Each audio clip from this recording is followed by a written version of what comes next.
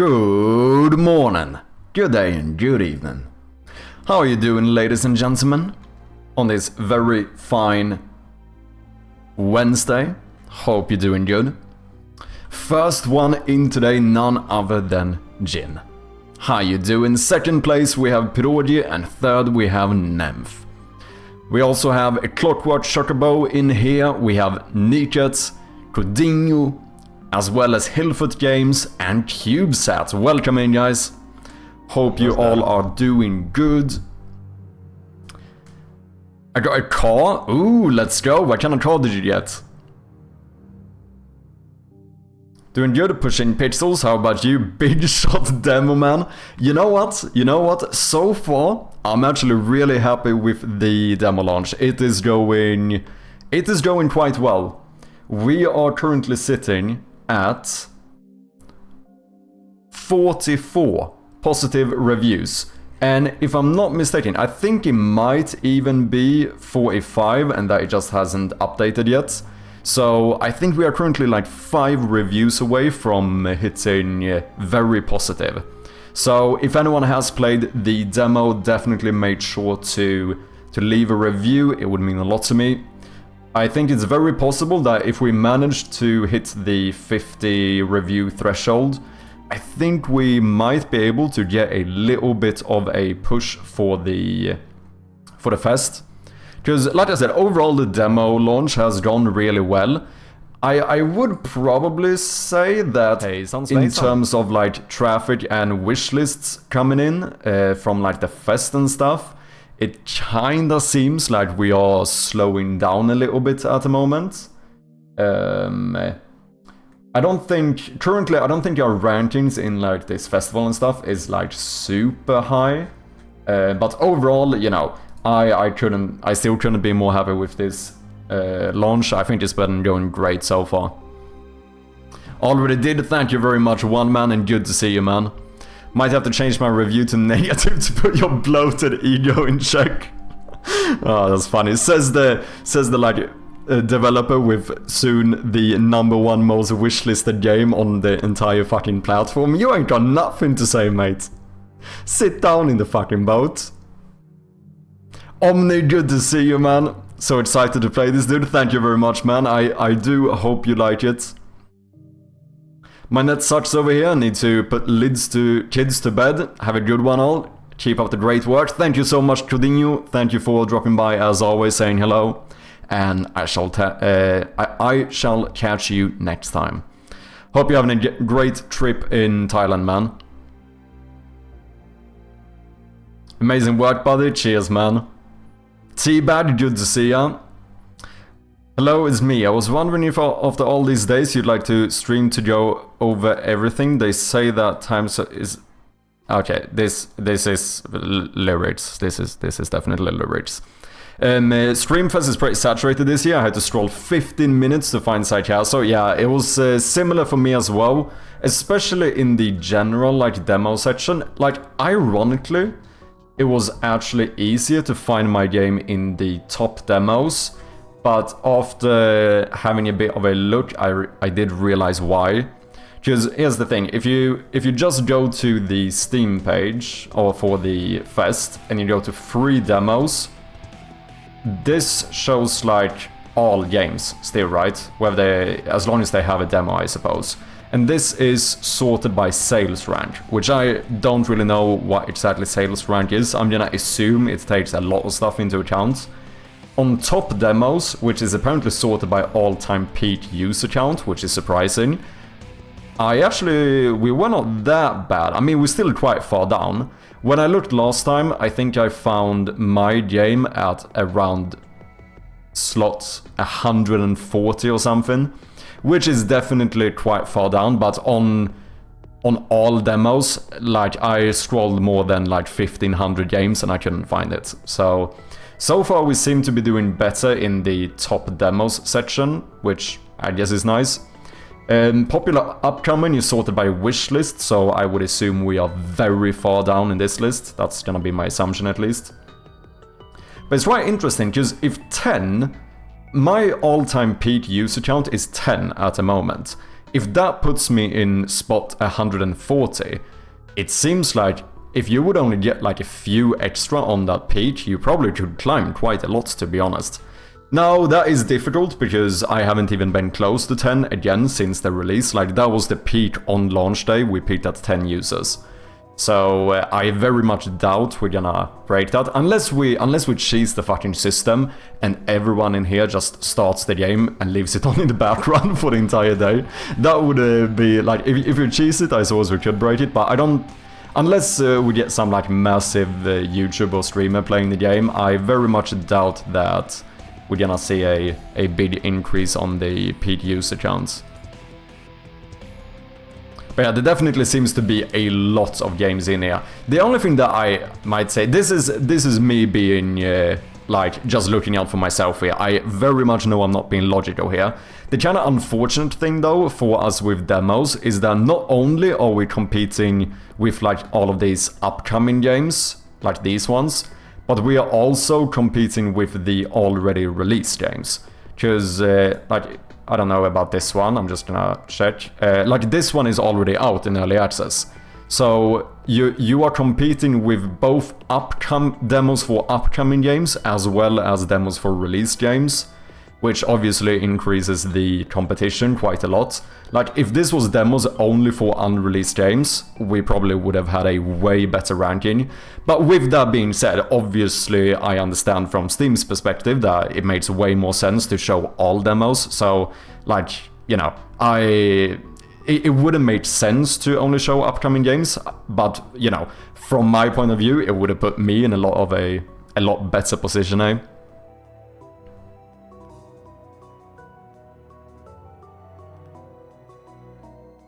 I have a mod with 25,000 subscribers. I'm better than all of you. I don't know. I don't know if that beats Hilfert. Yeah, I guess it depends on how you consider subscribers versus wishlists. But hey, I'll have you know that Long John is only on page 2 of upcoming, not first. Ego is at the door over here. Yeah, you're on the fucking list, man. Half of us is not even close to it. The ordering is all over the place, man. I wouldn't look at it too much. Long John is featured in the top, but not in the list bit. Is weird. Yeah, I also think, from what I understand, it seems like a lot of these like orders and stuff are a little bit personalized. So I do think it depends a bit on like what type of games the user has played, you know. So I do think you're correct in that you have to take it with a little bit of a grain of salt. And the main thing I've been looking at is like traffic, and obviously I have way more traffic now than we had before the demo release. I suppose I could see exactly what I get from the... Can I say what I get from the festival?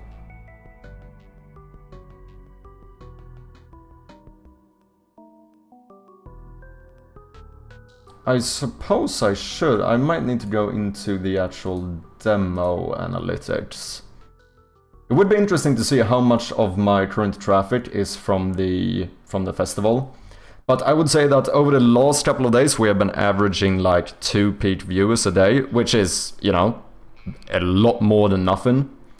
But we were having, the first couple of days we had an average of like 5. Can I see something here about the demo? Apparently I got 37 visits from the new demo release notification email. That seems fairly low. But we'll take it, Tag page, upcoming releases. I got 1.3% of my visits. And this is over the last week, yes. Can I see specifically from the fest?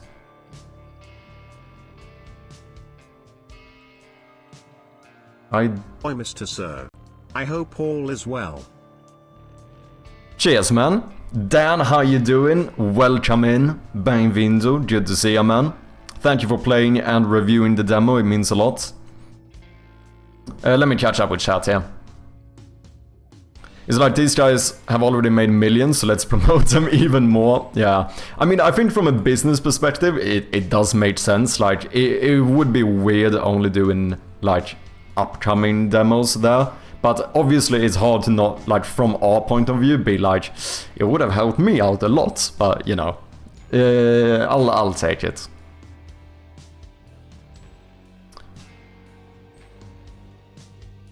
This is not the sort of game that generates large playtimes. That is true. Like, obviously there's not a lot of replayability, and the less replayability you have in your demo, you know, generally speaking, the less of a peak user count you're gonna get, right? I think that makes a lot of sense, because, you know, if people were playing the demo for 12 hours, that's a bigger window for more players to play at the same time. So I do think that's definitely a factor in it. I think 10 in a peak, though, isn't actually... I think that is pretty good, to be honest. Like, overall, I still feel like our demo stats are looking quite good. Like, we have an average playtime of like 30 minutes, which I think is really good. And I think our completion rate, as in like the people who reach the end of the demo, is currently sitting at... it's the majority. I think like 56% or something actually play to the end of the demo, which, as far as I know, is pretty good for a 30-minute demo.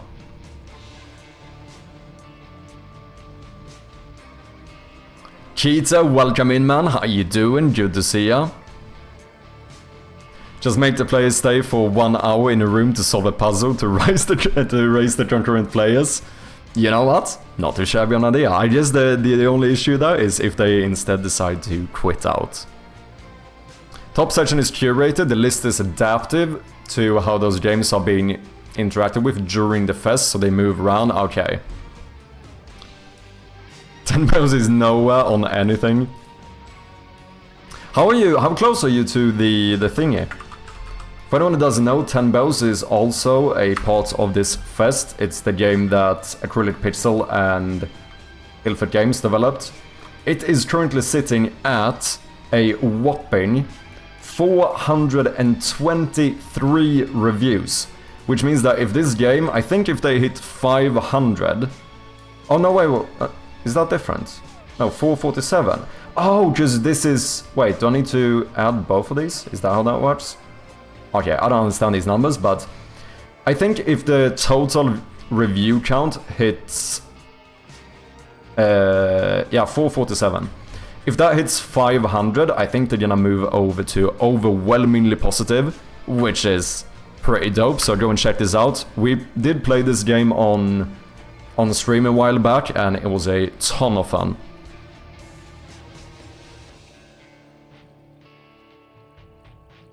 Minigames to crank up the hours, Guitar Hero on piano, you know what?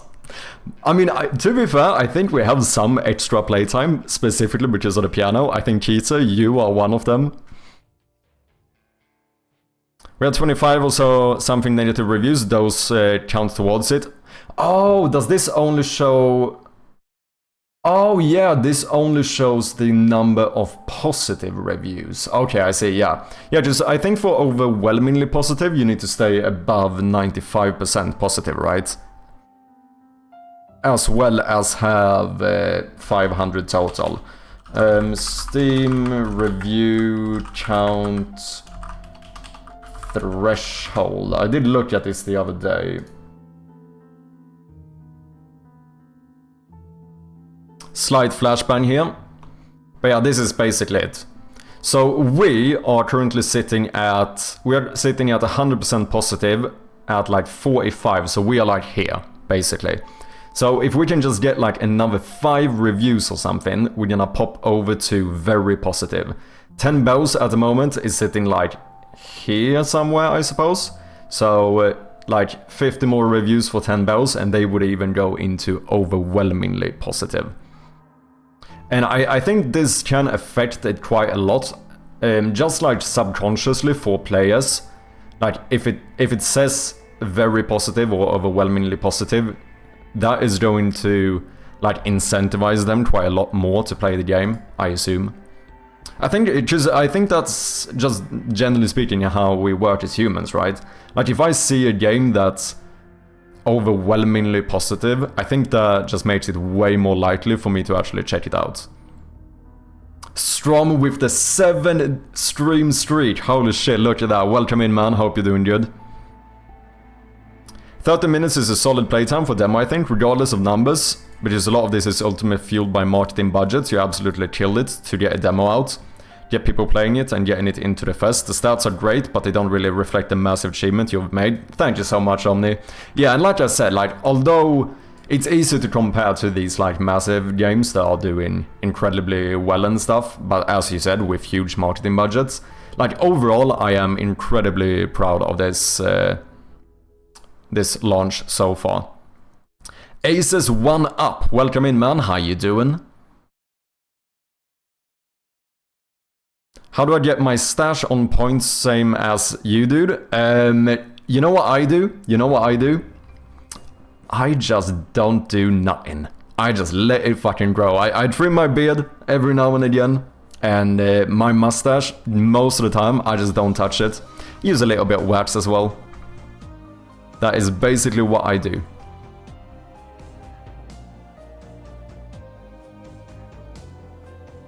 Very positive is 80%, I think. Yeah, I think both positive and very positive is, yeah, exactly, above 80%. The only difference is to hit very positive, you just need a higher review count. It's only overwhelmingly positive where the, you know, where the actual threshold steps up a little bit.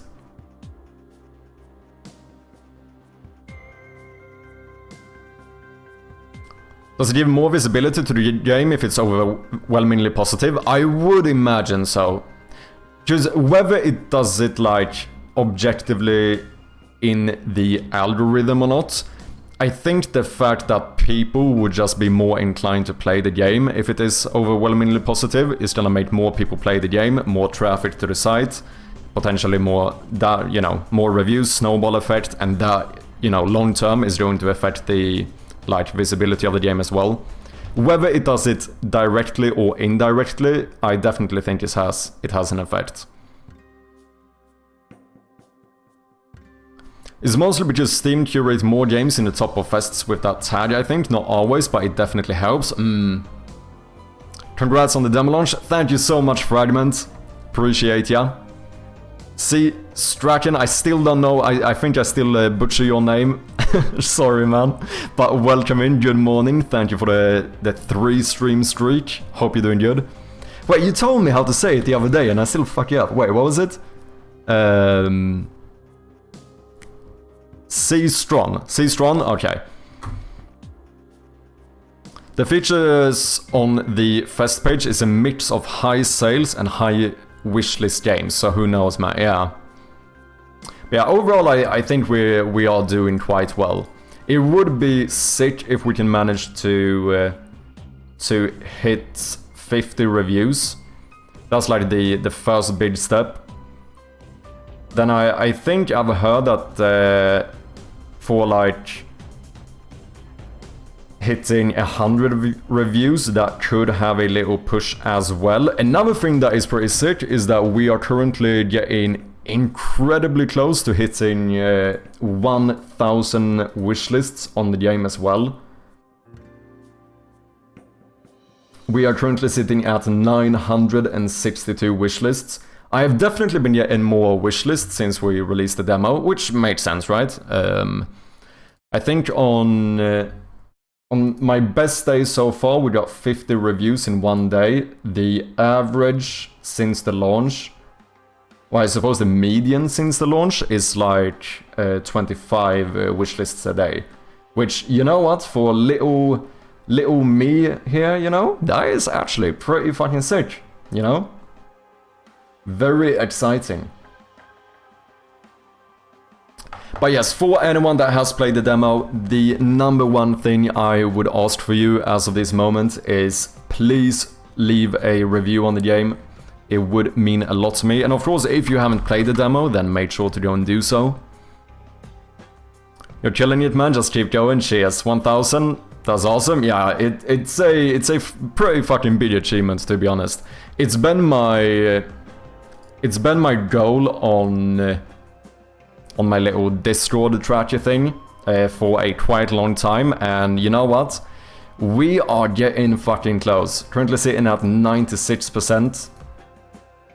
We are very close to hitting the current goal of 1000, which is sick. Thank you so much to anyone that has wishlisted the game. 1k wishlist is awesome, yeah. 10 bells launched with 400 wishlists, so yeah, you're doing great. Yeah, I mean, that is something I unironically actually think of quite often. The fact that you said that you guys released with 400 wishlists. And let's be honest here, I think that if my game even could do like half as well as 10 bells, that would be like a massive success for me. Since, you know, I'm only one person and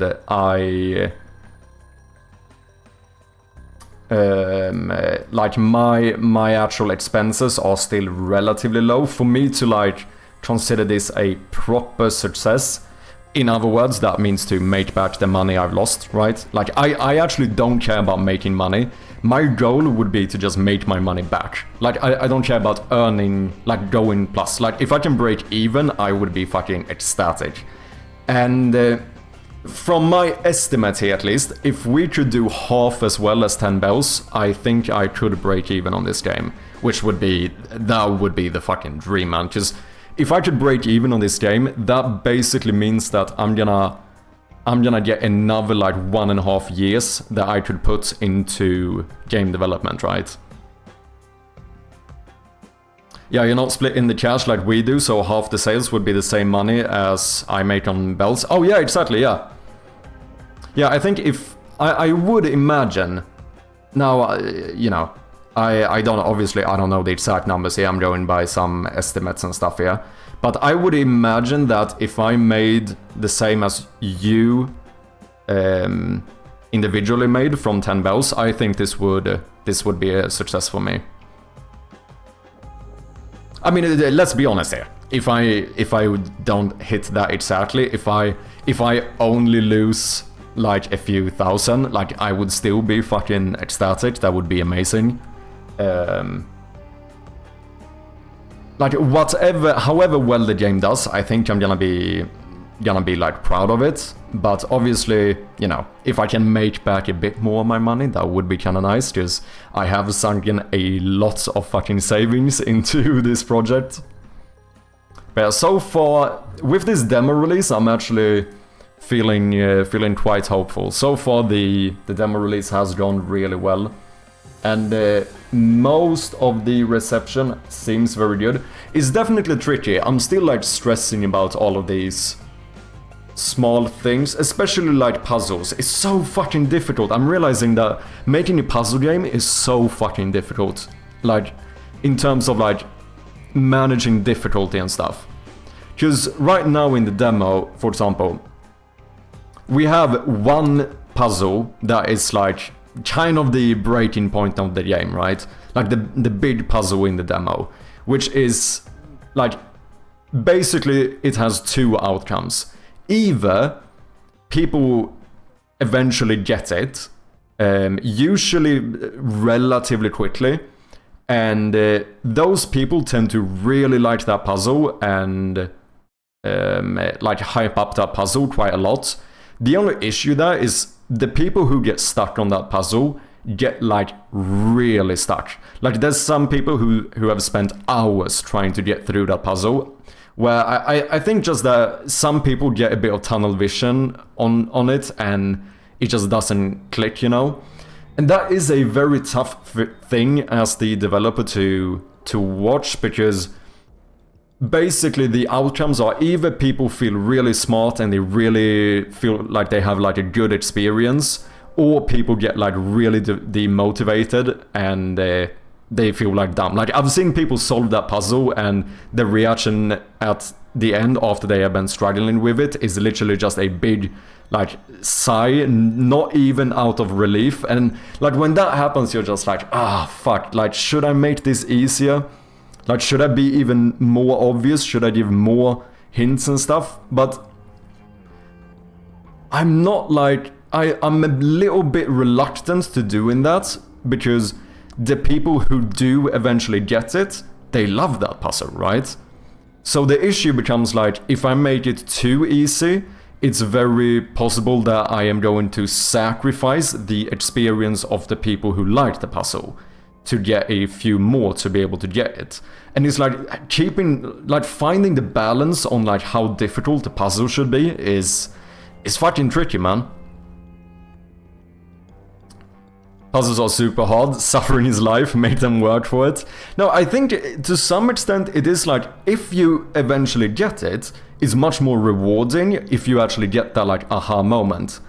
But when people have to like look up the solution, or they just give up because they can't do it, just that's the same thing. That's like, I saw like a YouTube video of someone playing the game, and he gave up. He was like running around back and forth in the house for like 30 minutes and just couldn't figure it out, to the point where, you know, it was very clear that he was not having a great experience. And it's like, should I make it easier so that more of those people can get the puzzle, but then potentially sacrifice the experience of the other people who do get it? And I want to be clear, the majority of people still get it, right?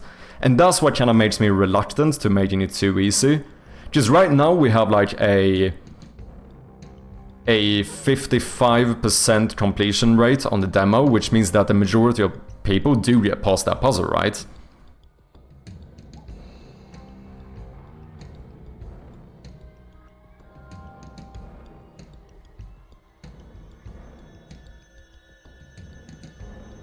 What is up, David? How you doing, man?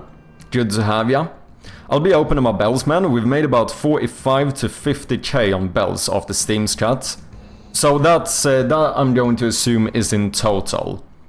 So in that case, I need to make I don't even need to make half of that.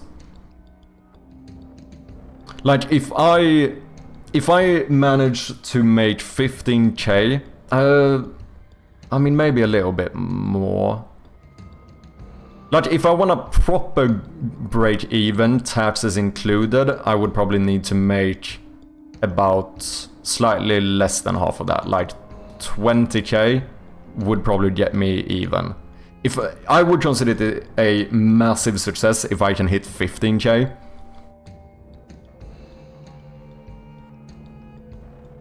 Yeah, 20 to 25k total. For me, that would that should objectively put me at least have broken even, and I should even earn a bit of extra money on top of that. Love the puzzle. You can maybe add a hint if people are stuck, but I wouldn't change the core puzzle. Yeah, because I have already made it easier. Like I was up to until like 5 AM the day before the demo release, making the puzzle easier, because I had given a few people early access, and I've noticed like almost everyone struggling with that puzzle. That's not entirely fair. Obviously, I had done playtesting before, and the majority of people still got it, but I noticed some people like really struggling with it, so I was in like panic mode the day before release. I was up like all night, just adding more clues and hints to make it easier. But yeah, still a fair amount of people are still getting stuck there. Hints maybe if they take too long. Yeah, I do suppose you could do something, but the difficult thing is like, what in practice does that mean? Hints if they take too long. Because that means there needs to be a timer, right? Like from when I would consider them to have started that puzzle, I need to put a timer and then somehow present them with a hint. Like, should that be just a UI element, like a pop-up? Do you need a hint? Or should it be like integrated into the game somehow? That's a lot trickier if it's gonna be a time thing. Because obviously I can add more hints in general, but that's a bit scary, because that might make the puzzle too easy for the people who do get it. And if it's too easy, it might not feel rewarding instead, you know? A hint after a while. Not to derail you, but are those artillery shells behind you? They are indeed. What is up, Blork? How you doing, man? There are hints? Yeah, there is quite a few hints. There are like... Except for like the obvious hint, that's like the actual thing that helps you solve the puzzle, you know? Besides that one, we should have... There should be 3 things in the game currently that point you to the right direction. So, like, I have added, from the beginning we only had 1 of those. now there should be 3 things that point the player to the right direction, and but yeah, like I said, still there are people who get really stuck, and it's, I don't know, it's just something where as the developer, it's so tough watching people get like proper stuck in your game. But then I very much also understand that I can't make like drastic changes because of the experience of a minority, right? Like that is also something to keep in mind. Like if I try to make the game perfect for every single person, it's gonna end up being a bland experience and no one's gonna like it instead, right? Like imagine that if Dark Souls decided that, yeah, it seems like some people will find this game a bit too difficult, so let's make Dark Souls super easy. At that point, like, it's not Dark Souls anymore. Like it would never have had the same success, right? If I release a game and made my $100 back from Steam, I'd be happy. 1,000 of people don't even get that, yeah. But I'm not spending years into a game. Yes, it depends on how much time and effort you put in. Should get some compensation back for the hard work. Yeah, it very much depends on your situation, right? Like, if I was doing this on the side as a fun little hobby thing, at that point, if I would have made any money, I would have been happy. Obviously, it gets a little bit different for me since I have, you know, obviously I have aspirations to be able to continue doing this. And I have already sunken like $15,000 into this. Once again, depending on how you see it, some people see this in different ways. The way I see it doesn't... Like, that has been my expenses for the past year, which I have paid only with my savings, right? Because I quit my job to do this. So, for me, like, the greatest success for me at the moment would be to just make that money back. I wouldn't change a thing, yeah. Flanobeard, welcome in, man. Thanks for playing the demo. Stuck in the demo? Yeah, there is a portion of players who do get like proper stuck in the demo. I would imagine, right now, let me actually look at the Steam achievements, just I can actually get some analytics from that. Achievements. 85% of players get into the house. There are 2 other places where some people potentially do get stuck. Which I think means that for the people who reach the actual like safe puzzle, I would say that might be like 60, 70, 75% of players or something. Probably less, maybe like 70% reach that puzzle. And then we have a 55.4% completion rate of like people actually reaching the end. Which means that, according to my estimate here, we would have like 15% of players that get stuck on that puzzle. That would be like my estimation. However, that is in total, which means that if we consider only the people actually reaching that puzzle, then it's even less. So it is still a minority, right? You have the majority of people passing it. If people get stuck in the final game, some people will Google it, yeah. And people can already do that as well. Like, we already have some like walkthroughs and stuff on YouTube. So if someone really wants, if they get proper stuck and they really want to continue the game, at this point you can look up the solution. I do think there's an argument that like could potentially ruin the experience a little bit. Like, obviously the experience is better if you get that like aha moment and get to figure it out yourself. But with that being said, like there are alternatives, right? Run into the same thing, you get outliers that can't figure stuff out, but you can't make changes off of 1 to 2 people or thousands, yeah. No, I think that is important, because if you try to make sure that every single person will have a, like, the smoothest experience through your game, I think there's a very high likelihood that it will just end up feeling kind of bland.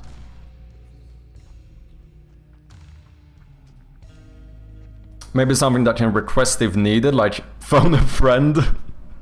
Or you had some in the monologue. This door is locked. I think I remember seeing the key. Yeah. No, yeah, you can do something like that.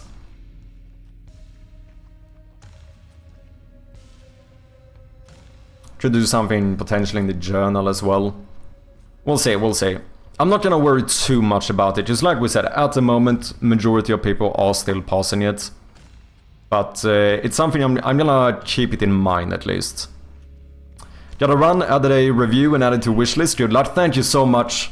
Thank you so much, C-Stron. C-Stron, there we go. I know it now. I'm gonna remember this now, C-Stron. Thank you so much, man. Truly does mean a lot. And thank you for hanging out. What puzzle do you think falls to get in stuck yet? There's basically 3 points, but the majority of people, it would be the safe puzzle. That's where most people seem to get like proper stuck. There are a few other places. There are like 2 other ones. There's one where you kinda, you know, you have to go to a new room backwards, which is a little bit awkward. It's hard to get around never doing that, but there's another one where some people just don't look that they, or like, just don't think about the fact that they might be able to go backwards. So a very small portion does get stuck there a little bit as well. 15% of players getting stuck isn't a bad amount at all. I'd be good with that number and long gone. Might not even be 15% getting stuck. It might be people who stop playing for other reasons and never come back. Yeah, I did try to take that into account a little bit. Because I have like, what, 45% who don't complete the demo. But obviously, just because someone doesn't complete the demo, as you said, doesn't mean that people get stuck on that specific part. Like what, 15% don't even get into the house. However, that I think is also a pretty good number. Like, you can't aim for 100%, right? Because you're never gonna reach it. Like, even in a game like Dark Souls. Now, obviously, Dark Souls is a very tricky game as well, in its own regard. But, like, 100% don't even reach the first bonfire, right?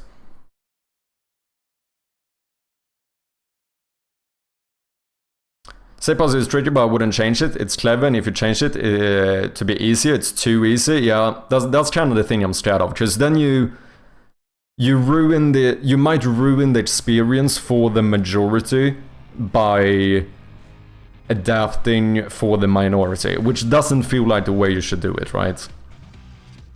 I think with the save puzzle, he says something like that's close, but not quite, or something like that. Yeah, perhaps if he says something with a better hint. This has gotta be it, may have the year on. Yeah, but that is that is a very direct hint, right? Like, that's the thing that I get, because almost everyone, even the people who get it, will enter the incorrect code, right? Which means that for the ones who, you know, themselves get that aha moment, I might ruin that experience if I am that direct about it, because that one is, I would argue that that hint would be very obvious. Like, I think that would put the number way higher, which you could consider good, but I think we would minimize the amount of people actually getting the aha moment, because you are basically giving them the solution, right?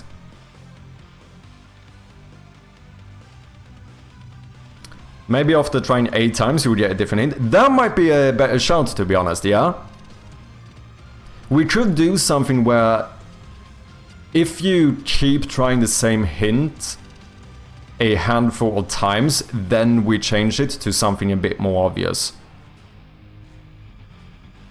I think maybe I need to change the order as well. It's a bit annoying, because I know that the date is in a little bit of a unconventional format. The thing is that it is technically a correct format in terms of like file date formats, because I think most of the time if you record something and you save it as a file, it's going to show the year first.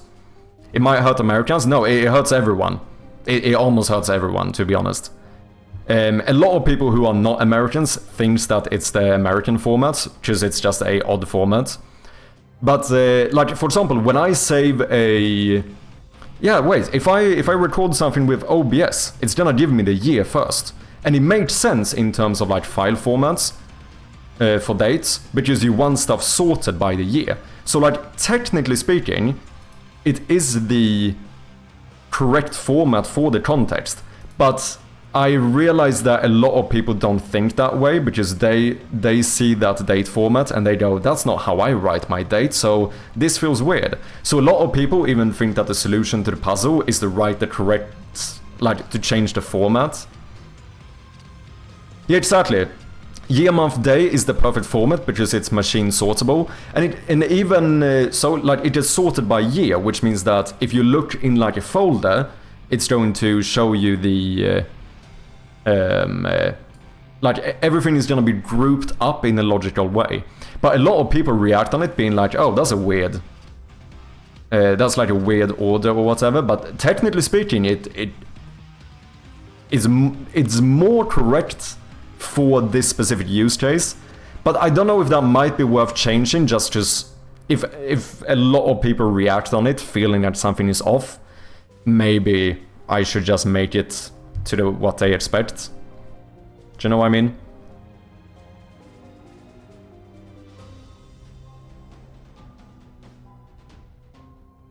My old demo for typing stars is very quick, about 1 minute, and still 92% of people completed it. Oh, that is fucking high though. I mean, even though it's shorter, because I think that's the thing you gotta keep in mind, right? I think you can never ask for 100% in like almost anything. Even get into like the first section of the game, I think asking for 100% is a lot.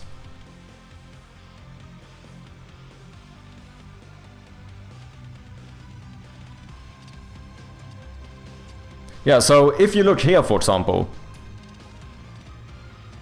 OBS, these are my OBS recordings for my VODs. This goes year, month, day. Year, month, day. Because that makes it everything is sorted on a computer in the correct order. So technically speaking, I think the format is what it would be on something like that.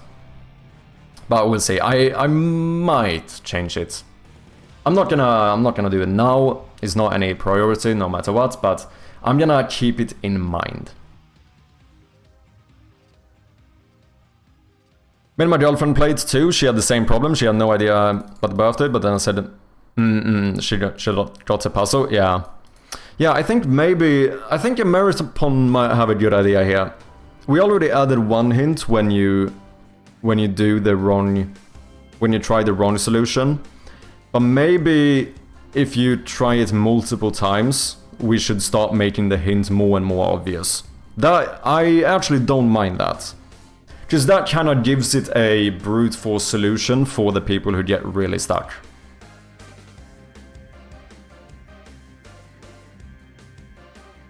Like maybe the second time it says like, I should go and check that thing again. Maybe the third time it's something like, I don't know, a little bit more of a direct hint, and maybe the fourth time you basically give it to him and be like, this is what you're doing wrong, you know. I might actually do something like that. That seems like a pretty good middle ground where some people still get the opportunity to figure it out on their own. But for the people who are really struggling, they still get a bit extra nudged in the right direction. Bulb Turtle, welcome in. How you doing, man? Good to have ya.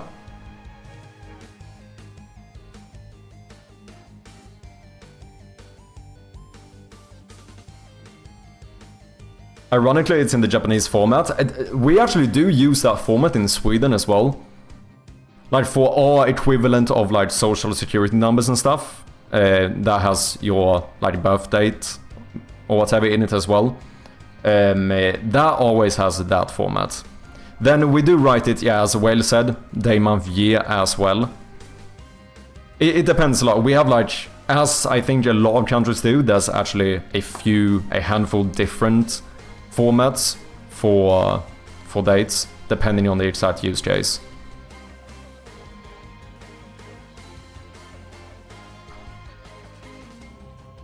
As your exercise fully formatted though. The same way, yeah. The hint system I have in Long Gone is additive. If they interact with something, it's just a normal hint. if they interact with it again, then they get the same hint with an extra line. Yeah, I think I might do something like that. That sounds like a pretty... That, to me, feels like a pretty good compromise. Masked Guy, welcome in. Good to see you again, man. How you doing? I'm doing quite well. So far, the demo launch is going well. We are currently sitting at 45 positive reviews. Ladies and gentlemen, we need 5 more to hit very positive. Very exciting. Do you play instruments? I do play a bit of guitar. They are mostly collecting dust now, I should say. But I can play it a little bit. Not very... I'm just not very disciplined when it comes to playing. Do you know what I mean? It's fun, but I just do it on a kinda... I just play a little bit now and then on a whim. You know, I don't really dedicate time to it, if that makes sense. You could overcomplicate it and change the picture shown on the TV, like a calendar in the background. Yeah, that's a lot more work. I wonder how much clearer that... I wonder how well that would work as in like a hint thing, though.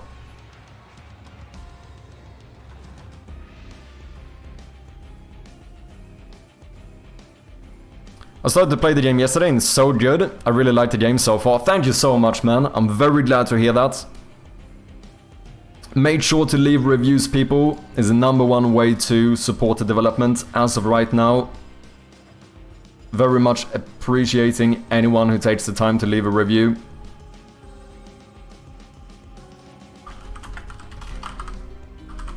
Also, let's do a little shout out for It's Flannel Beard. He did play the game earlier today on stream as well. He also left a review, very much appreciated. Masked Geist is forcing you to stand up for 10 minutes. Let's do it.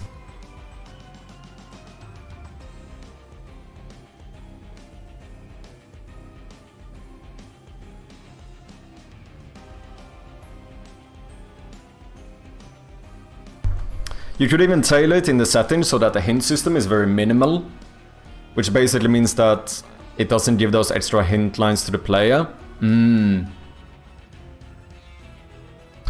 mean like actually having like a, you know, toggle or drop down setting or something about like how obvious you want the hints to be? Yeah. I bet you can play Wonderwall on guitar. I definitely could. No, I probably still could. I do know a bit of like, I can play some Finnish style stuff, and like I can play a few songs that sound nice.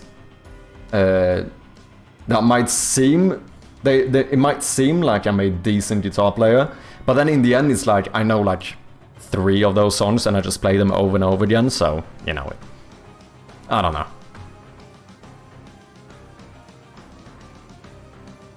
He seems the type. One way is to make the player have more thinking. Some people might not be good at visual reading in pixel arts. When you say have more thinking, do you mean as in like the toast pop-ups, basically?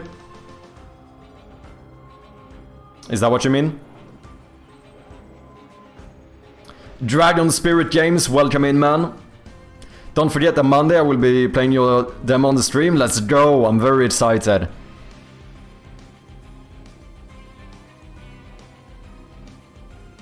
I'm thinking about having a dude that paints yellow ledges be a person that is alive in my game, and then you can choose to banish him from a camp and all the ledges are removed. That is pretty clever. That is actually pretty clever. Could you play a song on the guitar for us? I'm not gonna play a song, but I can show you something I played. Can we settle on a compromise here?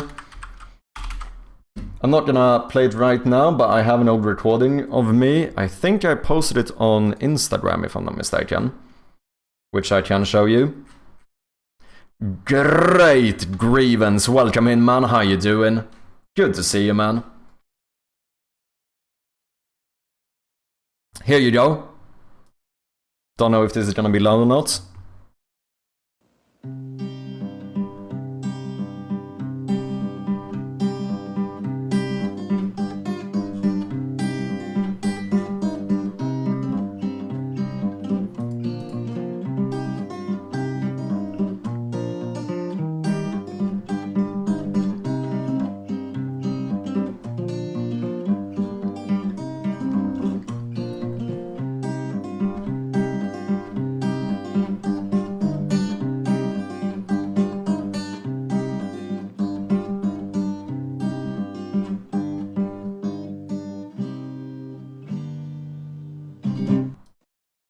That is like one of those songs that I just play on repeat over and over again.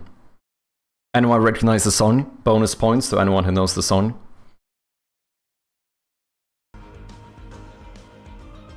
Darth, welcome in as well, good to see ya.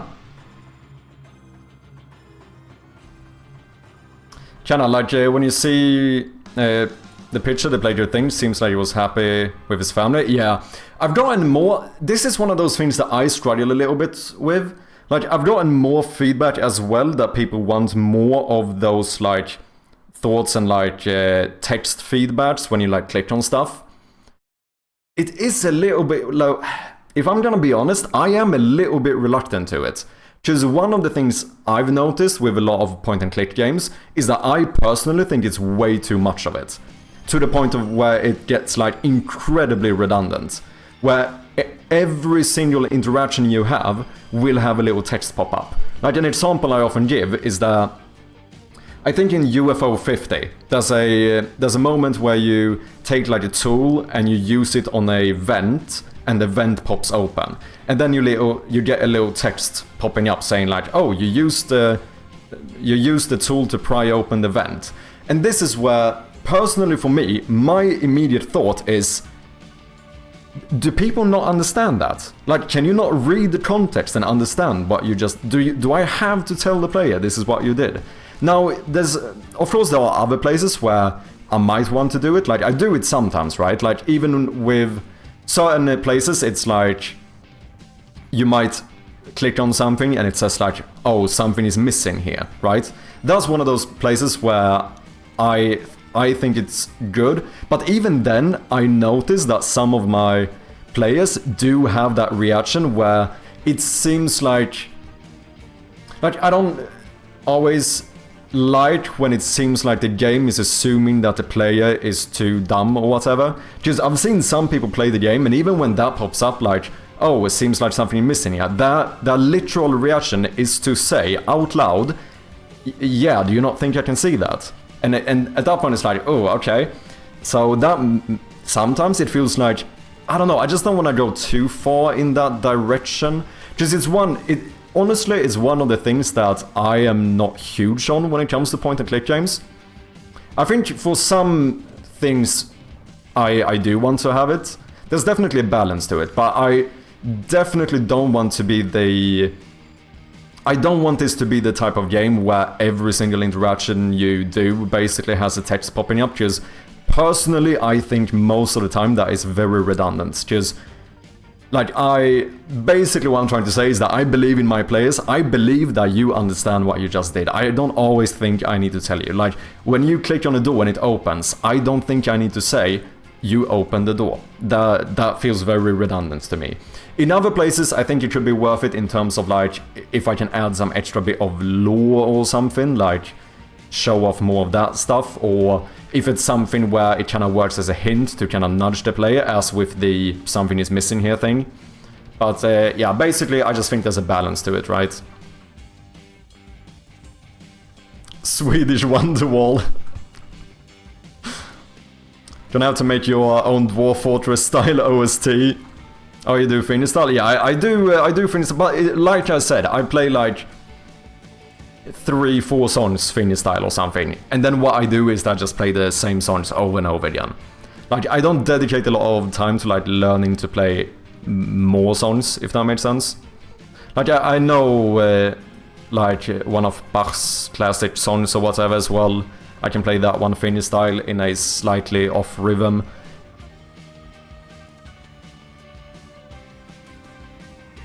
The thinking is what it did in older clicking point games, hearing the character thinking whenever there was something important on the screen, and even unimportant things. Yeah, and that's where it's specifically with like the unimportant things. I am just not a huge fan of it. Sometimes I think it's good to do it, but in my opinion, I think that classic point and click games do it way too often.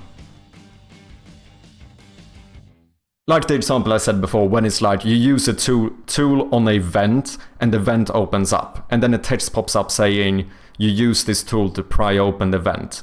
That seems like incredibly redundant to me. I don't know why you guys think. Like you are completely free to disagree. Maybe you like that stuff. That's completely fine. But personally for me, I just feel like it seems incredibly redundant, and it adds a lot to the scope of the game as well. Because obviously this is also a text that I need to localize into potentially like 15 languages, which some of them I might need to pay for, so it's gonna increase like my expenses for the game as well. So not only do I feel like it's redundant in the first place, but it can also have like monetary consequences for me.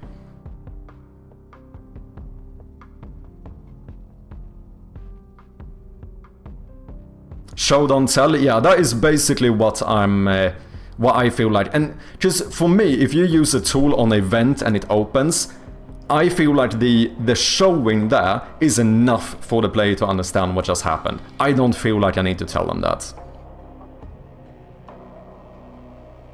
The visual reading was what I talked about. Most of the games have narrated, makes it easier for those who are bad at visual reading, yeah. No, and I think sometimes it is worth it. If something is very difficult, like if I have too few pixels and you can't actually understand what it is, it might be good to do it. And like I said, I do it in a handful of places. Where like there's some doors you try to open that rather than just not doing anything, they will actually say that it doesn't open from this side. Like that is a little bit of a hint to the player, right? That you don't even need to try keys on this one, because you can't open it from here. And with some missing objects, there might be like that whole like, you know, something is missing here. So I do it. I'm just reluctant to doing too much of it, basically. What if there was a little shake on the object and a little notch sound versus having the text? For what example do we mean, Ameripon?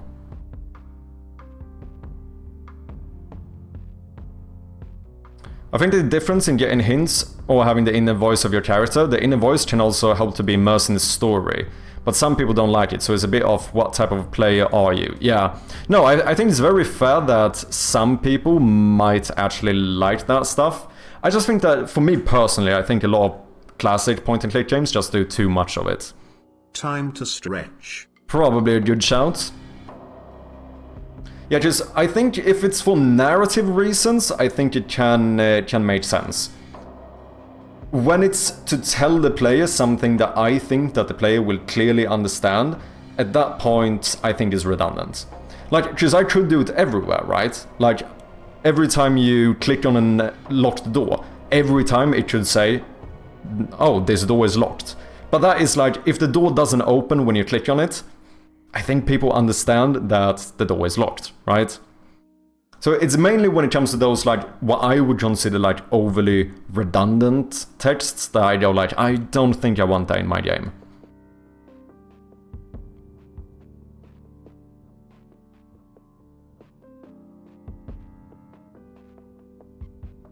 Yeah, it's not needed? I don't think so.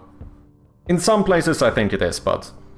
what would be really cool if you start adding them in more aggressively after detecting the player is stuck? Yeah, I think that is kind of what we are considering doing. Like, actually, because I do have one of those toasts that is supposed to be a, like, objective hint to what the solution is. It's very broad at the moment, it's not very direct, but I think I might actually make something where if they keep trying the same thing over and over again, we make the hint more and more direct.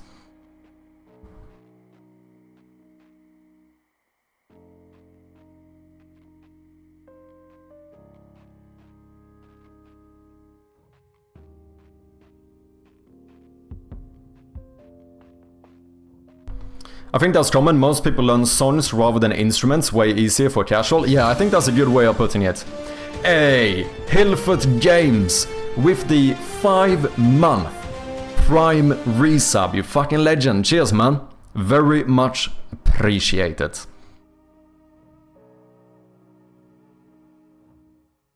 Yeah, in Long Gone, the player only talks before a puzzle, not on the door opening.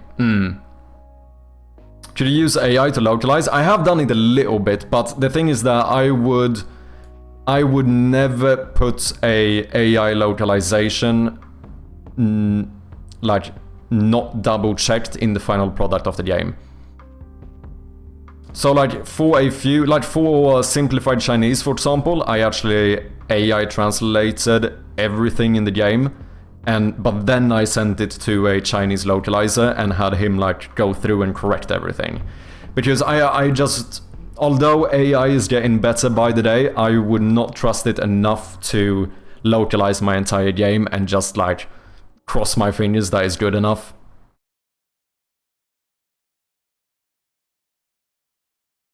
Okay, sorry guys, I'm a little bit behind chat here.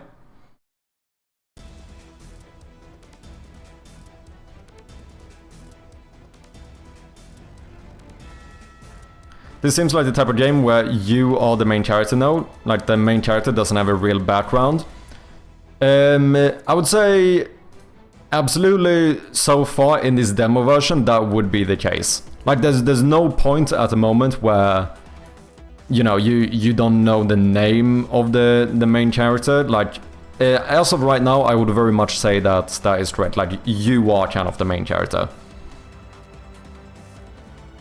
It's possible that that's gonna change. You might actually get a little bit more background. I don't know about name. I don't know if I want to give the main character a name, but you might get a bit more of a direct background and stuff. I agree. If you can't tell by the happening, then don't add text. Redo the happening in the scene, yeah.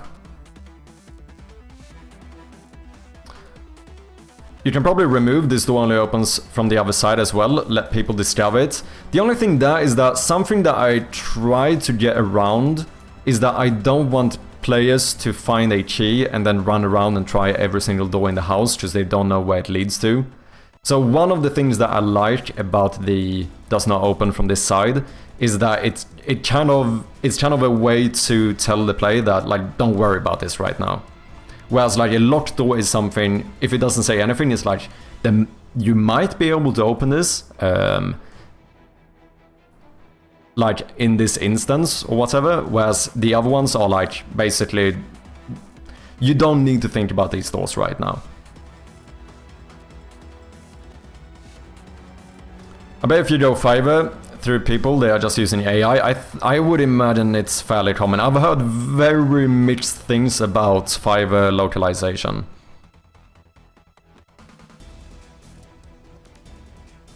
Same, initial sure, final never. Yeah, for AI localization, I very much agree.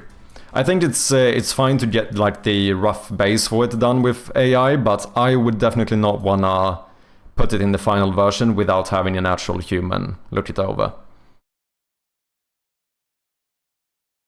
Character name, Bob McGoggins. Do you have a... You don't have a player name either, do you, Hillfoot? At least not as far as I'm aware. Or is this confidential? I think it's a great case for not having a main character because the interesting questions are about the house current and former inhabitants. Yeah, that's kind of what I'm leaning towards at the moment. Like it's... This game, like the general story of the game is not going to be about the player character, right? Like as you said, the story is kind of about, more so about the house, the people of the house and like what unfolded here.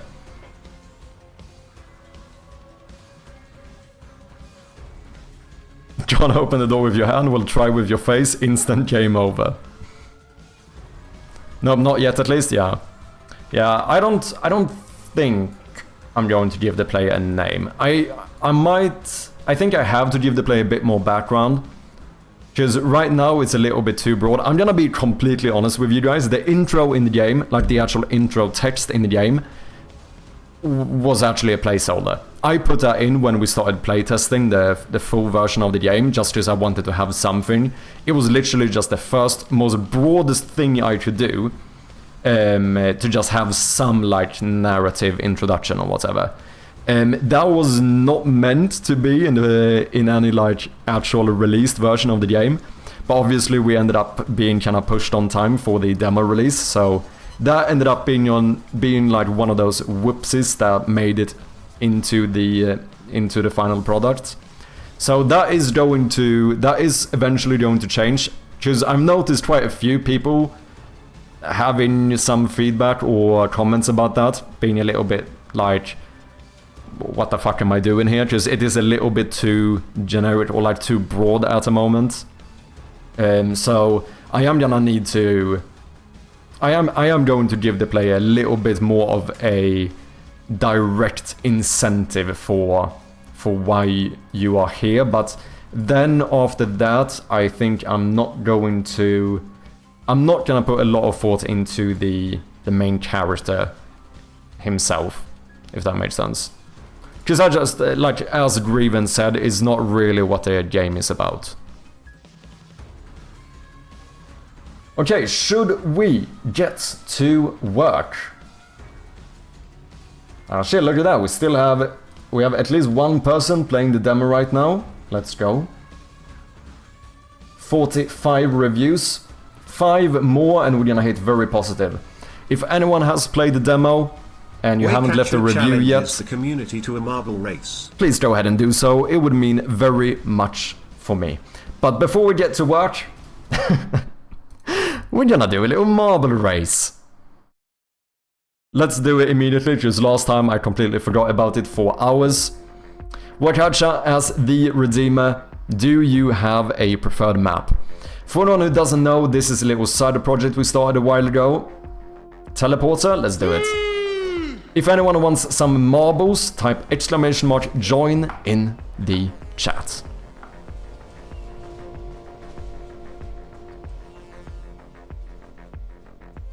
One little side thing about this specific map, we have a slight bug here which I haven't fixed yet. At the very end right here there is like a diamond shaped obstacle which for some reason ended up being behind the background. So the hitbox is still there, you are gonna like bounce on it here, but it's not visible, so don't worry about that one. It's on the agenda for both myself and my wife. I got to get Windows reinstalled first though. I was actually looking yesterday at making a Linux build. The only issue was that I wanted to like playtest it and make sure it's all functional and stuff. And I realized I had to change so much like Steamworks settings for the demo, and I got a little bit freaked out about accidentally fucking up the demo at the moment, so that it wouldn't boot for people. So I kind of, in a slight panic, I was like, you know what, I'm just gonna wait with this. I was actually looking at a Linux build yesterday. I'm gonna assume you own Linux. You strike me more as a Linux person compared to Mac, which I guess would be the other one. Correct me if I'm wrong, but that is going to be my assumption. Ads? Nah, let's snooze these ads.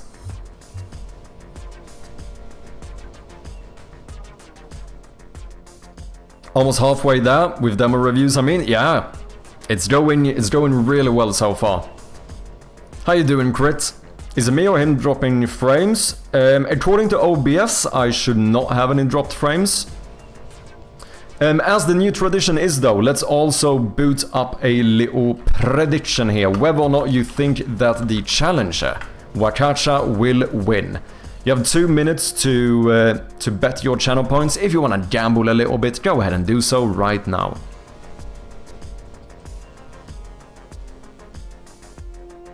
$5,000 points on the non-believer side. Currently no points on the believer side. If someone just bets 1 point on the believer side, you might take all of it. Never mind, it's 50-50. 5k on both. The odds don't make sense, but here we are.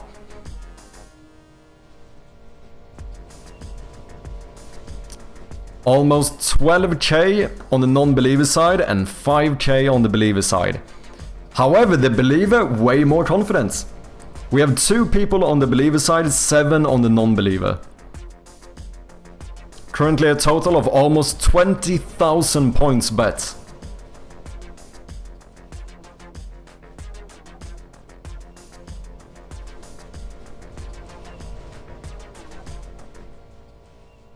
In my office I have a MacBook Pro, Windows Gaming Desktop and a dual Xeon Linux server. Okay, this guy is on everything. Fair enough. You seem like a Linux person, seems like an insult. You are such a douche, I think you use Linux. That is not it actually. If anything, I think it would be a compliment. Because I was thinking it more so that like more... How do I put this? More advanced people tend to use Linux. I feel like the general like level of advancement or whatever, that doesn't make sense. You know what I'm trying to say here. On the Linux OS is probably higher than that of like Windows and Mac. So if anything, it should be taken as a compliment. Now, if you mainly use Mac OS, Hilford Games, I'm looking at you, that's when I would go a little bit more like, what the fuck? I'm joking. I'm joking. Is the poll over? It is indeed. What did we end at? We had, holy shit, we have almost 50k on the gamble at the moment. Hey, Flannelbeard with the 1 bit. Thank you very much, man.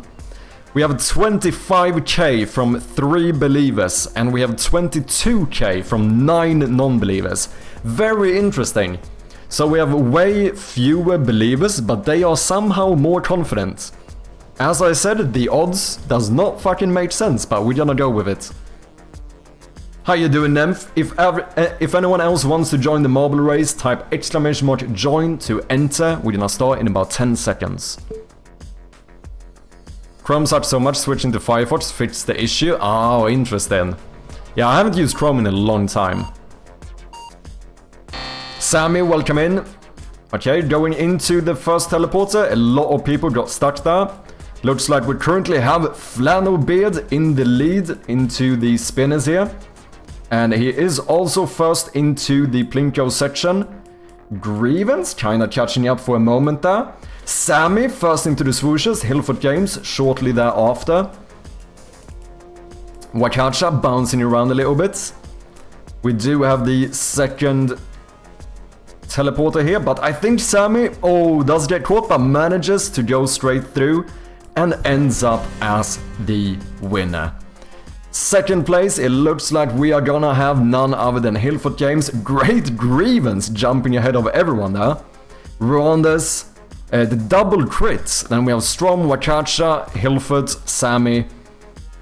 And then we have a lot of other marbles here catching up. That means that the challenger ended up in 8th place, unfortunately. Who is last? Currently we have a Strom marble going into the second teleporter here. So this is what we consider the second winner, right? The reverse winner of the race ends up being Strom. GG, ladies and gentlemen. With that, we are going to complete the prediction, which means that the channel points of the believers will be split among the non-believers. And with that, we are also going to quit this and get back to work. Thanks for playing, ladies and gentlemen. 1% on Linux people use it because they're smart enough. The rest of us are just hipsters who want to be different. That might be fair. We should open up the chance for the challenger to win by guessing either first place or last place. You know, maybe not a bad idea. We could also do like top 3 to make the odds a little bit more even. However, guys, we do have some ads coming up in a few seconds here. Very much appreciate your patience. I might go and just get myself a cuppa during the break, but I shall be back in just a minute or so. And then we are gonna go through some of the stuff we're gonna fix today. So, as always, thank you for your patience. I'll see you in just a little bit. Cheers. And we are back. thank you for your patience as always.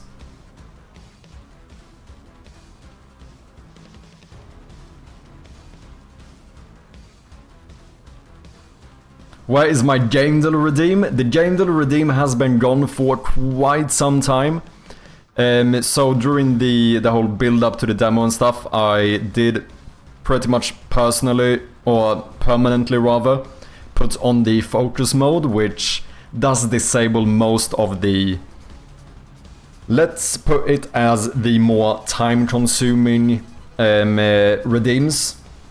Because, you know, a game do can sometimes be like an hour, and I'm still in the stage where I feel like I need to be able to be a bit productive here, but they will come back, I promise.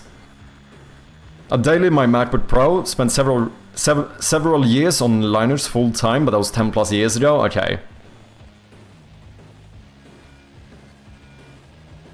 Easy math, Jan. I hate every operating system for different reasons. Lupo, welcome in, man. How you doing? Good to have ya. Okay, so I've only done like one tiny tweak in the game since the last update, which is that I added a link to the press kit in the main menu. Because I think that might be useful. Like, I did send the press kit to all of the content creators that I reached out to. But I think that could be nice to have for other ones as well. It makes it a little bit easier to make like good thumbnails for YouTube videos and whatever it might be. I don't know if we're gonna keep it that always, but for now I'm gonna leave it. However, in terms of the actual game, what do we want to do today? We have a few things on the list. I was looking at Linux support yesterday. I do probably want to do it at some point, but it's not gonna be a priority. This is something I've heard people talk about quite a lot, which I think is a good shout. Like, as of right now, you basically, every time you pick something up, you kind of have to open your inventory to double check what you picked up. I think potentially having a little pop-up message or something when you click on it, when you actually collect it, it just pops up a little text saying like, oh, battery or something, plus battery maybe. Have you added it? Maybe. I think something like that could be pretty nice and shouldn't be too difficult to make.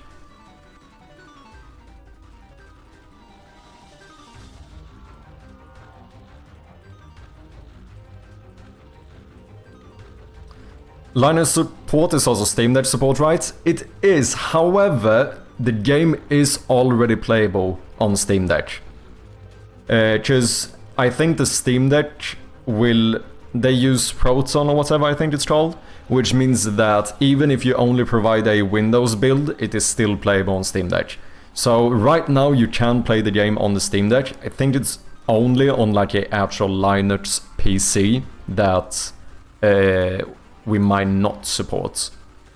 And if I'm gonna, let's be honest here, I think the importance of supporting Steam Deck probably is higher than supporting the proper like Linux OS. I don't think it's like, I think it's a nice to have, but I don't think it's a priority. Even for the full game, I'm actually unsure about Mac OS support as well. Gotta go, have fun, wish you a nice stream, sorry for the bad joke at the beginning. The lyrics, no worries, man. I like you a bit, of course, man, thank you for handing out T-Bag. Moonis, the one and only, with the raid. How are you doing, man? What have you been up to? Anything you wanna share, anything you wanna show, let me know as always. For anyone who doesn't know, Moonis is yet another game developer on twitch.tv, so go and check him out if you haven't. Yet another Swedish game developer. And for anyone coming in, if you don't know me, I go by Mad Sherpy, and we are working on a point-and-click horror game called Shroud of Gloom, which we just released the demo for. So, if you're interested, here's a little trailer.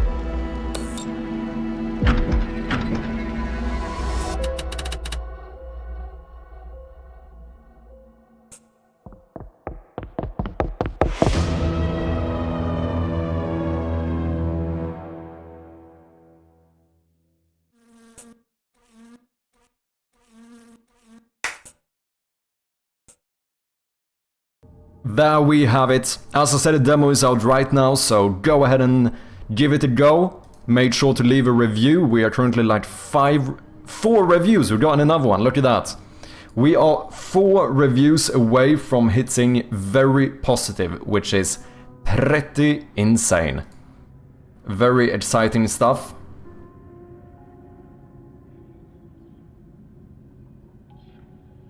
Let's go. Got a raid and run. Also, Shroud of Gloom is great. Thank you very much, Moonis. Thanks for the raid again. I appreciate ya. Go and take care of yourself. Get some rest, get some food, whatever it might be. Red Rucker, welcome in, man. Good to see ya. Looks like a cozy game for sure. Chirpy, our Swedish chicken. The man scared of his own game and of his own shadow. The bearded developer shrouded in code. Never gloomy, always chirpy. I need to head out to work, but what a wild year it's been for you. Just take a look at how far you've come, Squire. As you hit 50 reviews this week, take stock in your achievement. A lot of people don't get this far, and I'm happy I've been along for the ride. Can't wait for the final game. Proud of you, chap. Now get back to work, you lazy wet mop. Wet mop. Thank you so much, Hilford James. It truly does mean a lot. I'm very happy that you liked the demo.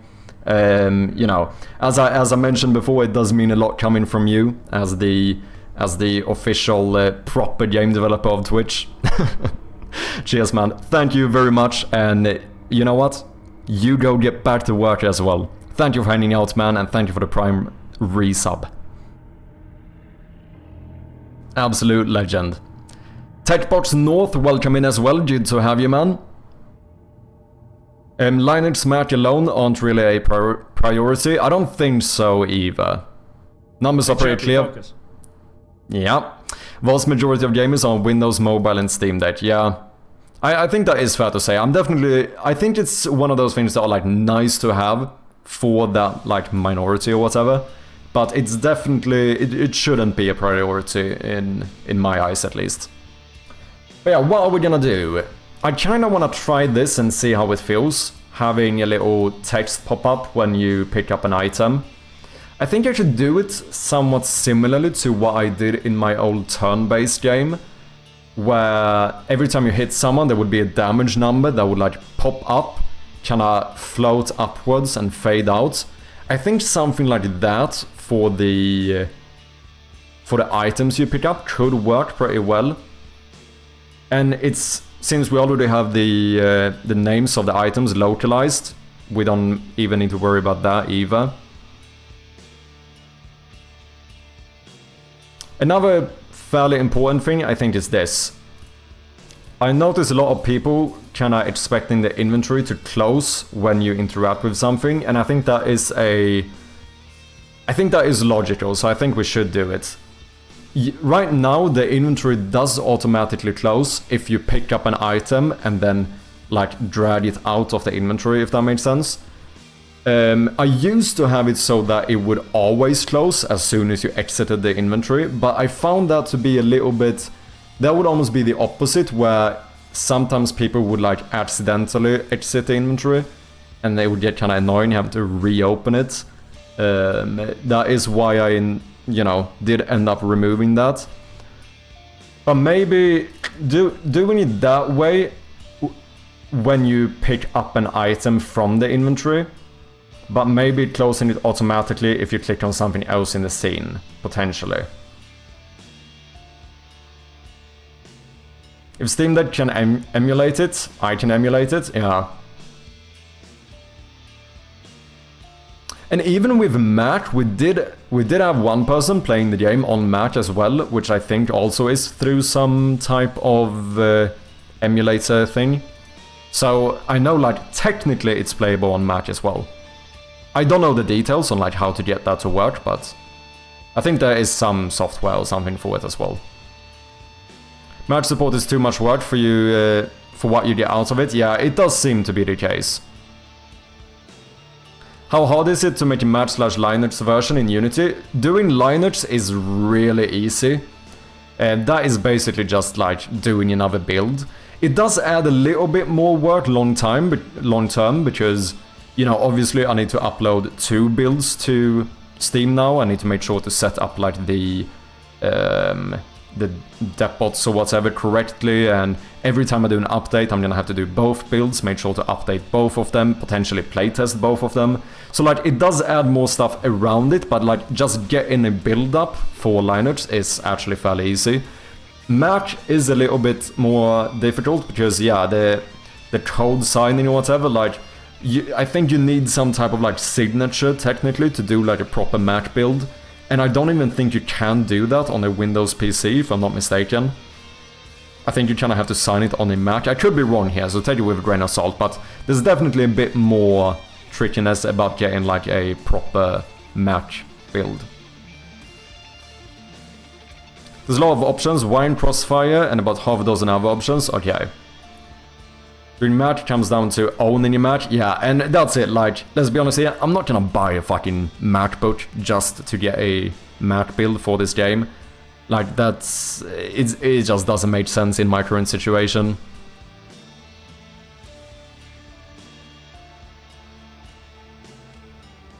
Or paying for a host Mac dev box, Yeah, either way it ends up being a bit of an investment, which I don't know if it really makes sense. You need a Mac and Apple developer account and an extra $100 per year, yeah. Like, that just doesn't seem worth it for, like, less than 1% of the player base. I don't know if I just grabbed the number out my ass, that could be wrong, but I know it's fairly low at least. Just a cheap Mac Mini. The thing is that I am very reluctant to investing money in general, because let's be honest here, although the direct investments into the game is fairly low, like one of the few things I have actually paid for is I just easy save the asset as well as localization for simplified Chinese. That is like the few things that I have paid for so far. But with that being said, I am also down $15,000, so like even if I can get something for just $50, I am fairly reluctant to losing more money than I already have. Because right now, like, you know, I do kind of need every bit of money. In Unreal you can just build Mac version on PC.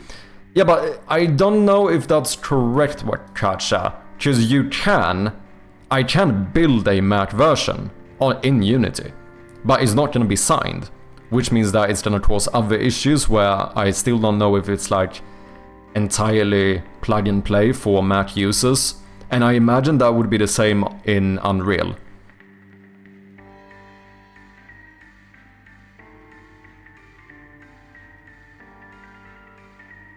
Because like actually making a build for Mac, that is same thing for Linux. It's like clicking one extra button. Like I would just install the Mac thing, click here and build. I can easily build it, but it's not gonna be like, you know, signed by an Apple developer. So it's like that stuff around it that's kind of the tricky thing. Less than 2% of Steam players on Mac, yeah.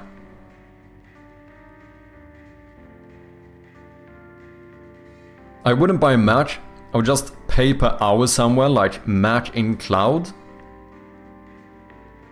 Oh, for AI dev and Mac tasks. Mac solution provided with global presence. Interesting.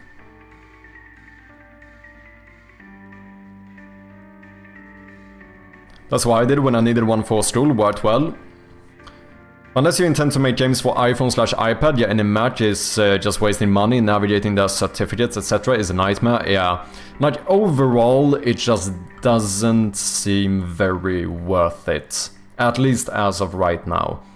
Like, I have even if it's, quote, just $100 for the license or whatever it is, like, I imagine that the chance of me actually getting a return on that investment is incredibly small.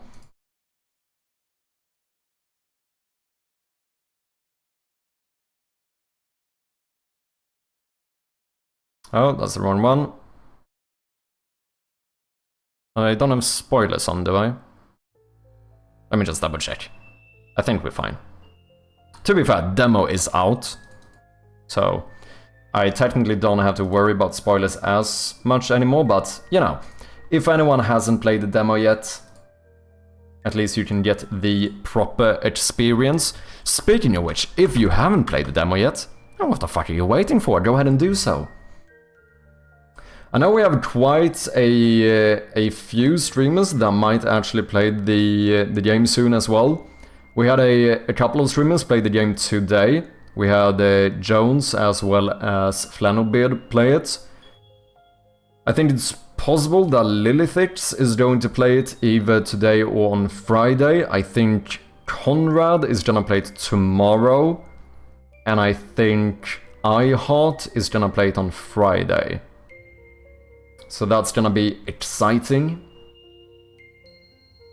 I do have a little channel for Shroud of Gloom content, so if you are interested in watching that type of stuff, I tend to announce it there. You can join the Discord here. And speaking of which, for that specific channel, if anyone else manages to find a video or stream playing the demo before me, feel very free to share it.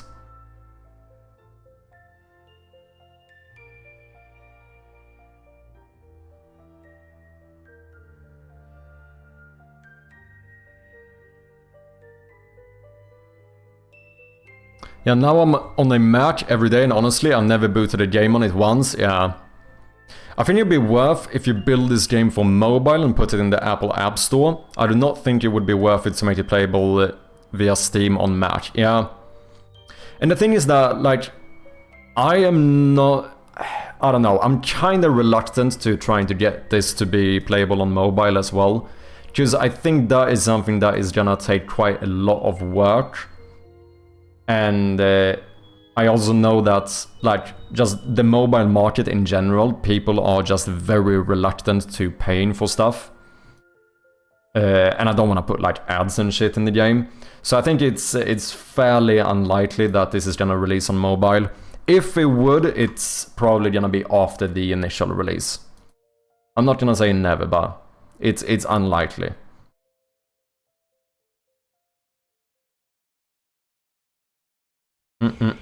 Let's go here. Boom. And then I guess we need to do something... Oh no, I can't do it here. How do I do this? So I'm thinking that when you pick something up, we would have a little text pop up at that location, basically saying what you just picked up. Boom, I'll just come up a little floating text here saying what you picked up. I guess you could do it kind of like the tutorial tips or like a little toast as well, but that feels less polished for some reason. It feels like you would want it where you click, so you don't have to like move your eyes to see what you picked up. So I guess this is gonna be something that I spawn in. But these are just interactable items. Well, we do have the... what is it? Collect item. Collect item on click. This is basically the script that would trigger this to happen.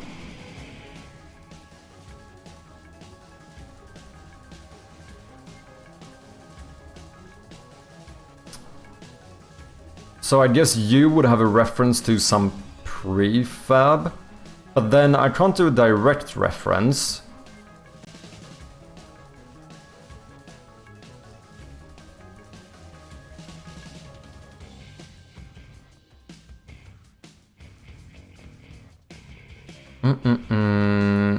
Because then I would need to add that item, that prefab, to every single one of these items, and that is way too much work. So where do I store it? That's the question. Maybe we should make it work first, and then figure out how to spawn it. Because I think we're just gonna instantiate something and then destroy it. That's kinda what I'm thinking at the moment. Then maybe we can place a reference in some manager or something. as proper object-oriented programmers. Let's just use a fucking manager. What am I looking for? Let's actually do this. I am just gonna place a new battery in here.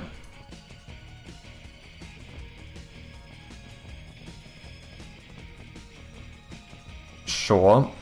And then when you click on this battery, I think I just want a little text to pop up. So that's going to be a... I probably need a little bit of a background too.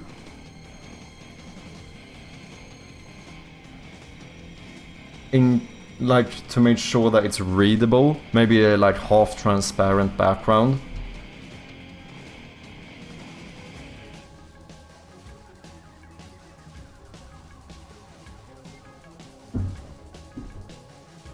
Matt is useful for music production as a lot of professionals use Logic Pro. Yeah, I've heard it's, in general, it's fairly popular for like creative ventures, right? Sorry, I was slacking a bit on reading chat here. Stingley, welcome in, man. How you doing? Hope you're doing well. Hi, Chappy, I played the demo fully through Steam Deck and it ran just fine. I've just speedrun it again on my Linux desktop and again, no issues. How did you do that? Did you use one of those emulators, out of curiosity? Unless you feel the need to create a Linux native version for some reason, I wouldn't worry about it. Okay, so then because I assume that on Linux you can't just like boot up the game as per usual, right?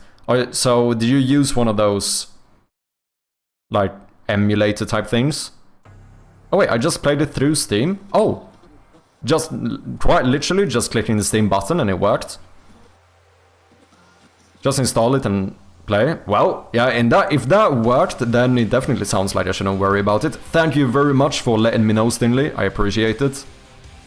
However, when it comes to the Steam Deck, I think I need to set up some of the settings, right? If you could confirm to me, did you have to change the input to make it work? Because I think Hilford said that he needed to do that. And if I'm not mistaken, I think it's to make the right stick control the mouse or whatever.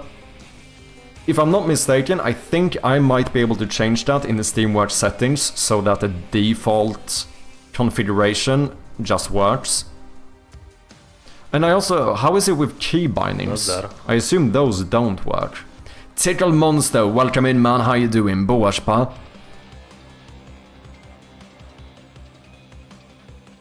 It's true, I actually have Logic Pro on my Apple account, but I haven't used it in many years, and now I don't own a Mac anyway.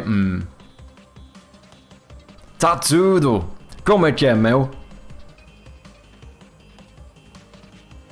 Oh, I think Steam automatically uses Photon. Oh, yeah, because that's what they do for the Steam Deck, so maybe they do that for, like, actual Linux desktops, I can speak, yeah, as well. Sounds like you need to set up a default gamepad controller. Yeah, I think that is what I need to do. One of those things I might have overlooked. Having a default control scheme would be better. You get the right trackpad as a mouse, and then the triggers are left and right click. Okay. I had to manually bind the face buttons to be Z, X, and C. Okay. So basically, I should look into getting a default thing that's set up the same way. So here's the next question. If anyone knows, in Unity, how do I know if the player is using a Steam Deck? Because it would be pretty neat if I could change the prompts for like the tutorials and stuff. If you are on a Steam Deck. Because technically I think you need to do that if you want to get labeled with like full Steam Deck support.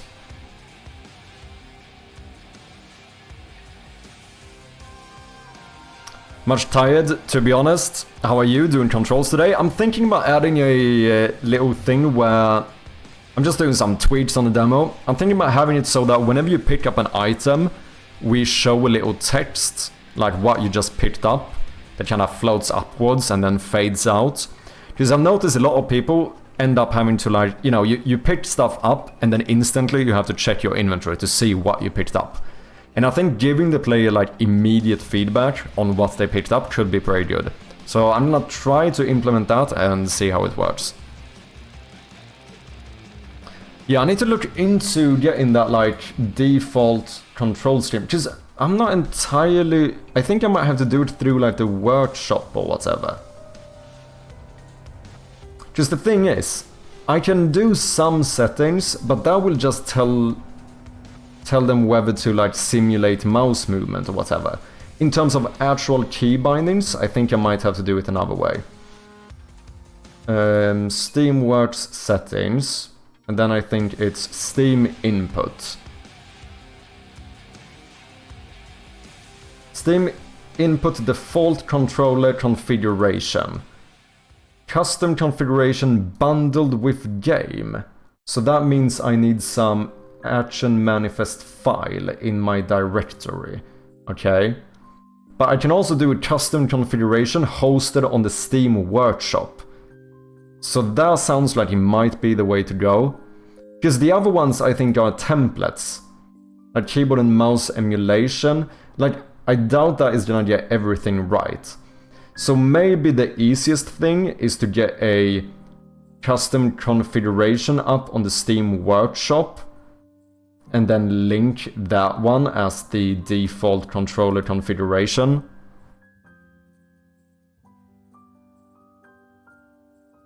Input.get joystick names to detect gamepads. Okay. Yeah, because then we could do something where we change... What is it? Is it like Xbox? Steam Deck. Is it like the AXYB? It is indeed. Okay.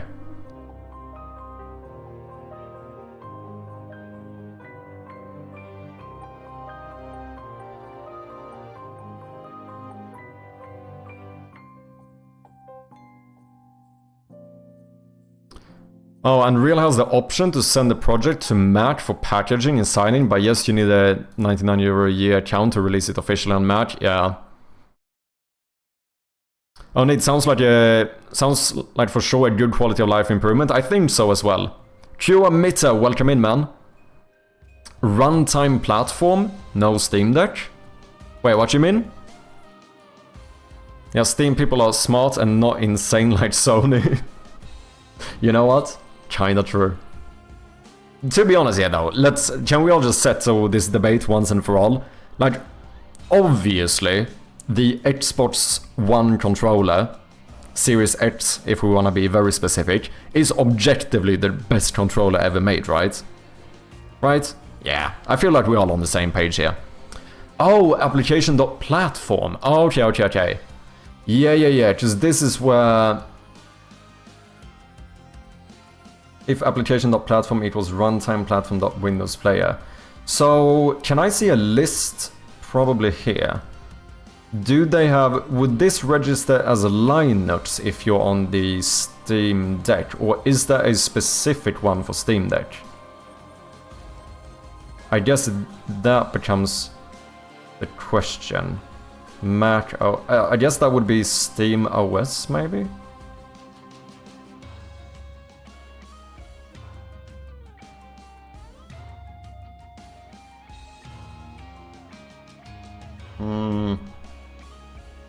Nothing strikes me as objectively being on a Steam Deck here.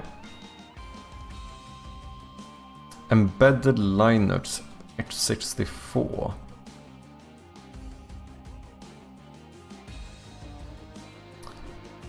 How do we name these buttons? Let's make them random symbols and not use what every other platform uses. Yeah.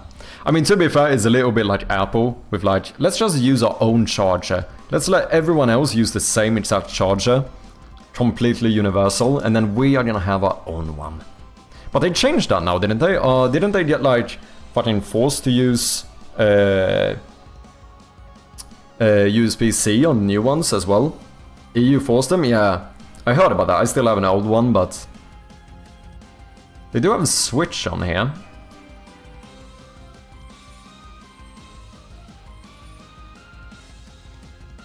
But I'm not sure if any of these directly correlate with being specifically on a Steam Deck.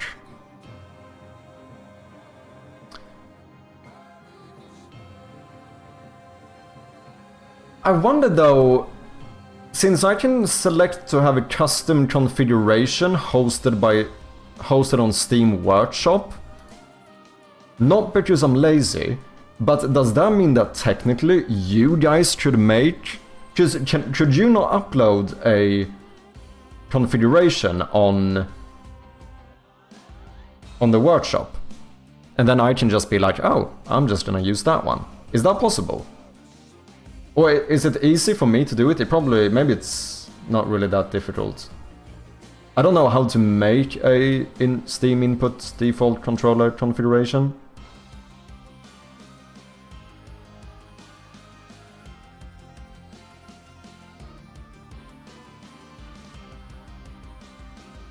Trombone King, how you doing, man? I do have to say that having a USB-C for everything has been handy, yeah. System info.operating system, okay.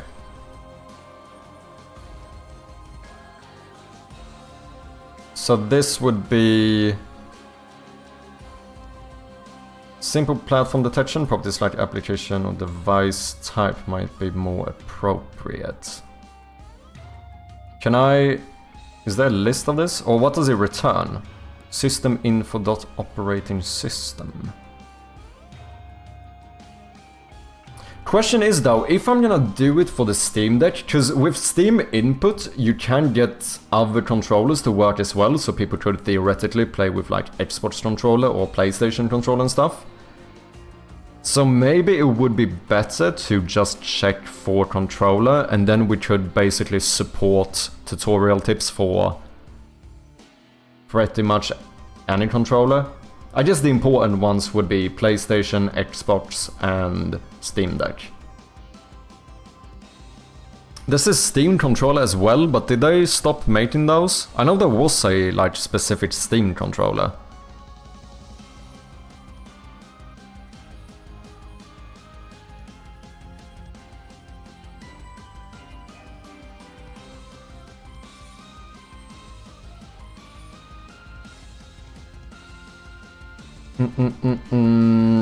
How do I want to do this? We're gonna have to do the thing where the parent object changes size depending on the child objects. I don't remember exactly how to do that, but it shouldn't be too difficult. Let's make a thingy like this. Let's make you like maybe 50 wide and then like 10 high. Yeah, let's try that first. And then we're gonna do a text below. So UI text mesh pro. This is not going to be lit, so we're gonna do special elite. I assume we're gonna have you centered, make you way smaller, and then this would say something like battery, maybe even plus battery. That kinda feels like it makes sense. And then maybe we spawn this slightly above the item you pick up. We have it float upwards and fade out and then get destroyed. That's kinda what I'm thinking at the moment.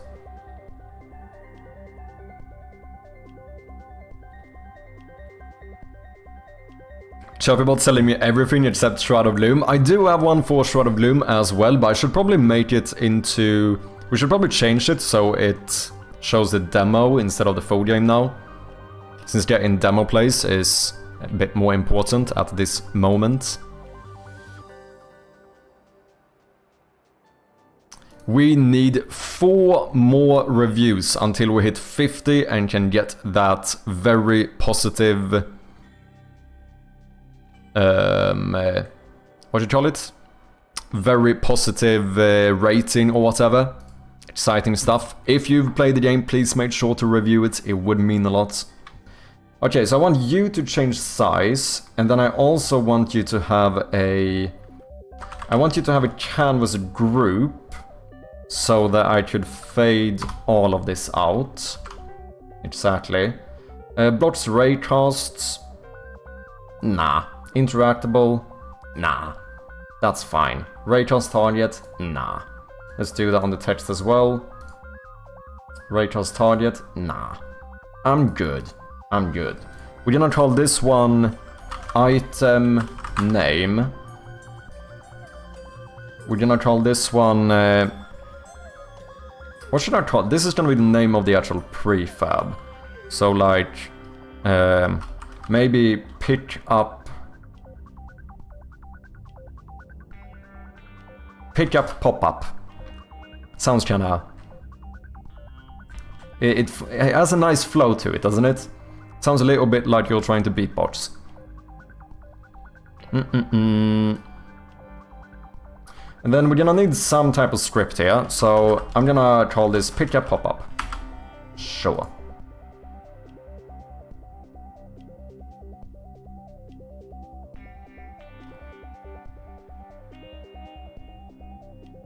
Now, how do I... Can I get a static reference in this prefab to this prefab object? Is that possible? Like, should I do some shit like public static game object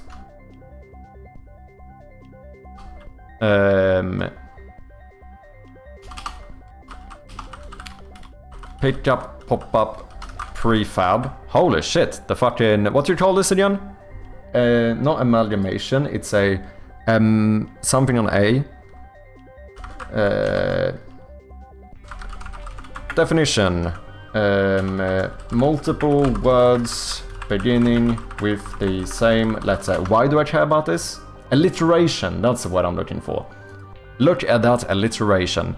Pick up pop-up prefab. It is almost becoming a tongue twist at this point. Could I do this? Is that possible? And then instantiate this one? Or am I going crazy here? This is not valid for static property, method, or field initializer. Okay. So, in other words, no, we can't do that.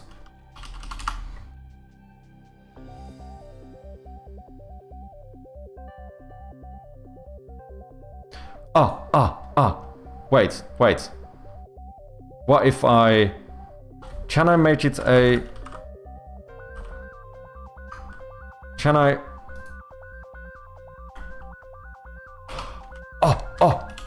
What if I make a function? What if I make a function that's static? What if we do public static game object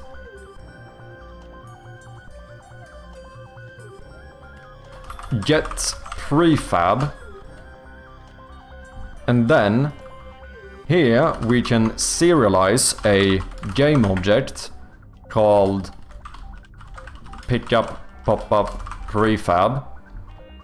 We can set that up in the...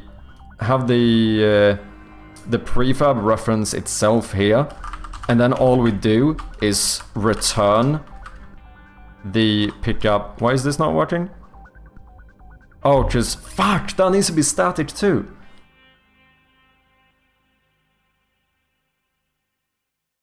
Because if I have a static method, everything needs to be static. How do I do this? There must be a good way of getting around this.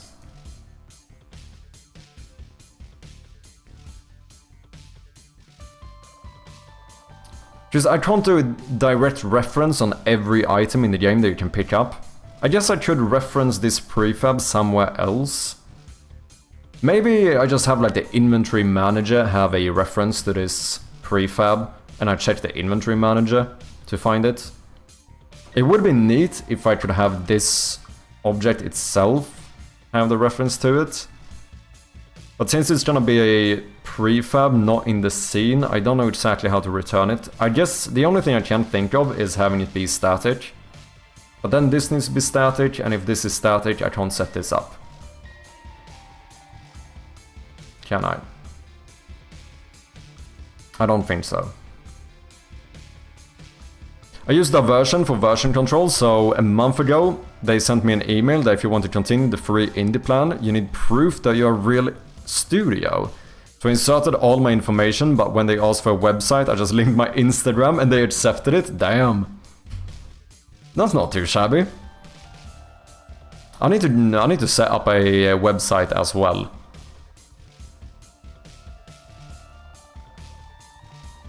Hey Dragon Spirit, thank you for joining the Discord.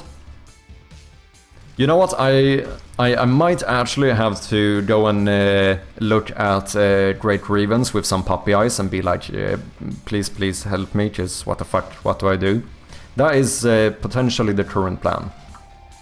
Okay, I think for now we're just gonna have the inventory manager have a reference to this. So instead what we're gonna do is have a...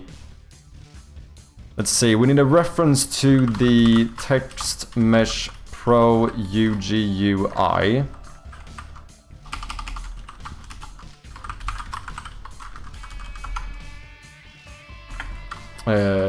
Item text. No, that's redundant. Let's just call it text. Then we need a reference to the canvas group, which is going to be a private canvas group. In await, we are going to say that this is equal to get component.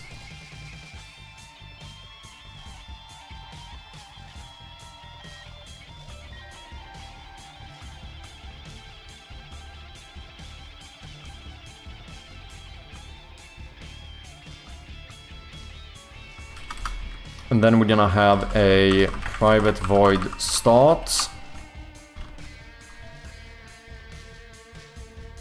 We are going to... I guess I could do everything in start, to be honest. I might do an update function, actually.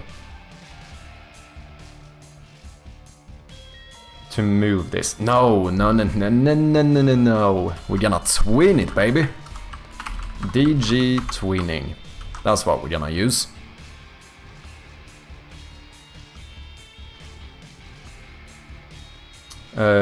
Transform we should already have.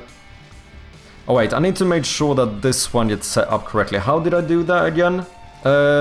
Didn't someone sent this in the Discord?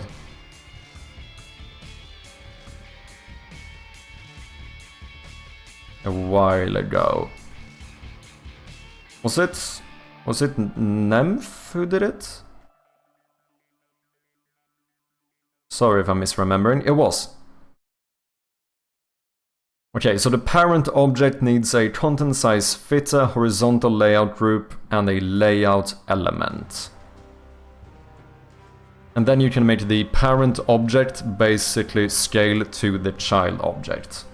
So we're gonna need a content size fitter, which gonna have a horizontal fit of preferred size. We're gonna add a horizontal layout group. We're gonna sort this middle center. Child force expand, yes. Control child size, yes. Reverse arrangement, yes. And then here we can add a padding, which is gonna be like maybe 5. That looks pretty good.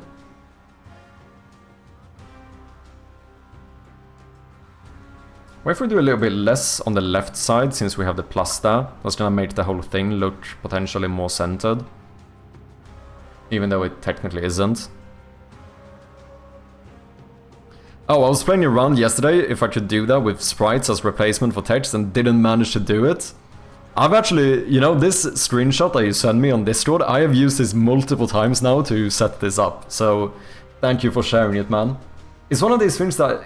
It's like fairly simple to do it, but it's also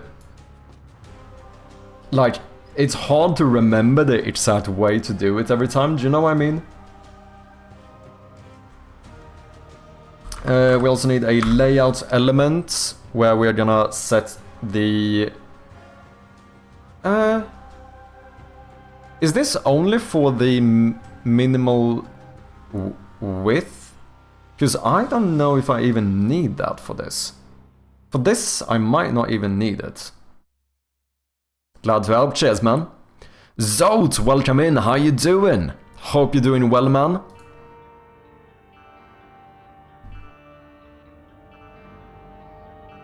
One of the people who have played and reviewed the game. Thank you very much.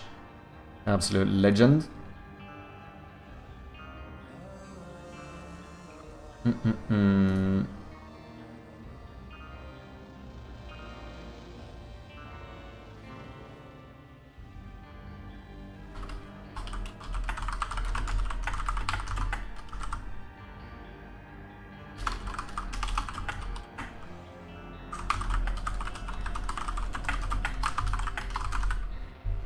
Okay.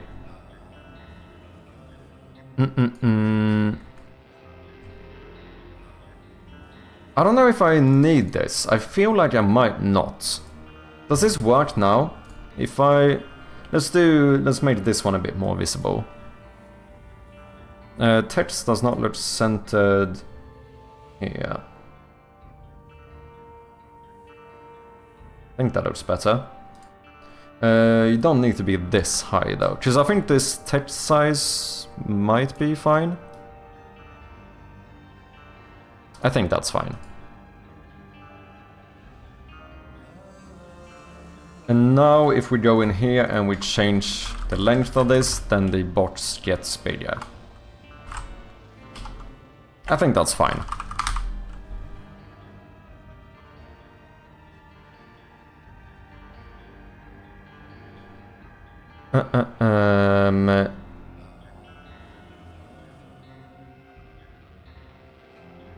What do I want to do?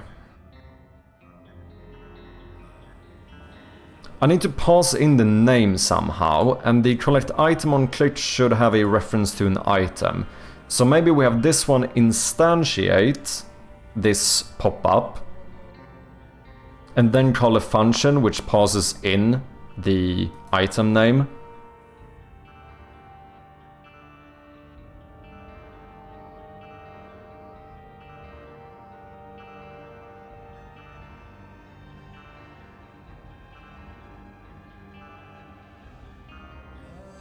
Yeah, so instead of this, we should do a public void. Let's call this show pop-up. And then we're gonna have a parameter for an item. We are going to say that the string text is equal to localization helper get localized string item dot item key text equals text. Yep, that sounds good to me. Let's call this one item name. Happy I had a nice morning, just got back from working out. How about you? I'm doing quite well. Trying to do some little tweaks and improvements here on the demo. So far the launch is going great. We are currently 4 reviews away from hitting very positive. Very exciting stuff. I think that could help us out a little bit in this fest as well, if we manage to hit it. So once again, if anyone has played the demo, please make sure to leave a review, it would mean a lot. And of course, if you haven't played the demo, please go ahead and do so. Okay, so we can now set up the text correctly. And then we want to tween it. So we are going to say transform dot do local move y. What do I pass in here? A end value. And a duration. Let's not use magic numbers for once. We're gonna do a private float called end position a private float called move duration.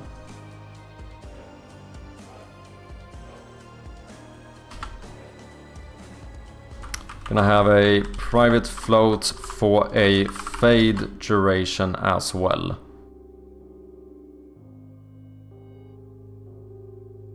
I think that's all we need. Do local move. We are gonna go to the end position. Let's maybe set a starting position as well. Private vector 3 start position. Can I set that here as a new vector 3? Is that possible? And then we're gonna do, well, the X is going to be 0. The Y is gonna be maybe something like this, with slightly above, so 7. And then 0 on the Z axis, or Z axis. So at the very start, we can now make sure that the transform position... Oh, careful, careful. Transform local position should be always be set to starting position. Then we update the name correctly, and then we want this to start... We basically want this text to start floating upwards and fading out. What are you doing, if I can ask? Of course. I'm trying to do a little like quality of life feature, where basically anytime you pick up a object in the game, we are going to have this little text pop up that like shows what you just picked up. And then I think I just want to animate it so it kind of floats upwards and fades out. Basically just as a way for the player to instantly, as they pick something up, know what they picked up. Because at the moment, every time, like, you know, I have gotten feedback on this, and I've also, you know, seen people play the game. And it's that thing where every time you pick up an item, you end up having to double check your inventory to see what you picked up. So basically, if we can give the player immediate feedback, I think that would be a pretty nice quality of life thing. So we set up the starting position, we update the name correctly. Oh no, actually, text.text is supposed to be... We're gonna do plus space item name. Just I think it's... I don't know, let me know what you guys think. But I think it's nice to have the plus sign here, rather than just saying battery. I don't know, let me know what you guys think, because we could also do this. Because when you click it, it just says battery. Or we do like plus this item. I don't know, we'll try it and see what works. We can try both. Fairly easy to just do this. We do this and then we comment this out. And we can just switch back and forth and see which one we like the most. I like the plus sign. I think I do as well. I don't know, there's something where it just seems more intuitive with the plus sign, that this is something that was added, like, to your inventory. I think people are gonna get that anyway, but I think I like it. Okay, so the duration here is going to be move duration. So basically, once you pick this item up, we're gonna put this at the starting position. We are gonna update the text correctly. We're gonna start moving you up towards the end position with the move duration. And then we want to start fading. So we're gonna do a canvas group dot do fade. End value duration. So end value is going to be 0, the duration is going to be the fade duration. And then here we're gonna be a bit fancy. We are gonna set a delay. We don't want it to start fading out immediately. So let's add a private float fade delay. Ads? Nah, fuck it. And we're gonna delay this by the fade delay, and then we're gonna be real fucking fancy and do a on complete, this weird lambda thing that I don't understand. And then we're gonna pass in a bit of code here and just say destroy game object. So as soon as you finish fading out, we just destroy it. Yeah, plus sign looks good for me too. Yeah, I think I prefer it that way. Also, that print I was making turned out good. Oh, did it?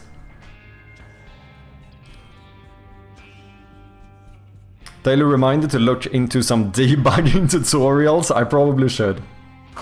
I probably should. Okay, can I move this?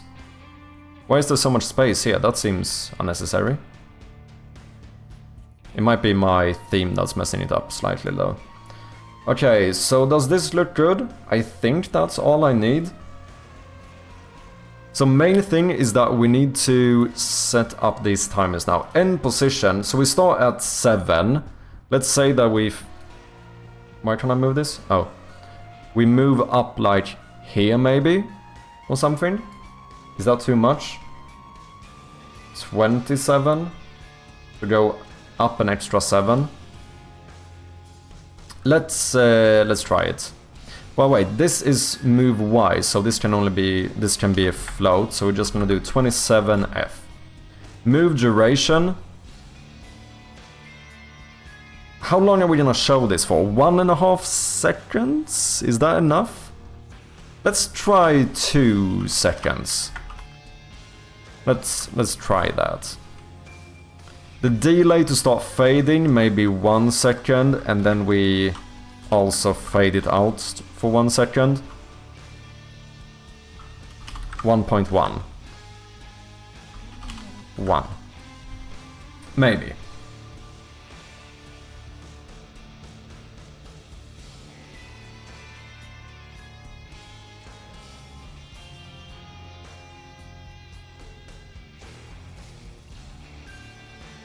I think 1.5 might be good for move duration.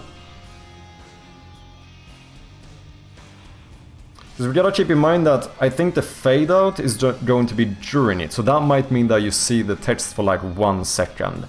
But you might be right. I know a lot of the time when it comes to timing, it tends to feel longer than what it seems like. Because I think it's gonna immediately start going upwards, and then after a little bit we start fading it out, but it keeps going upwards, and then we destroy the object. That's kinda what I'm thinking. Okay, text is going to be this one. Don't need to set any of that stuff up. That should be everything I need. So let's jump into prefabs. We're gonna take this pickup pop-up. We're gonna make you into a prefab. And then we're gonna delete you. And then what manager would make the most sense to have a reference to this? I think it is the inventory manager. That feels like it makes the most sense.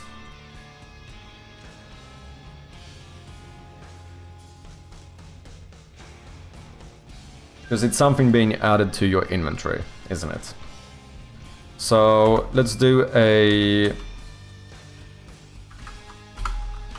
public game object pickup pop-up prefab. Beautiful alliteration.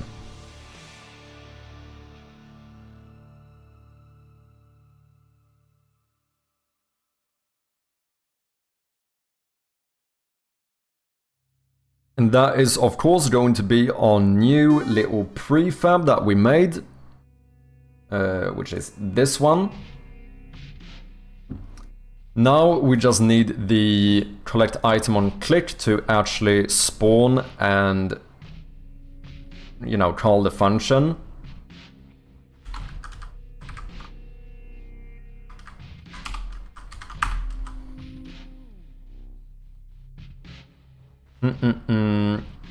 interact. Add item event. No. I was trying to say maybe I should have the inventory manager spawn this, but no, that doesn't make sense.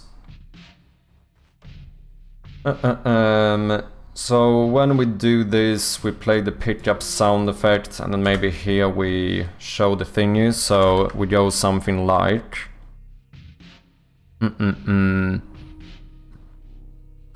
Instantiate.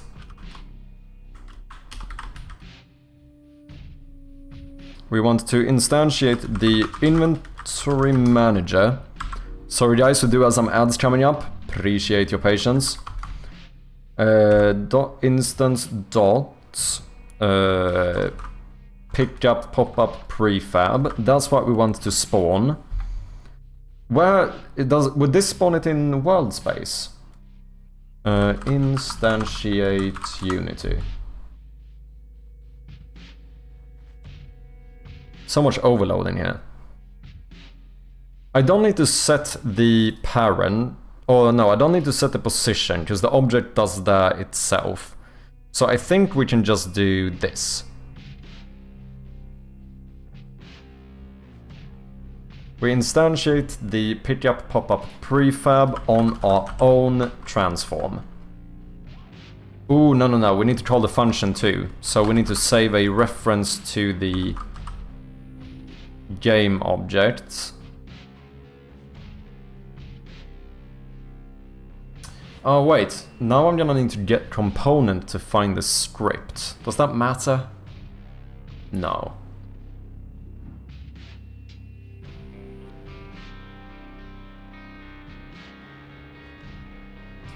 Unless I make the reference to the actual script and then I instantiate. We have this one have a reference to the prefab instead. I might actually prefer that. Here we do a game object. This would have to be public though.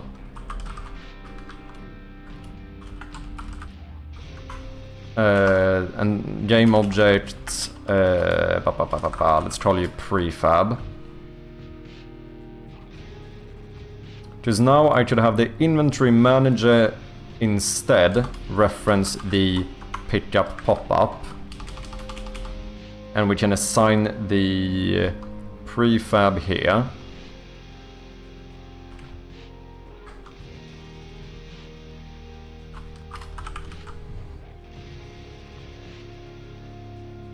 Then here we can change this into pickup pop-up. We're gonna say pop-up equals this. Then we can instantiate, we can spawn in instead the pop-up dot prefab on the parent. Now we have a reference to this one, which means that we can say pop-up dot, what did I name the function? Show pop-up, and then we pass in our own item.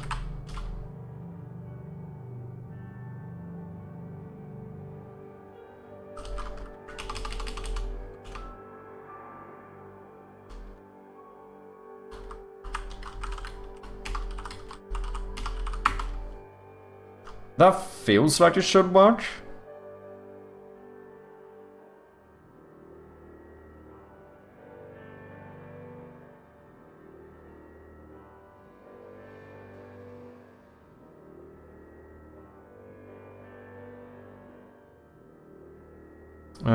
Did I assign it here?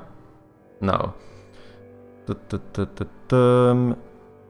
Prefabs, pickup pop-up. Boom. Oh, and then that one, our actual prefab. Ad should be over. Welcome back, people. You should be able to just reference yourself. We spawn that prefab, update this name, move the transform, fade it out. That seems like it should work.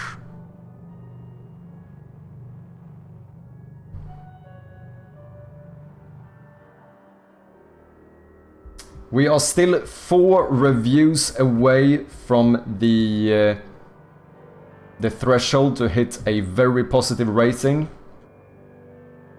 Sorry that I keep spamming it, but if anyone has played the game and you haven't, or played the demo and you haven't reviewed it, please go ahead and do so.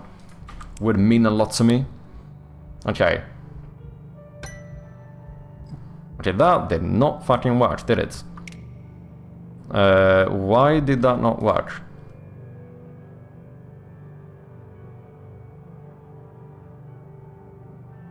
I mean, it spawned in, but something weird definitely happened.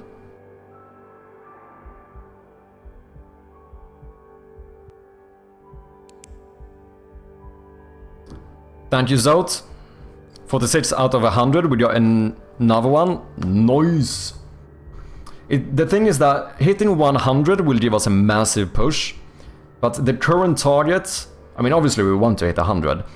Currently we need to hit 50, because 50 is the threshold to get the very positive rating instead of just having it say positive. And that one we are very close to. Okay, this is acting... Oh, you also not... Okay, that's interesting. This needs to be in front of everything else. You could see how it was like behind the cabinet. So maybe we can't have this be a child object. We need to instantiate it in the room instead, but with the position of this item. But why is my twinning stuff not working?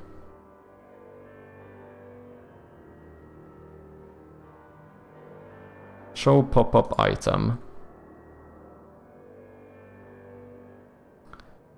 So this is gonna have to change, and that... I do set local position. I think the name updated correctly. Transform do local move Y to the end position. 27. X, Y, Z, that should be right. With the move duration. Fade with the fade delay on complete destroy. It looks right. Is it the speed? I mean, there technically isn't no speed. Like, the speed is created from the duration to reach the position. Like, we actually don't pause in any, like, speed thing. And that seemed instantly to be at the end position. But we have set this to 2 seconds. Move duration, 2 seconds.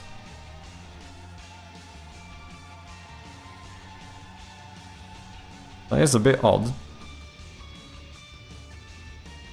What were your other game ideas which were discarded before you decided to go with this one? I had quite a few.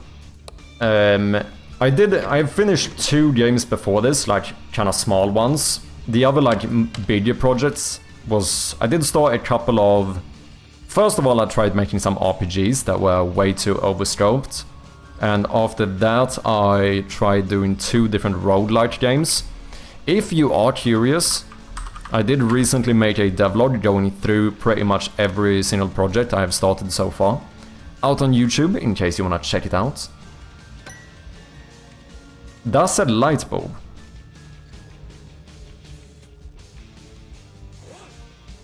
Why did that say light bulb? That one said battery. I don't know what that one said. Okay, there's definitely things that are not working here though.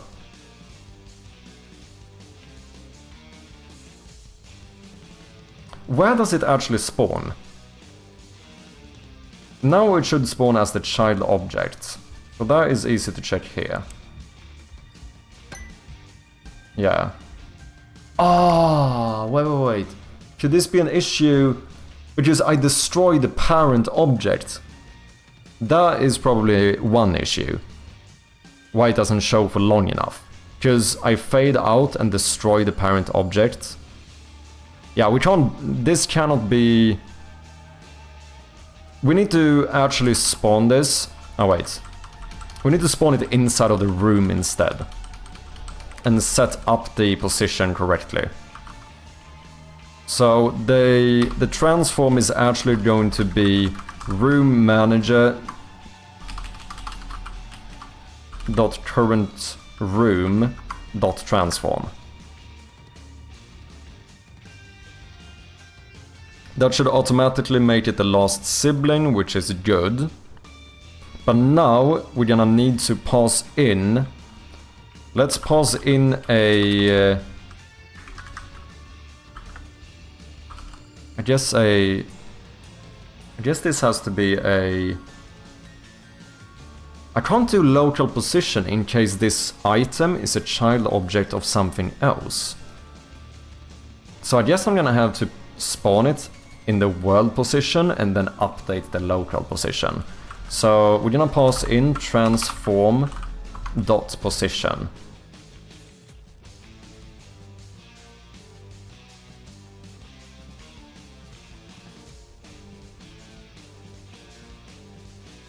Why do I set the position when I click on an item?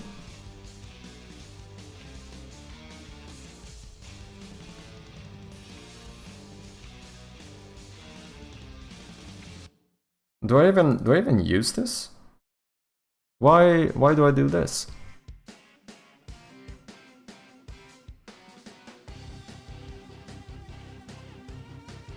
That makes no sense.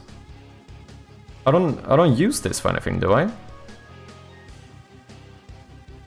Vector 3 position. Set up to transform position X and Y, 0 in Z axis. But then it doesn't look like I use this anywhere. Don't know what the fuck that is about. I'm gonna comment it out for now. I don't think I need it. Classic MMORPG with open world for first game project? Pretty much. Pretty much. I did learn kinda quickly. And then I started making a really simple game. And then like halfway through the simple game, I was like, no, I'm definitely ready to make an RPG game. And then I spent a few months on that, and until I finally was like, nope, I need to stop making RPG games.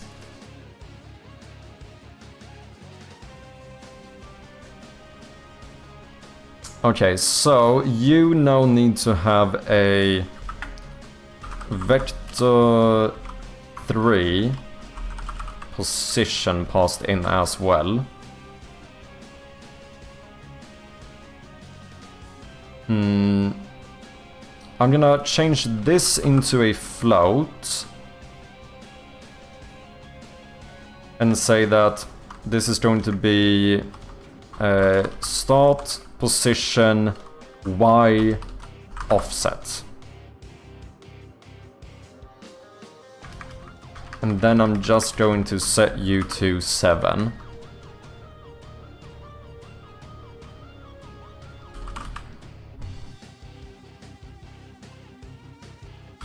And then we're gonna make a vector 3. Hello. Now, transform dot position equals position. What is up, Pons? How you doing, man? Welcome in. Hope you're doing well.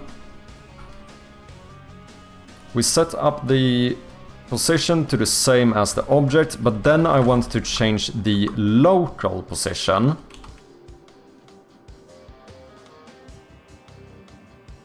Why do I need to do this? No, I shouldn't need to do this. Well, it's the thing that I don't know if the values actually mean the same in world space. So we set it up correctly in world space first. And then we set the local position. I can't do the local position .y, right? Because that is read only as far as I'm aware.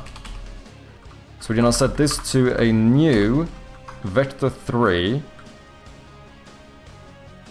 which is going to be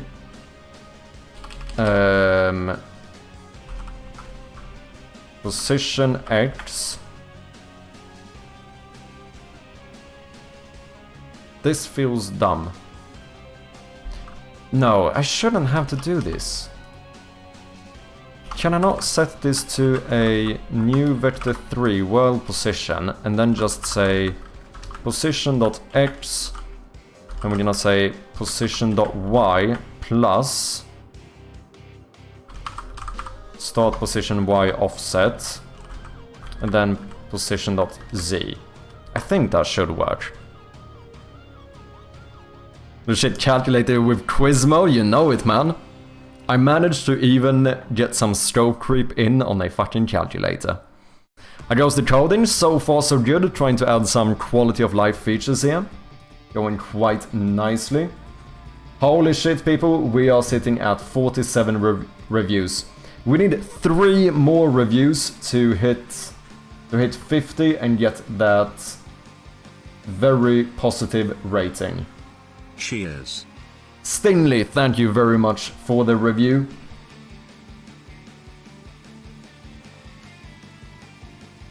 Cheers, Zot. Very much appreciated, man. Evo, earlier with the review as well. Thank you very much.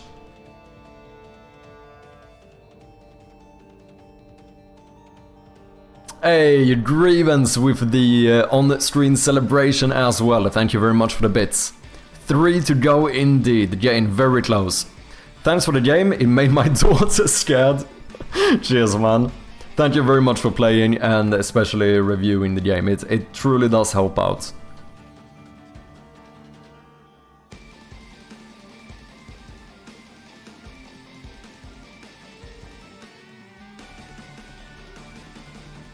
Oh, well, now I don't know if this local move Y is going to be correct, though. Yeah, there's no way of knowing. This needs to be a local move Y. I need to do something like position.y. No. No. Transform.position.y plus end position. So this is more so going to be a end position offset.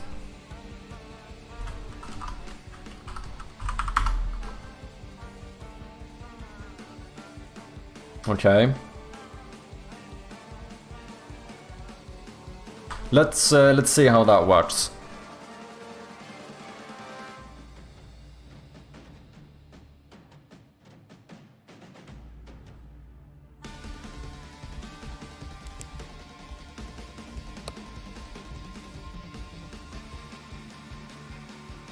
Null reference, okay. What is not set up? Collect item on click 28. What? Oh. 28. Oh, is it the room manager? Okay. Wait, what?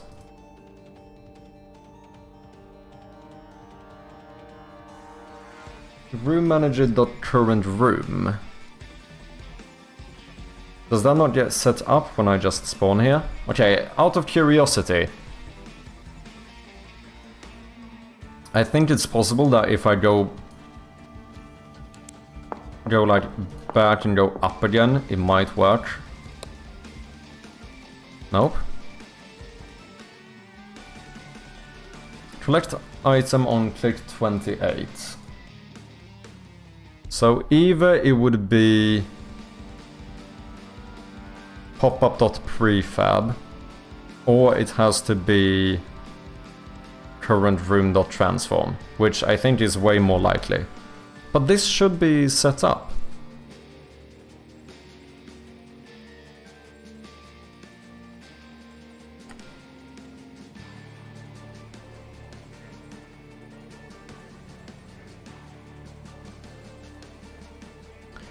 Okay, so immediately when you click on it, we are gonna debug log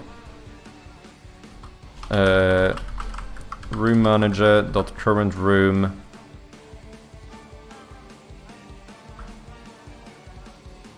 Can I just do that? Is that gonna default to like the game object name? Or do I need to actually say .gameObject.name? Weird for me that the reviews keep switching from 46 to 47. Yeah, I think Steam is a little bit weird with updating the review counts. It often updates faster at the bottom as well. So sometimes you will see that it says like 47 here. And then if you go down here, it might say like 48. So this, I found that this usually updates faster than this does. And neither of them update immediately. Both of them you have to wait like a few minutes, because I think Steam basically needs to double check them. As far as I'm aware.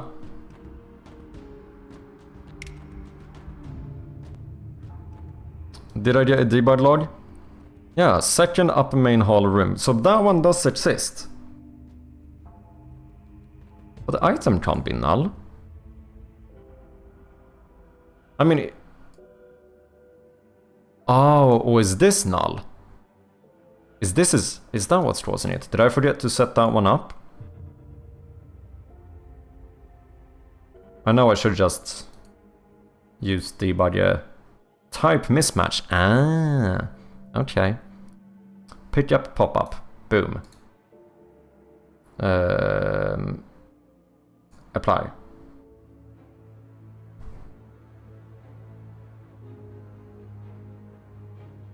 You know, I spent like a good 10 minutes in the bathroom looking at the mirror thinking something was going to jumpscare me. I think I'm gonna make something more interesting for the demo. I'm considering whether I should maybe make it so you can walk up to it. Something I definitely need to make is so that you can smash it. Like, what I'm realizing is that people have a bit too much fun smashing stuff with the hammer. So, I'm gonna need to make a lot more stuff smashable. I think I might do something where you can kind of crack the screen of the TV as well. I'm not gonna allow you to destroy it, but maybe crack it at least.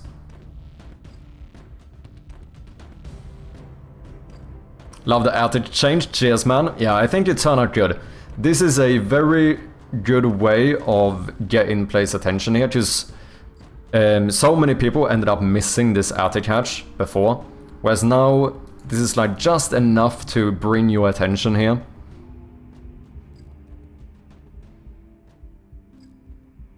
RZMJ, good to see you man, how you doing?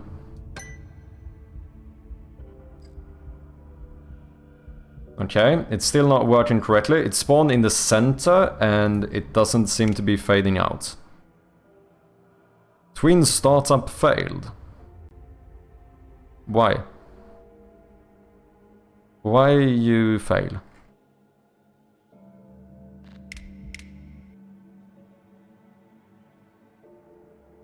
Okay, so that was not the issue, so let's remove that one. Pickup pop-up. Inventory manager instance pickup pop-up prefab. That is a fucking tongue twister, man. Instantiate pop-up.prefab in the room manager.current room.transform. And then we call pop-up.show-pop-up item transform. And we pause in this item's transform position. When we call this one, we set the transform.position to position X. Let's debug log the position. That's Y up. Because it seemed to start at a vector 3,0, didn't it? Oh wait, do I pause in local position? No, I don't, so that shouldn't be the issue.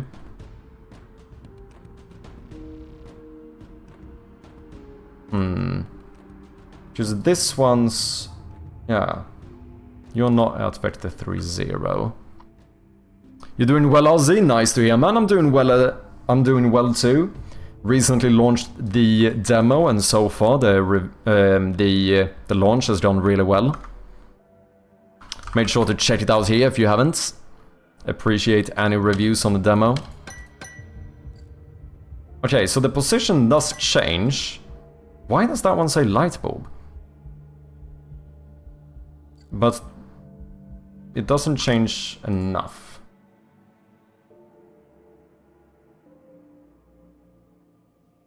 .44, 0.6900. But that might be correct in world position. I actually don't know.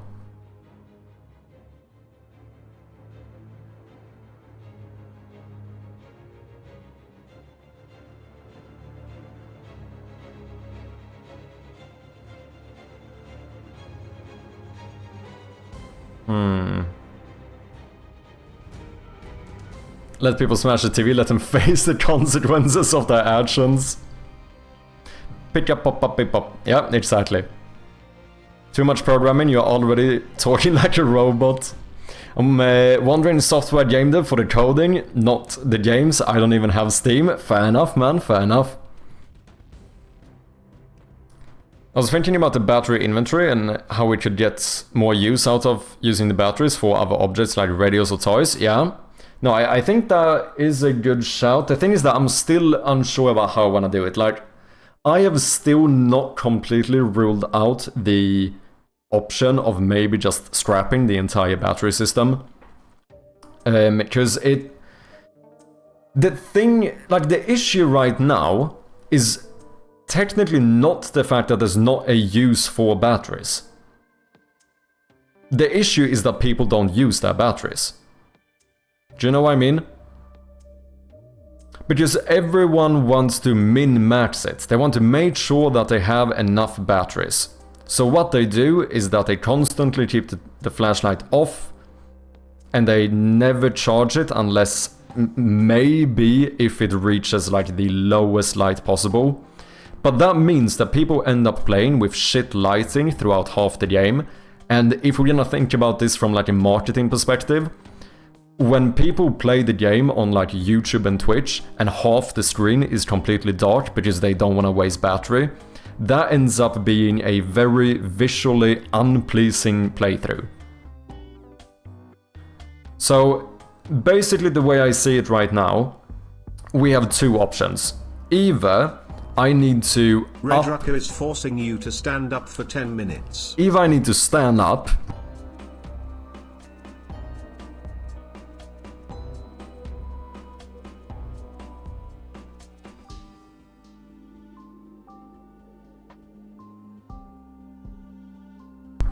or I need to make it so that there are like harsher consequences for keeping the lights off. Basically what that would be is something like potentially adding like a sanity system where like if you are in like too much darkness for too long, you start getting like a bit insane or something. So there's some like consequence to not charging the flashlight. Or, once again, the other solution is to just say, fuck it, we're not gonna have batteries in the game. Unless we use it as like one puzzle piece somewhere, like you said, for like a radio or some toy or something that you need. But for the...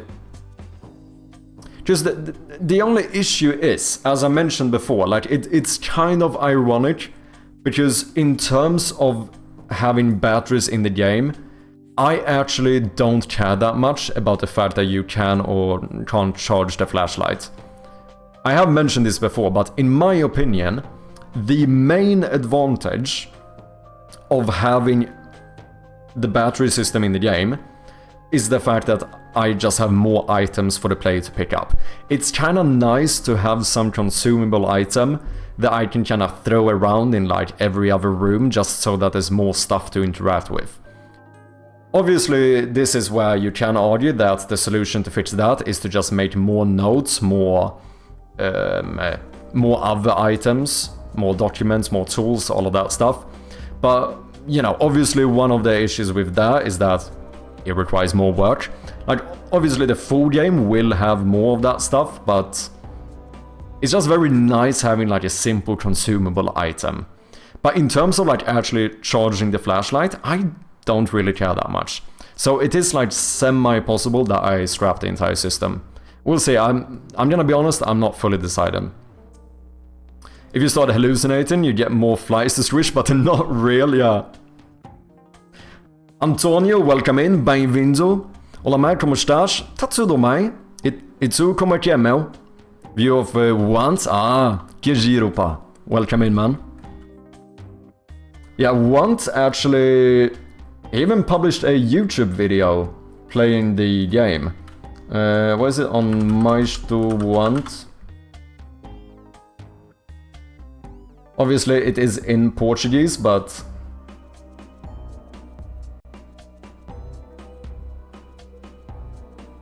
yeah, look at this stuff. Not only did he play it on stream, he actually ended up posting a YouTube video on his second channel as well.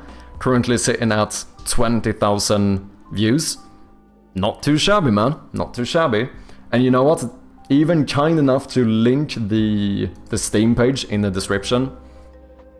Fucking absolute legend. Good pronunciation. Cheers, man. Brigadismo. What if the flashlight didn't dim but just turned off and you can't really move in the dark or press stuff, so you need the flashlight on?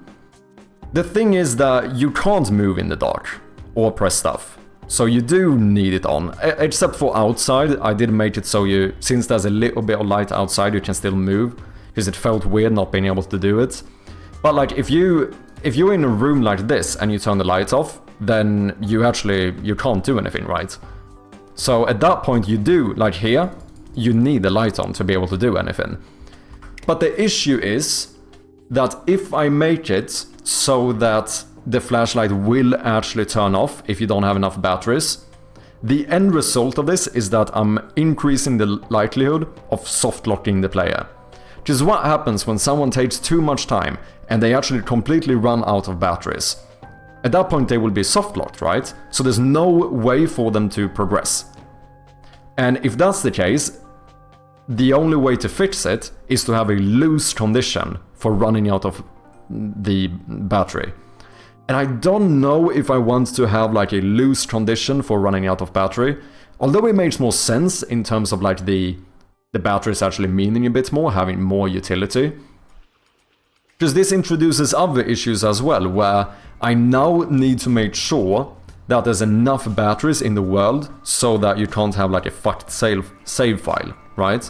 Or I need to make sure that you always can complete it. Because theoretically, even if you have a loose condition, if you respawn at a checkpoint, you might have already picked up all the batteries around you.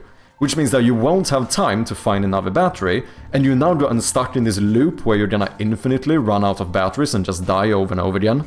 And the only way to fix that would be to randomly spawn in new batteries. But I don't love that idea, because if the player has like opened the cupboard or something, looked inside, didn't find anything, they walk away, and then 10 minutes later they walk back and all of a sudden there's a battery in there, that, for me, that feels a little bit weird.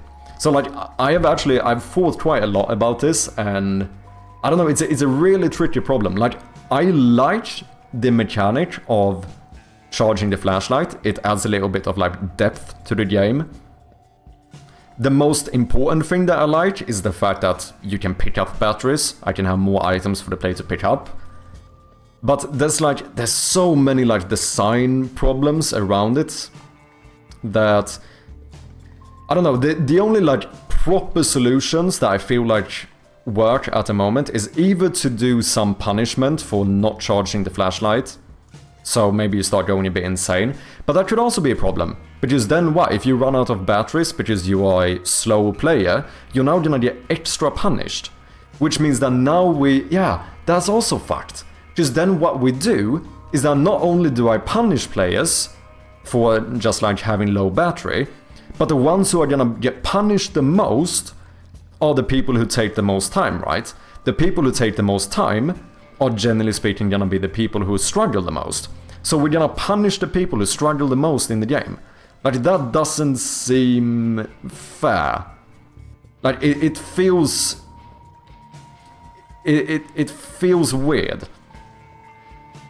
And the only other solution, really, I can think of is to just say fuck it and scrap the entire system.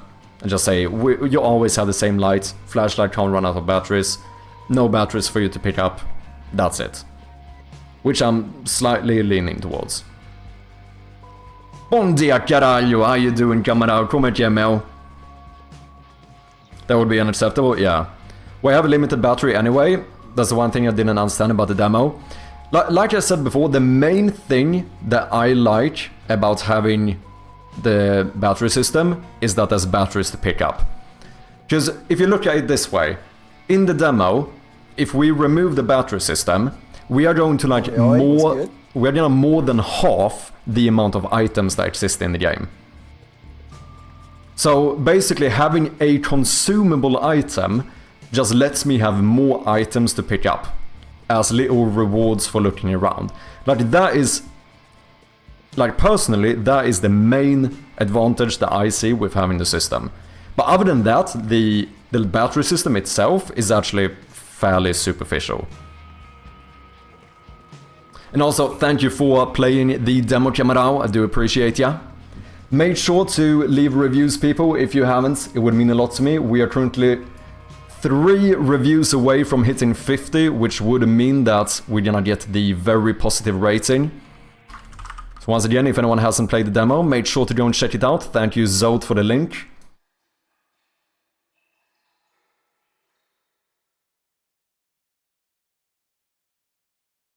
Yeah, I don't know, it's a really tricky problem. Like, I kinda like the battery system, especially in terms of having more items to pick up, but also just it adds some nice little depth. It's a fun little mechanic, I think. But there's so many like design problems around it that I'm actually starting to lean towards just saying fuck it and remove the entire system. Main reason is because people naturally want to min-max it. Right? Which means that people start running around with shit light for as long as possible, and that just doesn't look good. Like, I had one YouTuber who played the game, and almost the entire time he was outside of the manor where you don't actually need the light on. Naturally, he turned it off to save battery. But that means that like the first few minutes of gameplay in the video is almost completely dark. Like, if I look at it on my phone, you can't see shit. Because the phone has like a darker, I don't know, you get what I'm saying, like monitors change how it looks, right? And I think that is a real issue, because making sure that the game looks visually pleasing on like YouTube and Twitch today is a fairly important thing to keep in mind. Also, Arthur Shoots, welcome in. Achtung, how you doing, man?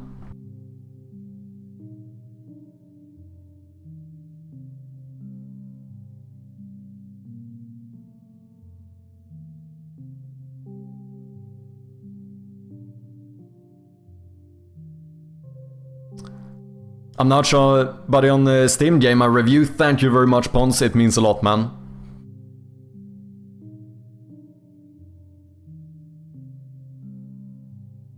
Or if the game just gets more creepy if you don't got the lights on for too long. Yeah, that's what I was thinking. The other solution. But once again, the thing that gets a little bit weird is that, like, this is also a puzzle game. Some people are gonna take more time.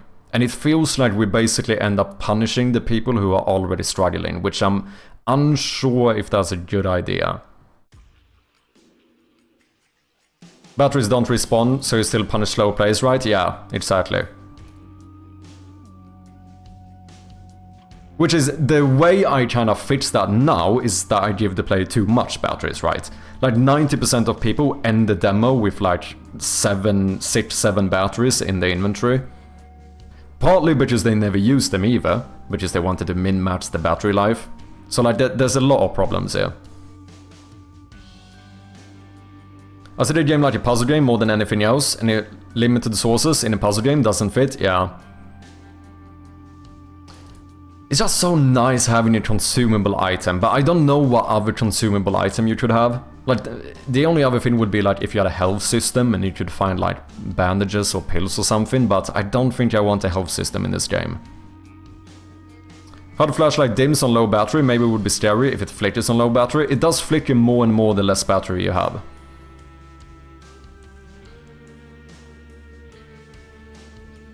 What if there's a charger? Yeah, we've also, another thing people often ask about is like the wind-up flashlight and stuff. But the issue here is that it solves the problem I don't really care about, and it doesn't solve the benefit I see with having it. Just like I said, the main thing I like about the battery system, ironically, is the fact that there's a lot of consumable items to pick up. So if we do like a charge up even like a actual charger for the flashlight, or like a wind up flashlight, the main issue is that means we don't need the batteries, and the batteries, in my opinion, is the biggest advantage. You have to ask yourself a question if this battery mechanic are actually fun. Yeah. And the thing is that I don't think the battery mechanic actually like makes or break the game in any way whatsoever. Like, the thing that I think is fun is if every room isn't completely empty and there's nothing for you to do, right? Obviously there are other ways to do that, like implement more puzzles and more like documents and more like, you know, useful items. It just adds obviously more work, right? Like, it's nice for me as a developer to have like a easy reusable item to just like throw around or whatever.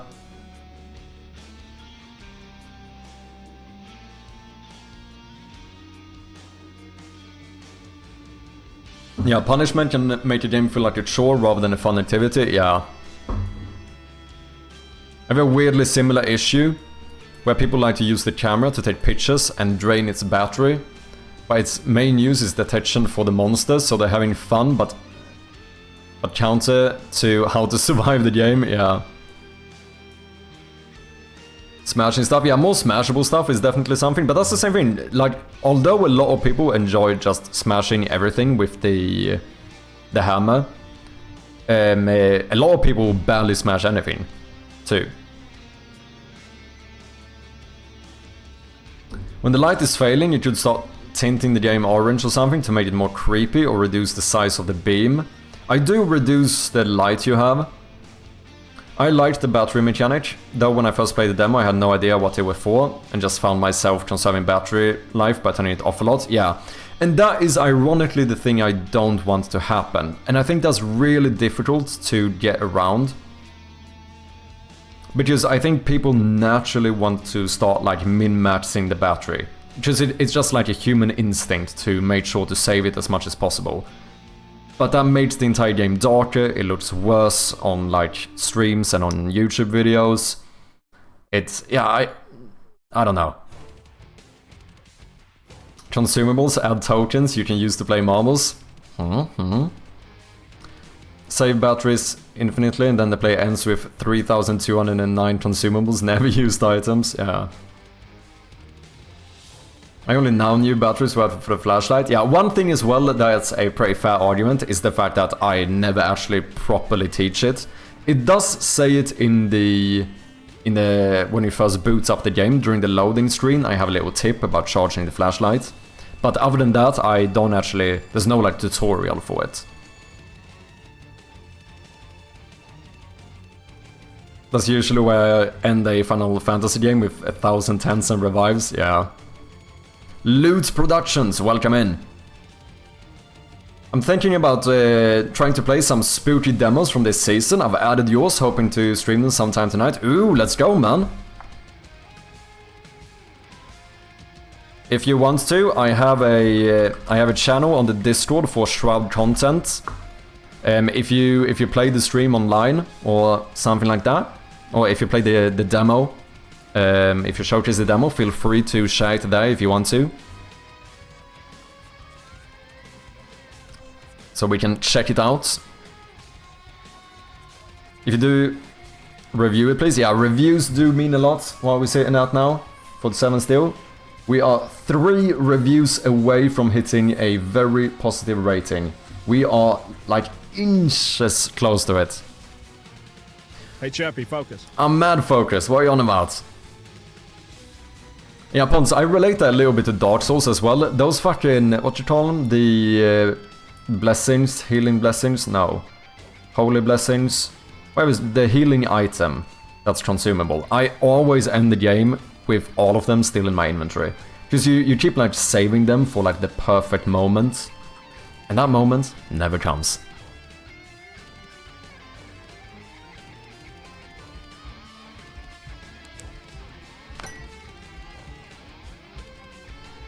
Why do you spawn in the center? Something here is not correct.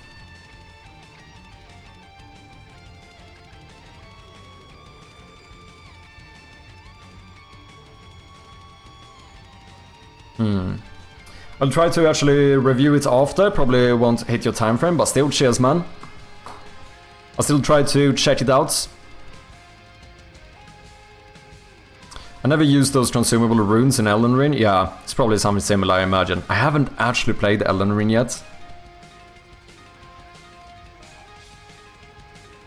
Or if you can't turn off the flashlight, except by letting the battery run out, well then we get back to the soft locking issue.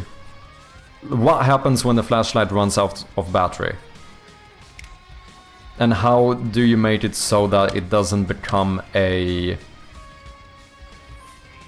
like an infinite loop of being soft locked, basically? Damn, this system is really not working, and I don't understand why.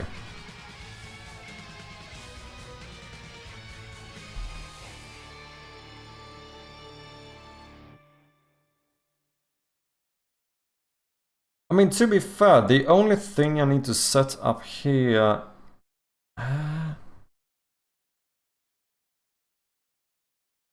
What if I put you in here, get rid of this, make sure everything happens when you call this one. Not that I think that's gonna change anything.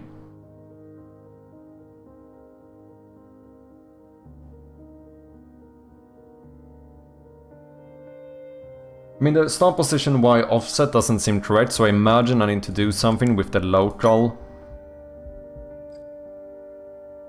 Oh. Destroying assets is not permitted to avoid data loss. I assume that was this one. Destroy game objects.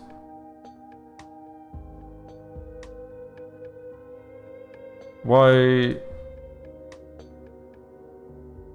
27, yeah? Why... Because this is a prefab? But I should only destroy the instance, shouldn't I? Do I need to do some shit like this .game object?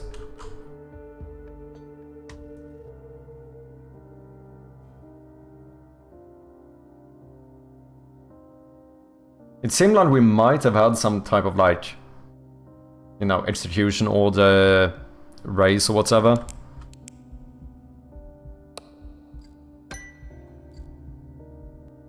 Nope, still doesn't work. Huh. Pop-up clone. I'm not allowed to destroy you.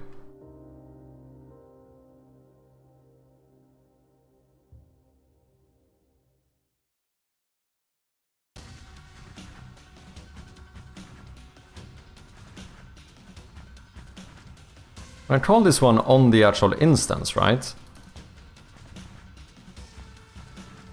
No! Ah, I see.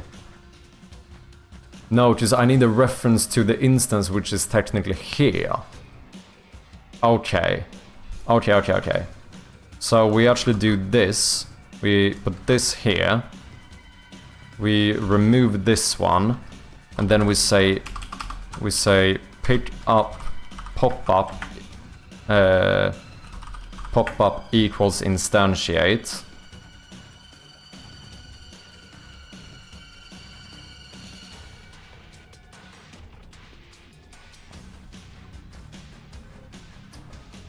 Ah, shit.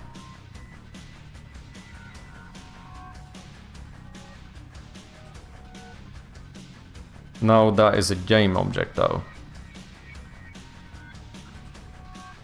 Maybe you have to be. That means I'm gonna have to get component to find the script.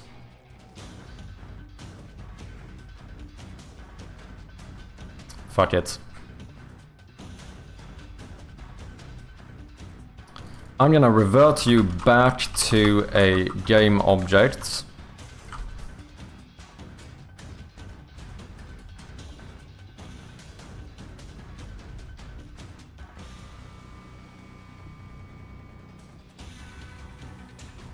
Now here we are going to say game objects pop-up prefab equals instantiate.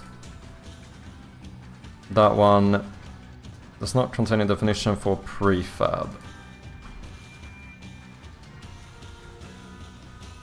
Right, because now I don't want you anymore. Bum bum bum. And then we're gonna say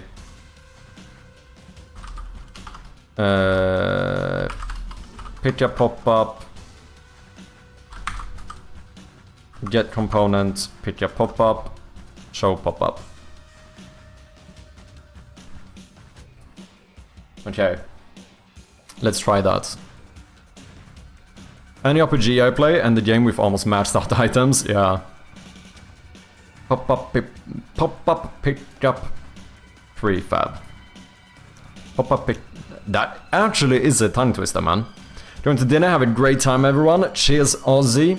Thank you very much for hanging out and I'll catch you next time. Have a great dinner.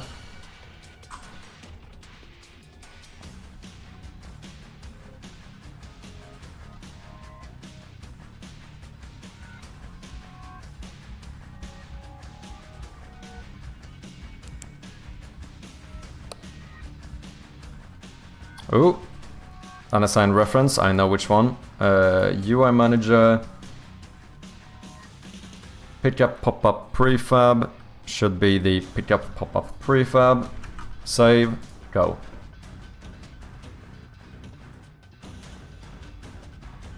I think it's now objectively impossible for this to not work.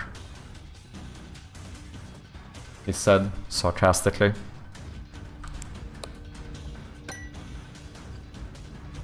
Did it spawn? Am I just fucking up the position?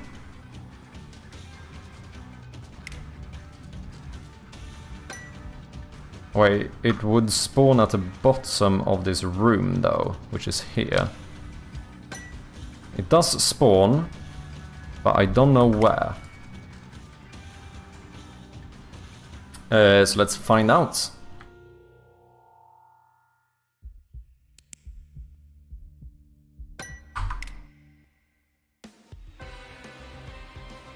Oh, is it? Huh.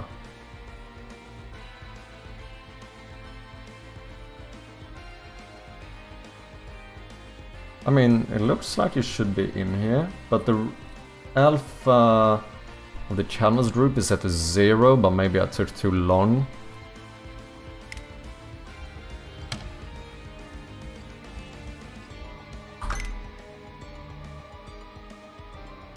Alpha 0, okay.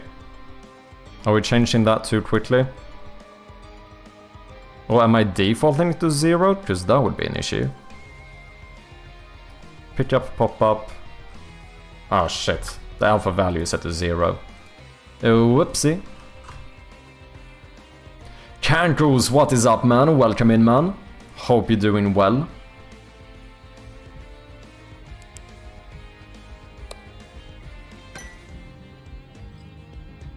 Okay, okay. I mean, it's definitely not working the way it's supposed to, but it is doing something.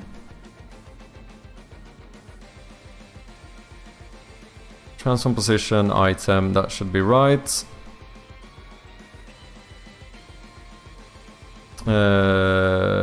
Get component canvas group. Transform dot position, new vector 3.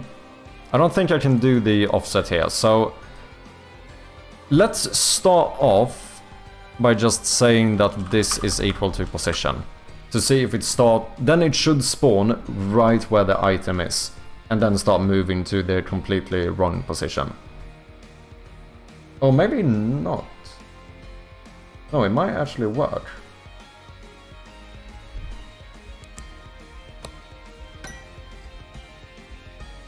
Okay.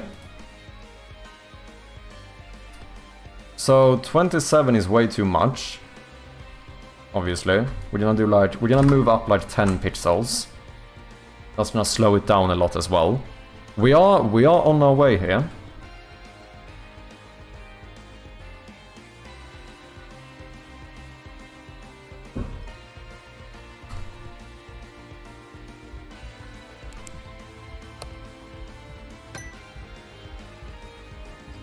They're still moving way too high up.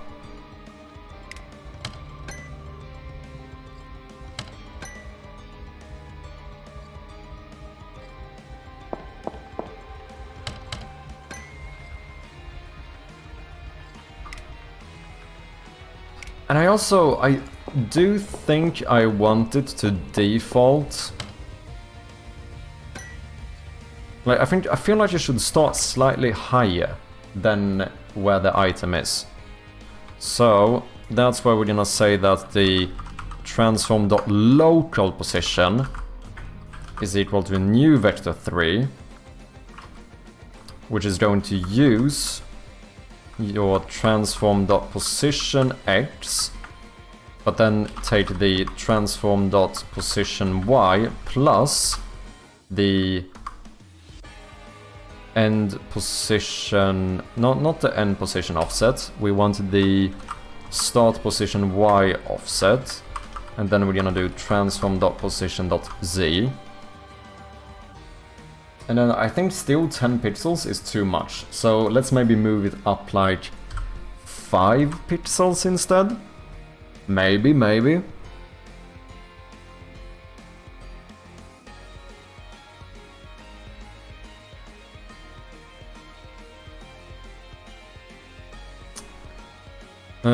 Let's see, I cannot exit this menu with escape. Ah, yeah, the settings menu in the main menu? No, that escape doesn't do anything. Probably something we should sort out. Let's add it.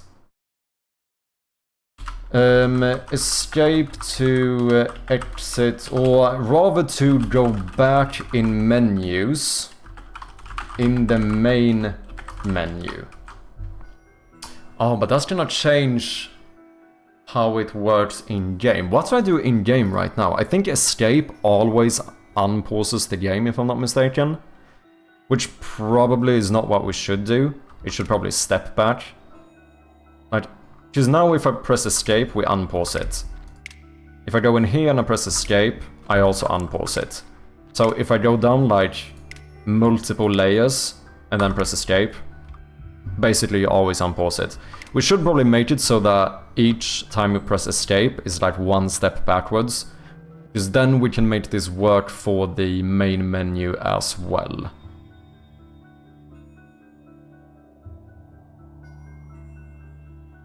Just need to make sure that when you're here, we do different things depending on which scene you are in, basically.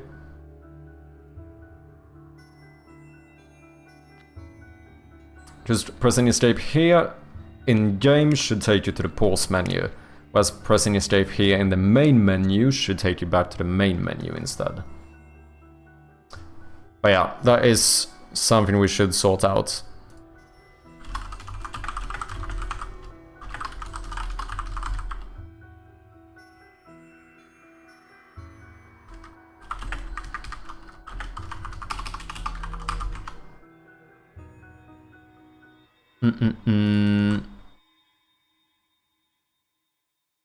Okay, let's have a look at this.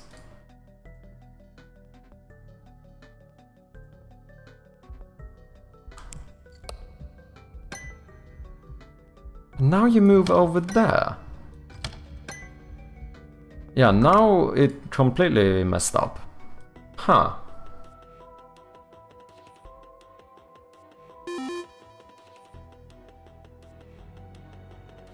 Transform position equals position. Local position.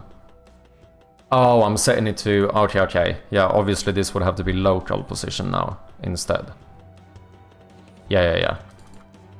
So local position, local position, local position. There must be a better way of doing that. I don't fully understand why you can't change one variable of a vector 3. That would be really convenient. Sorry guys, we do have some ads coming up in a little bit.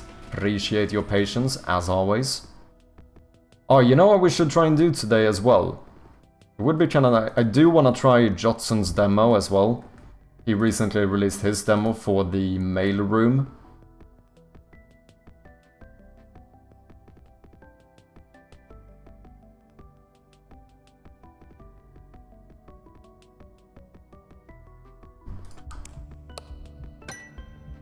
Okay. Why does the... how far it go kind of change? Oh, that's a bit weird. Huh. Corridors in the game that require you to walk forward, or will all movement be like this Shadow Gate type of movements? Oh, do you mean that you would walk multiple times in the same area or whatever? Is that what you mean? I don't know the Shadow Gate reference, so I'm not entirely sure what you're referring to. Like, because you can walk... obviously you can walk forward in the game. If you count the outside, you can even walk in the same area. But there's no place where inside where you stay in the same room, but with multiple steps. But it's something I have considered potentially doing, but unsure. Let me just take a short break. Just gonna take a quick little bathroom break, stretch my legs here, and I'll be back in just a minute. Cheers. And we are back. Sorry, it took a little bit longer. Had to go and make myself a bit of tea as well. Shadowgate is a classic NES game. Wait, maybe I have looked at this. Now I kind of feel like I recognize this. Beans on toast.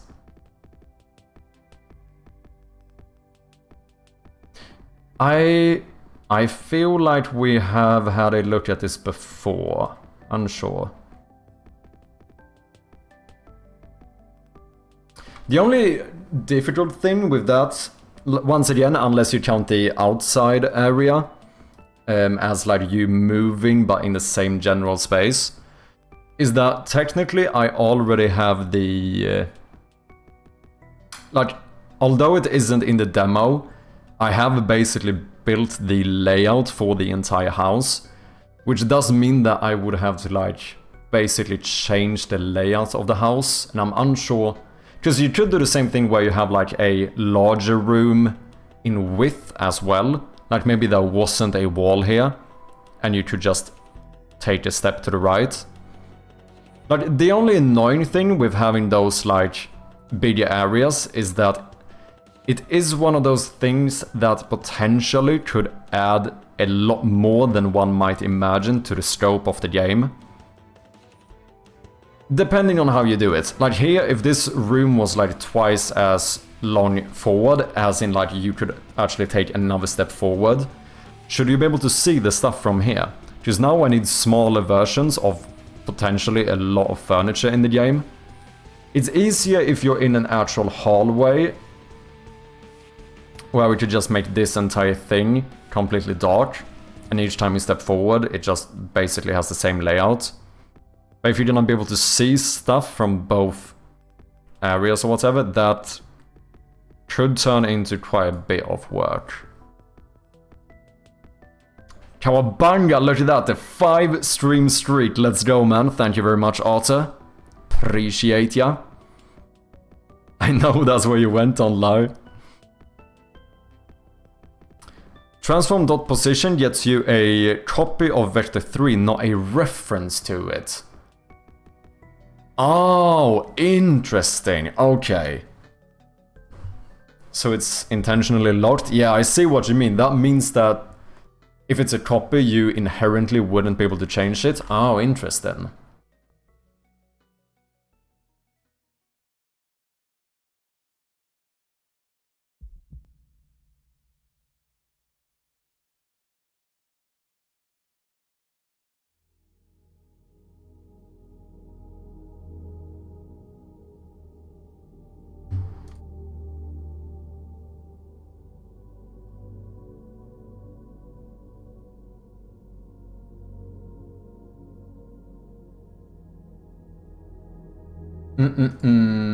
Okay, okay.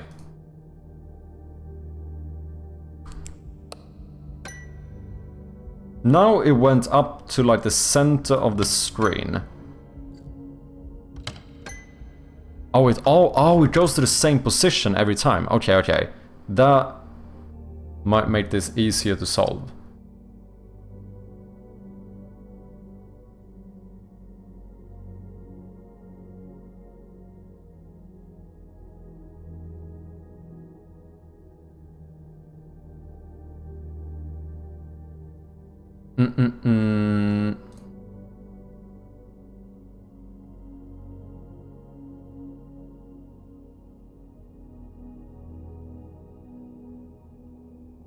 Let's see, what am I fucking up here? Something about the end position. Do local move Y. Oh. Once again, me mixing up position and local position. Okay. Fair enough.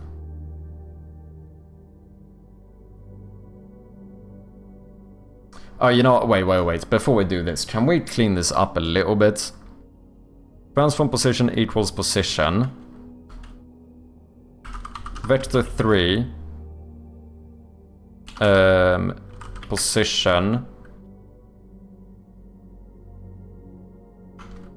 Transform position. But no. Transform dot local position. And now... So I can't change this to that, because then we lose the reference, right? But now we can do this, and this is gonna be quite a bit easier to read. No, hello. Thank you. And the same thing here, we can just do boom. Maybe I should be a little bit more specific though, and say local position. But that feels like it makes it slightly cleaner at least. Sent you some corrections on a note in Portuguese, by the way. Thank you very much, Camarão. Appreciate ya. Flashlight moved off screen. That is actually, I don't know if I have it on my list. It's another thing I need to fix. If you have multiple monitors, you can actually move the flashlight a lot out of bounds.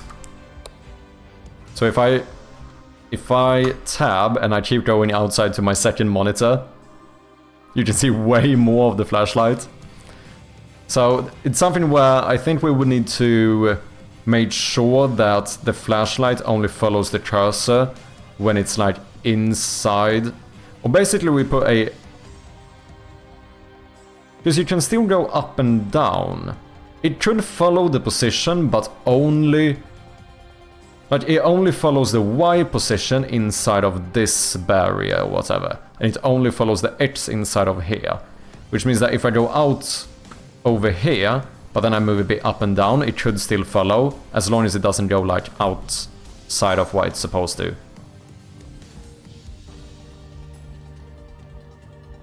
Exactly, even if you changed it, it would have no effect, but you can write yourself a simple static wrapper function for such changes if you really want. Oh, interesting. What, that contains like a static reference for the original?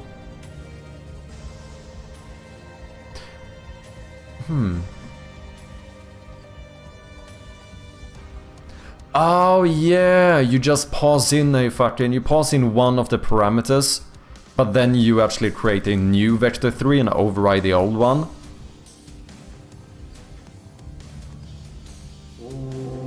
Programmer Jeff, thank you very much for the follow, man. Welcome in.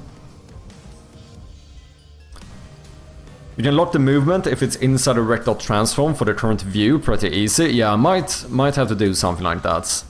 Sounds like it should be a fairly simple fix. At the very least, what we should do right now is to add it to the list. I might have it on my proper dev board as well, but... how important is this? I don't know.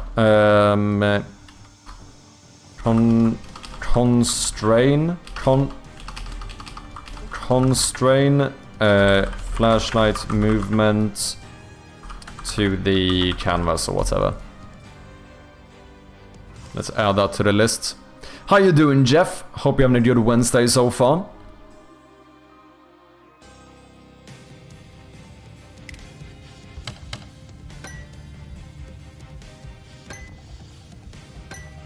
Okay, so end position is messed up, otherwise it seems to somewhat work.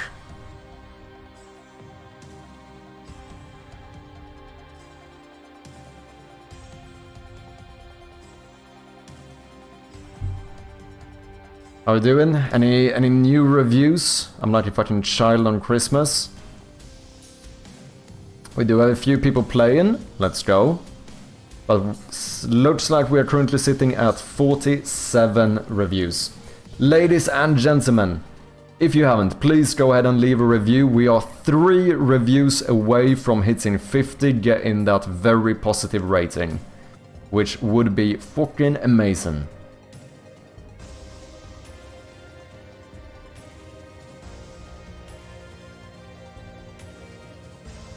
Cheers. Cheers, Zote. Thank you for the link as well. Doing well, just woke up. Good morning, man. Nice to hear you doing well.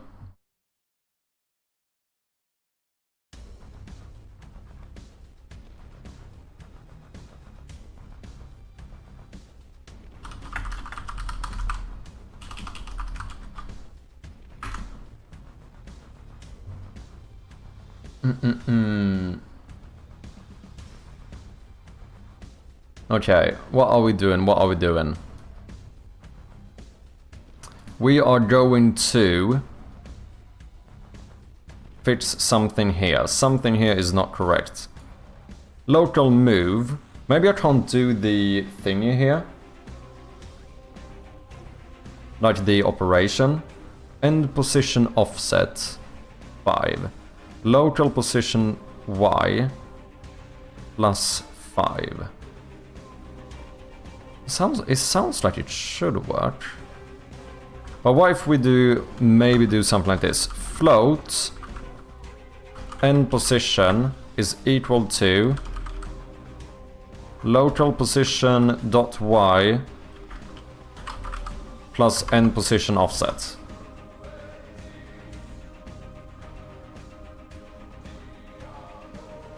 Can that work?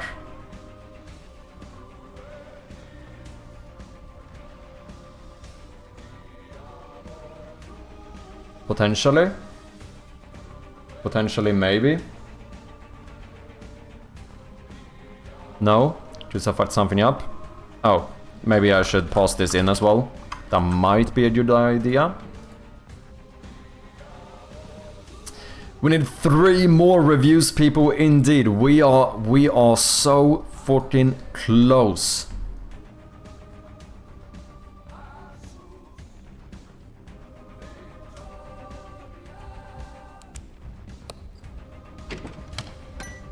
Nope. It's moving downwards. That's not the right way.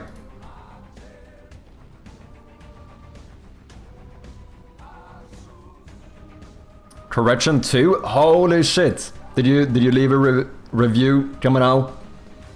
If so, then muitíssimo obrigado, pá. Significa muito.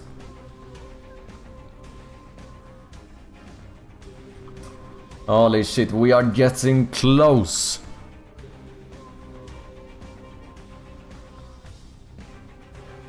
It's gonna be interesting to see if it does have any effect on the traffic from the fest. I think it's possible.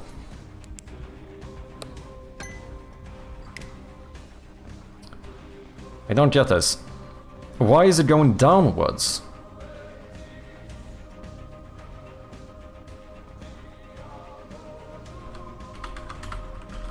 Debug log.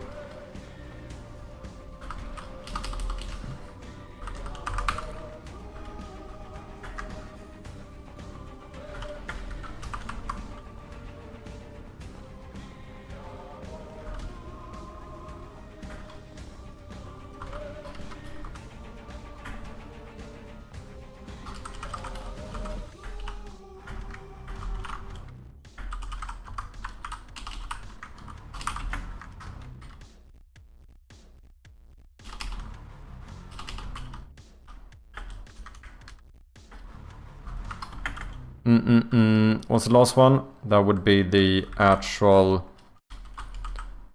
end position equals plus end position. And then we need to make sure this is down here. Let me see if I'm messing something up here. If I'm like, maybe my logic is incorrect here, I don't know. I mean, I'm definitely doing something I'm definitely doing something wrong. The main question is, what am I doing wrong? Adding errors, potentially. Plus.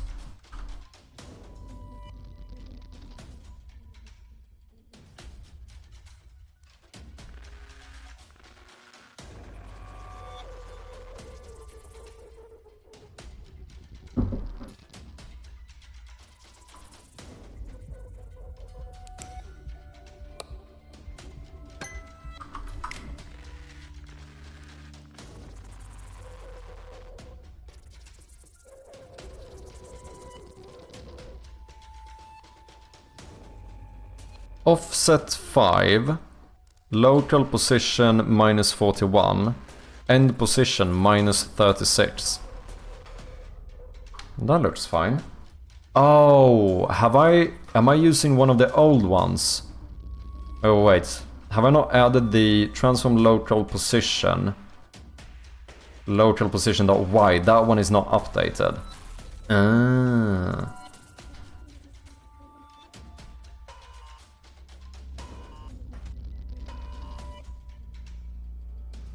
So down here, we are just gonna do transform local position, and that should fix it.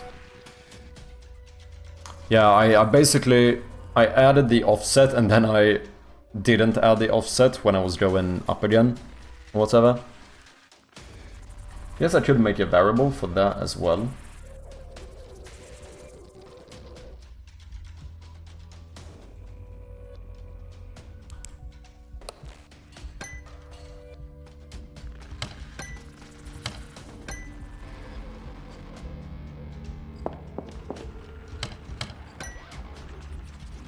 Shows a little bit too long, doesn't it?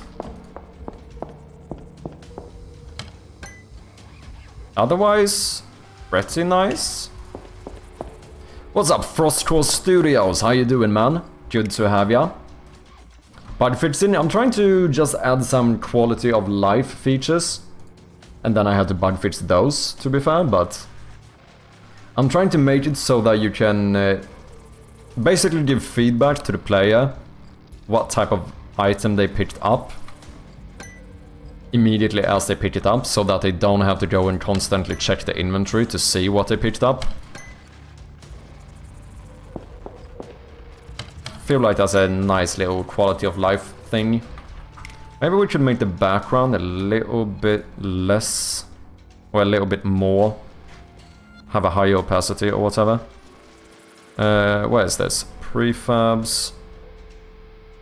Pick up, pop up, background. Let's add a bit more opacity there. And then maybe we could wait a bit longer with fading it out. And then slightly shorten the duration that it's shown instead. That feels a little bit long, doesn't it? Boolean, welcome in, man. How you doing? Good to have ya. I was constantly checking to see what I grabbed. Yeah, I think it kind of ends up being the playstyle. Like, you pick something up and then you go, oh, what did I pick up? And I feel like it's a nice little convenience thing to just not have to do that. Maybe this is fine.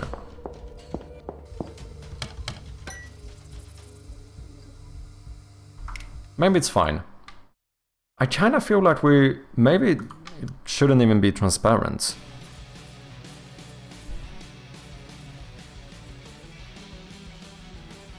Why if we actually have it full opacity? How does that look?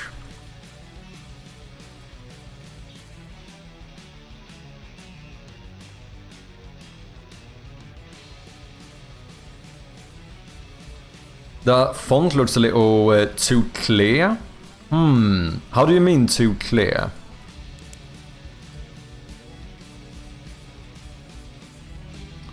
Doing good, sir. How are you? I'm doing quite well. So far the demo launch has gone very well.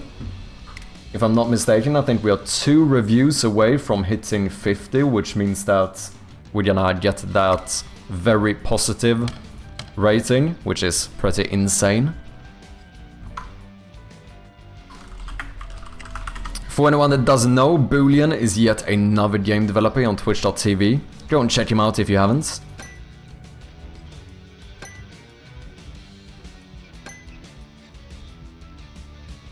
Yeah, I almost feel like we could go full opacity with this. Maybe just below full opacity. Maybe just below. Maybe something like this.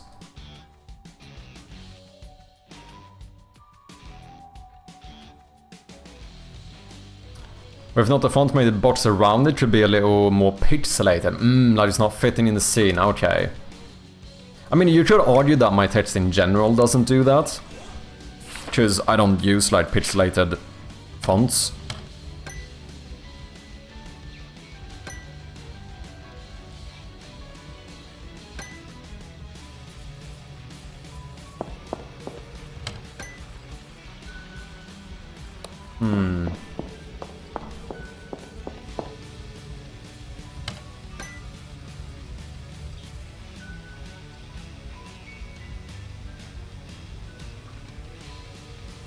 Can I... Does this break my game? Yeah.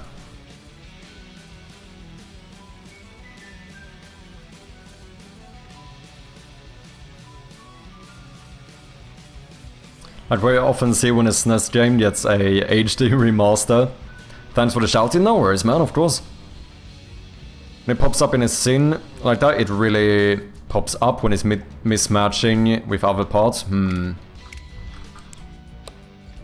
I don't know what exactly the solution would be. Because I can't really do pixelated fonts. Because that is gonna get... I think it could work for Cyrillic, but really difficult for simplified Chinese. I don't even know if they have pixelated fonts. At least not low-res ones. I think it would be too difficult.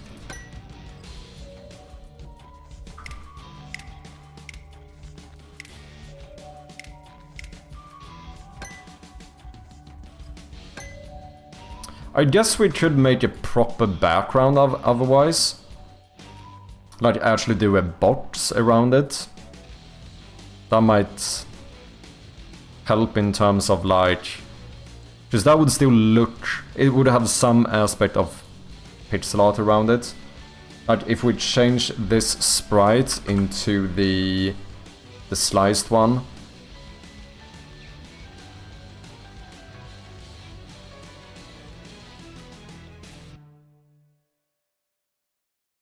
Maybe still start at slightly lower opacity.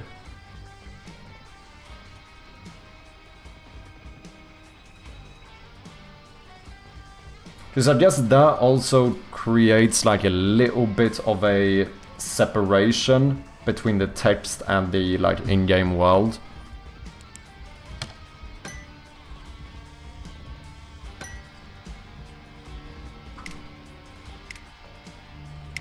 Not me misclicking in my own menu.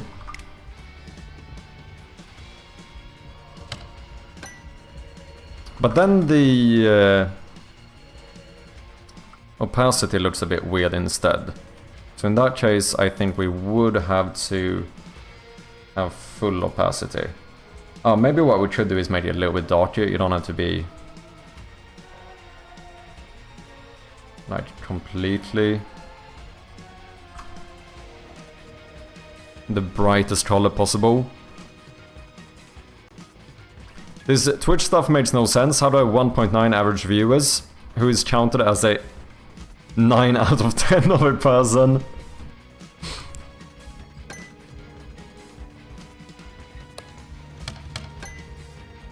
Maybe I should set the default color on that one.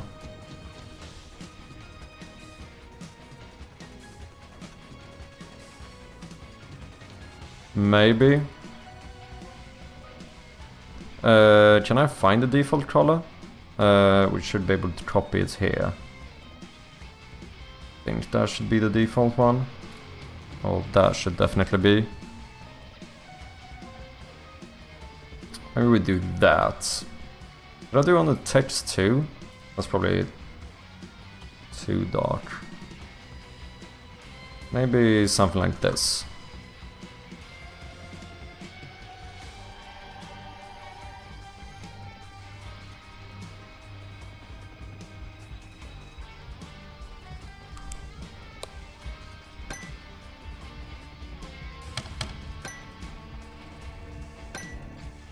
Maybe? Any thoughts?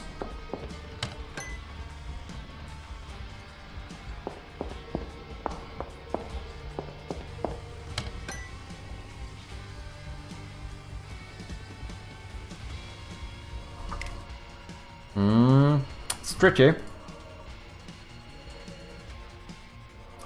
As always though, you could say that we can always fine-tune this later if we need to. Doesn't have to be perfect now. I still think no matter what that this is gonna be a really nice quality of life feature.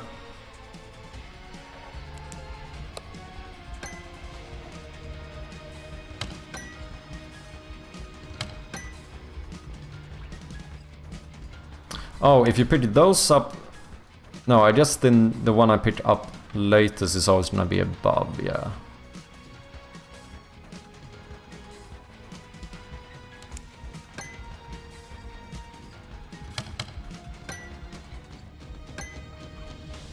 Ah.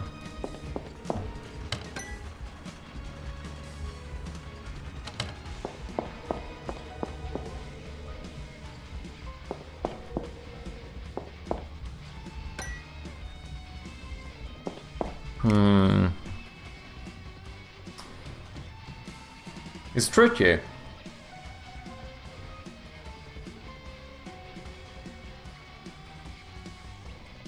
It's a little bit tricky.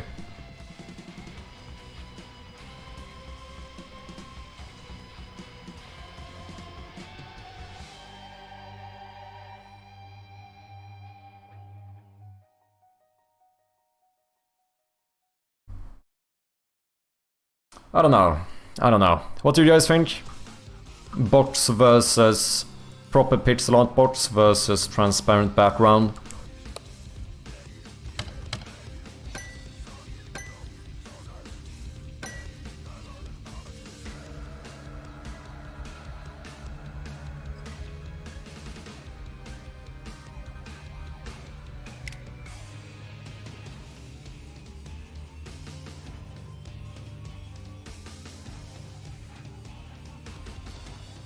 Can I say both again?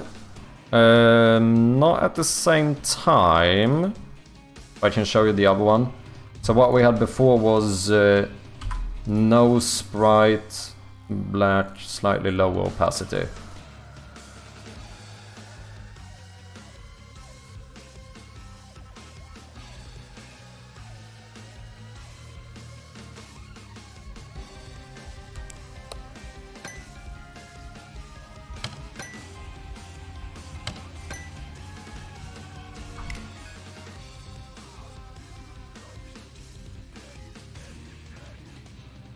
So either something like that or with like the actual pixel art box.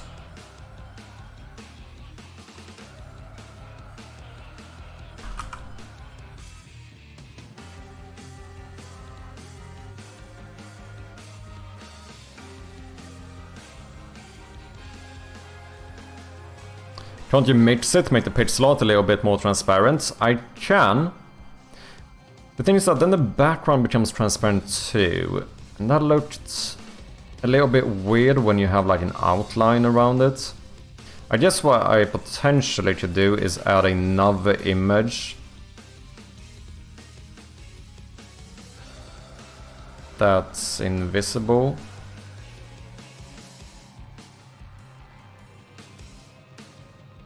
Oh, does it have to do with the layering stuff, maybe? That is possible.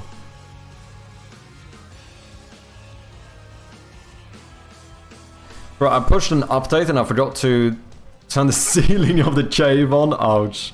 2 updates in 10 minutes. It happens, it happens. I actually ended up making like a full-on like a build checklist that I have to go through every time I make a build. Just to make sure that I don't forget like the various amounts of details I need to set up.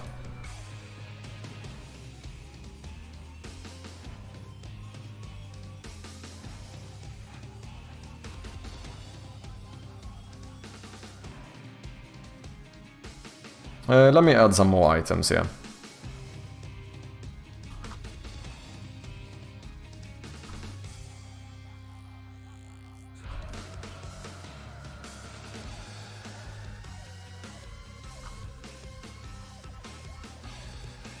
I think that should be enough.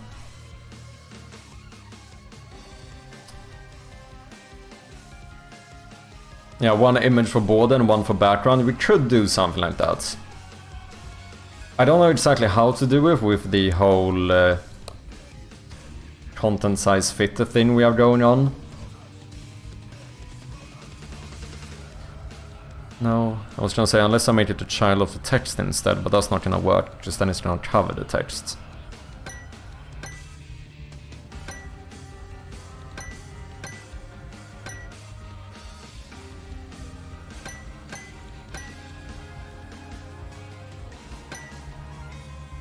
I think it could show a little bit for a bit less time. Let's see.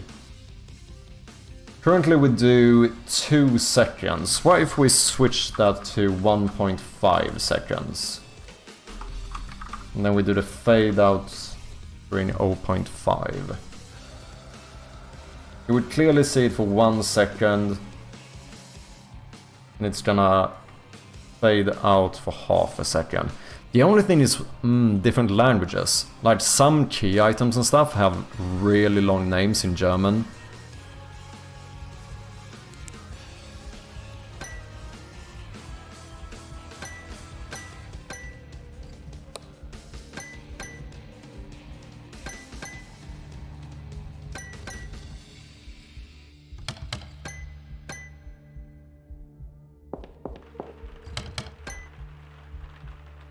I think it is a nice little feature though. It's definitely a quality of life thing.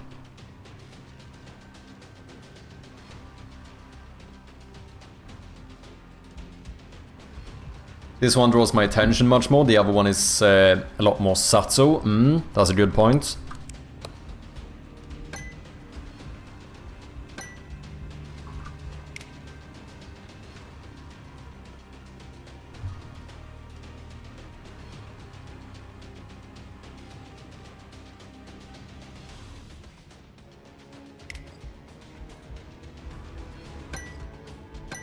I think I like it.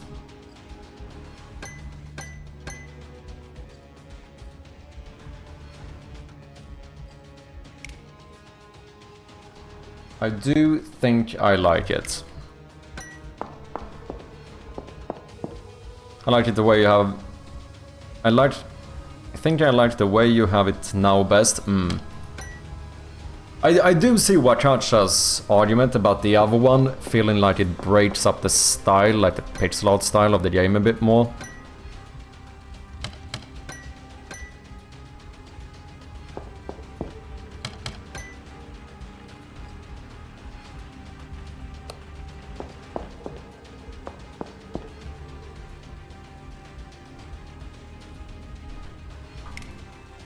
Yeah.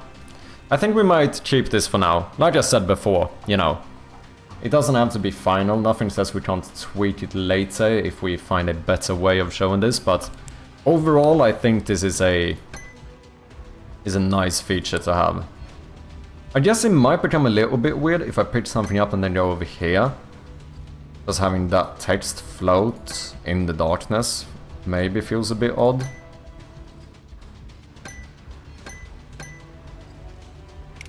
We could go crazy and just make the thing lit.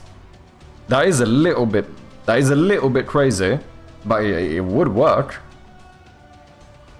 That means that if you have very low lighting, it would be much more difficult to see what you just picked up. At the same time, you could kind of argue that that could add a bit of like a realism thing, you know?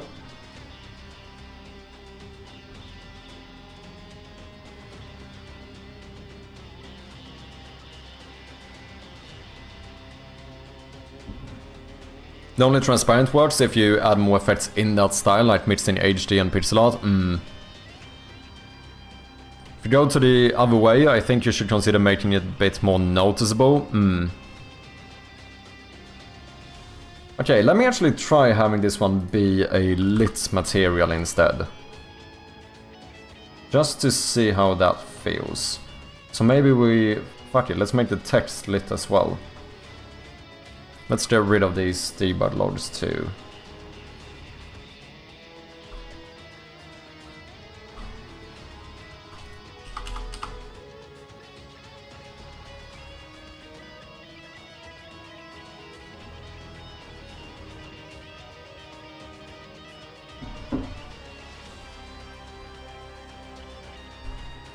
How many days do we have left in the fest? I think it ends on Monday. Quite a lot. I mean that currently I can't say that my hopes are like insanely high for the actual fest itself.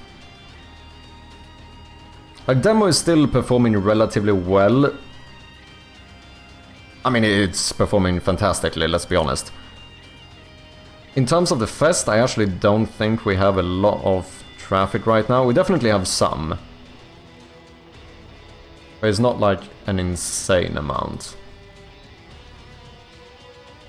If anything, you can already tell like from the analytics that we are slowing down a little bit.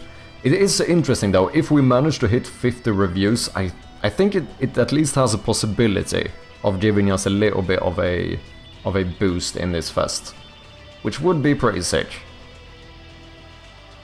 Because other than that, it would be if we can, I think, get a higher all-time peak, but that would require something that gives more attention than the entirety of my announcements, which that sounds a little bit tricky.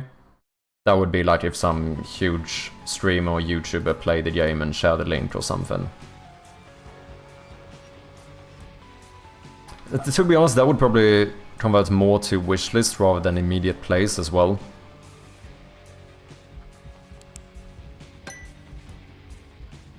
Oh, what did I do? Oh, I changed it to be lit. Is that weird, since this is like a UI element?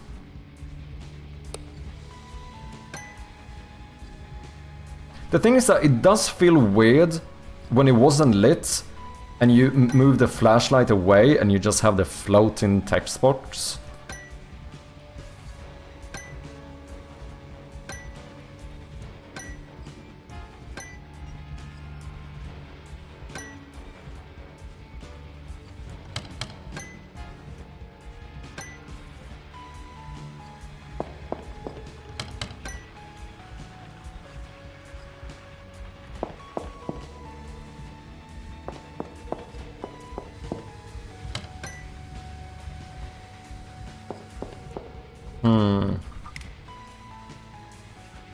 I don't know. In some regard, on one hand, I feel like it was odd to just say floating UI element in the dark. But is it weird to not see a UI element at all?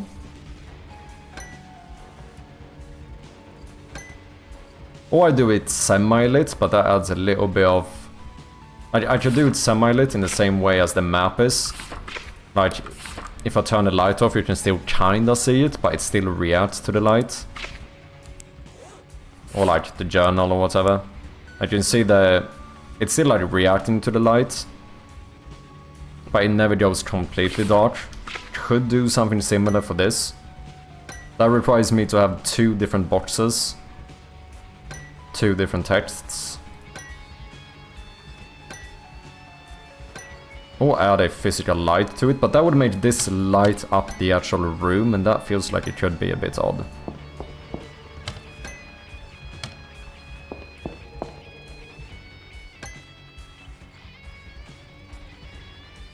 This feels really good, cheers man, I think this is good, okay.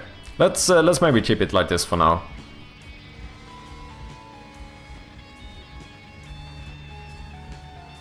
We can all spam Markiplier and get him to play the demo. Yeah, that is basically what I would need right now.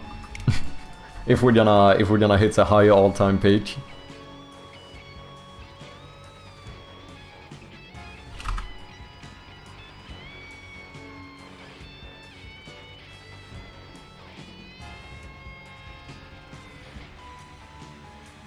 Or potentially, like I said, if we manage to hit the threshold for the very positive rating, I think that could do it as well. But that does mean that we need 3 more reviews. We are currently sitting at 47. We might have 1 incoming. I know Steam does take a little bit of time to update it. I think Kamarao said he reviewed the game. So in that case, it would be 2 more reviews to hit very positive. Ladies and gentlemen, if you haven't, play the demo and leave a review. It would help out a lot.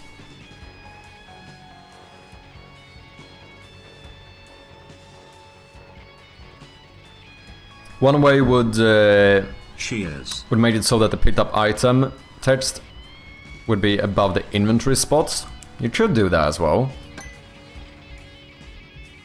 The only thing is that the thing that feels weird about that is that you need to move your eyes, so it becomes like boom, boom, boom, boom. Like you keep looking over here. It feels like you lose a bit of like the quality of life thing out of it. Did I say cheers? Nonetheless, cheers.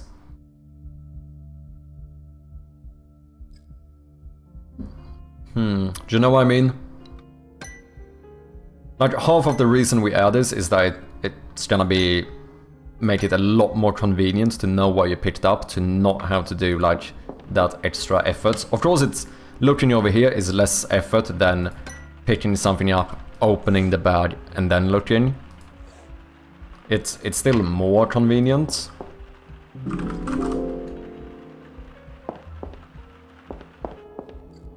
But if we're being very pedantic, it is slightly less convenient. It's just something many games do, not saying it's better or worse, yeah.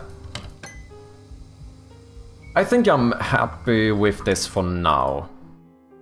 I think so.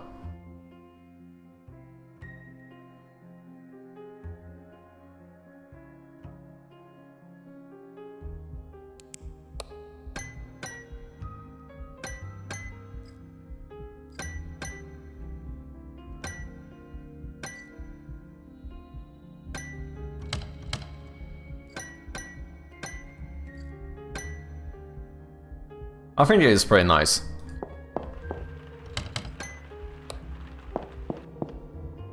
No painting of the Queen, can't be England. Shit, we might have to work that. Or work on that.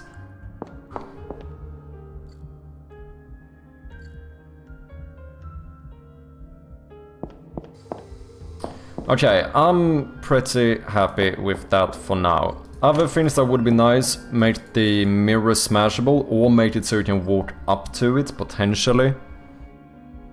But then you kind of need to see yourself, and I don't know, I guess I could just do an outline for the character. I don't know if I'm gonna do like... I don't know. Right now we don't put a lot of emphasis on the main character. So is it... do I want to show a actual visualization of the character?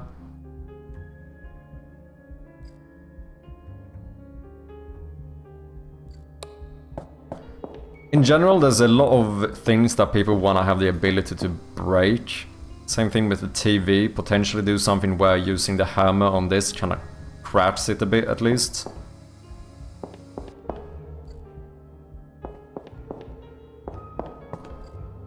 Fairly easy to make this smashable. Question is, should you be able to walk up to it? Break it. Mouse tweet we do need to do as well. I mean, we have a mouse tweet, but I think we should do something something fun with that one as well. That mirror's purpose is to be broken. No visualization of the character, I think it's opposite of the vibe. Yeah, it feels like it might be. How you doing, Boomtrout?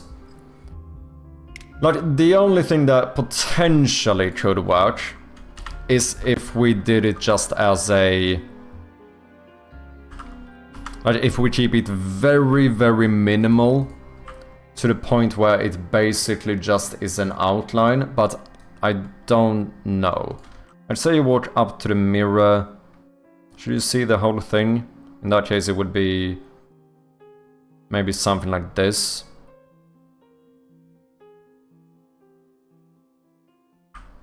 Because it would be weird to be able to walk up to it and then not be able to see yourself. Do you know what I mean? Like, walking up to it and just seeing this feels like it would be a bit odd. Like, it feels like you would have to do some type of visualization of the player.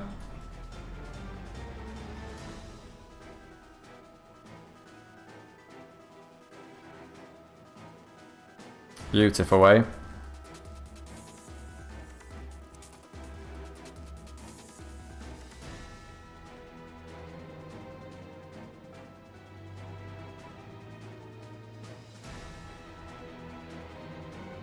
Yeah, I don't know about that.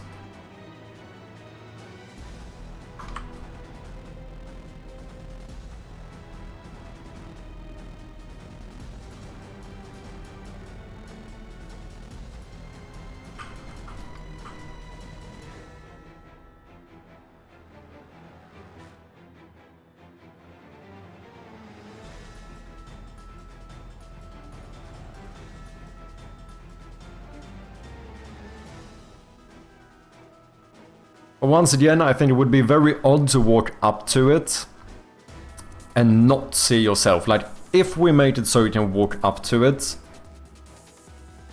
then I feel like you have to be able to see the character.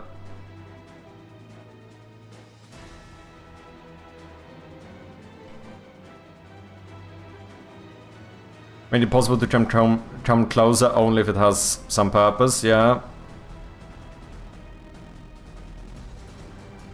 See the other guy behind you.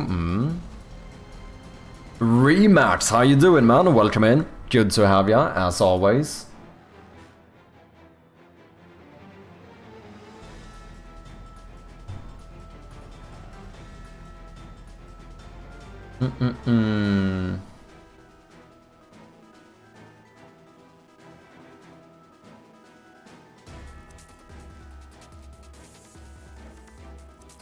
Still hasn't updated. I feel like... I legitimately feel like a kid before Christmas. Change the law so the player is a vampire. Easy fix. Seems more work than actual feature. Yeah. I definitely don't think it's something that's needed. Sometimes I feel like these things can just be cool to have. Like, I don't know if I fully agree that everything in a game should have a purpose. I think it depends on how you define purpose as well. Yeah, I guess that's a good question. How do you define purpose in a video game?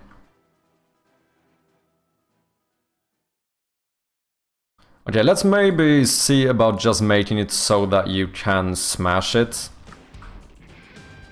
Because that would literally just be a sprite swap. There is that kind of look weird with the...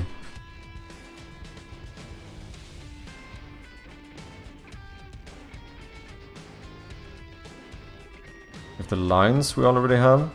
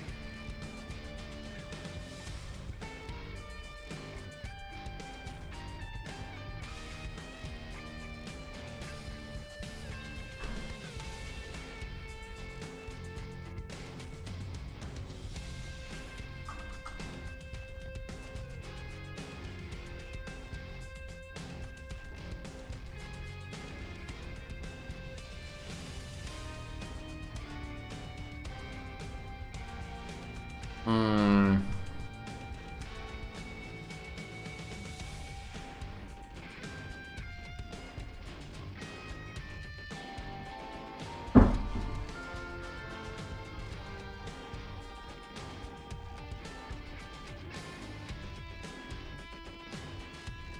You do enjoy the rematch, nice to hear. Working on some art today, just doing some tweaks and improvements for the demo. Make it a little lighter than the mirror lines, but darker than the frame. That is unfortunately impossible. That is unfortunately impossible.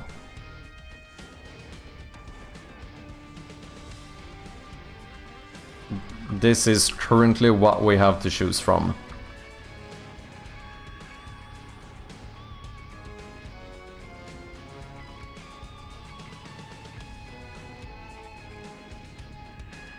Obviously you could probably make the cracks themselves look better. Or you remove the lines when you crack it, but I don't know if that's gonna feel weird. It probably feels weird. But you could maybe remove some of them. Like maybe you remove the ones that are...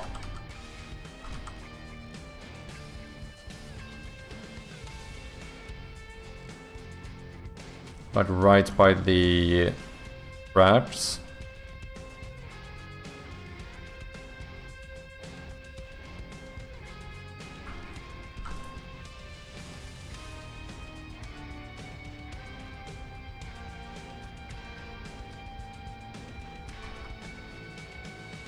Maybe.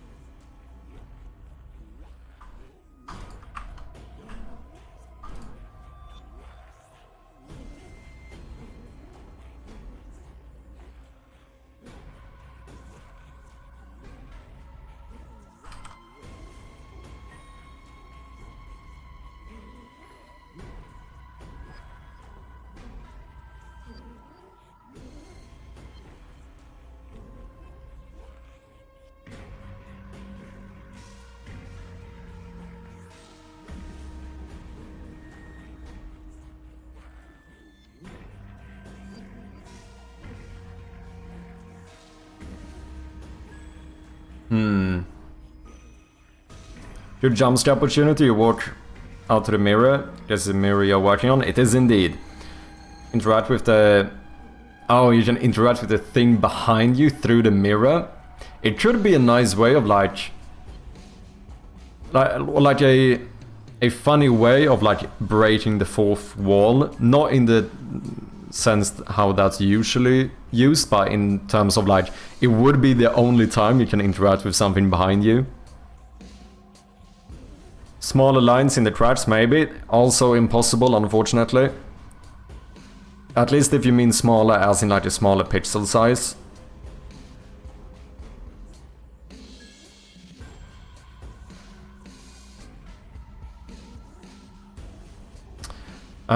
That's a good shout, Kankos. I don't think the bathroom mirror is that strong, it would be shattered.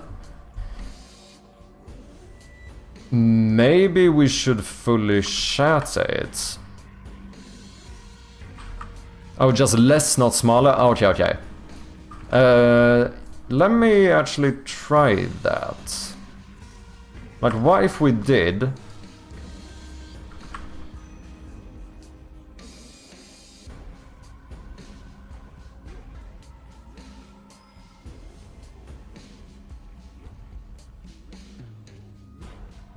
You know, some shit like this instead.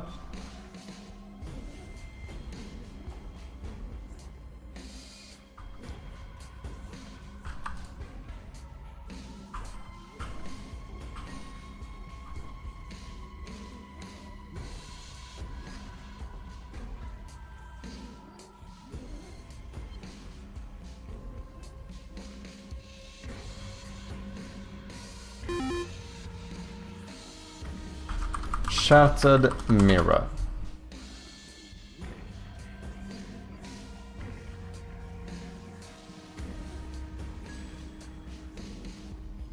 To be fair, most of these are just cracks. This is kind of what we're looking for. Okay, so we made pieces out of this.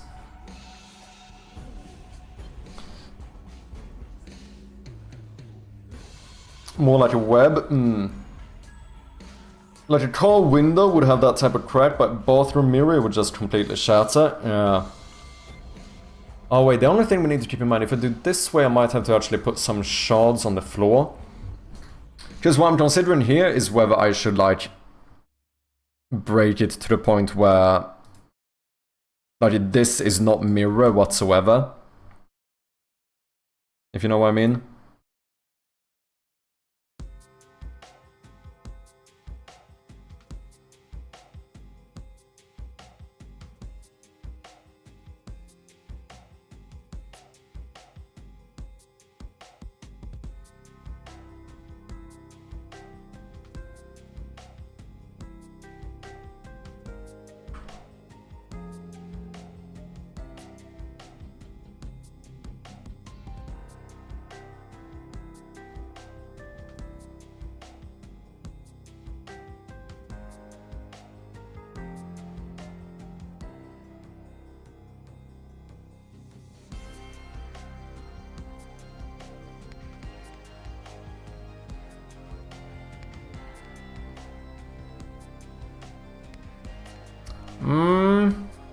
Tricky.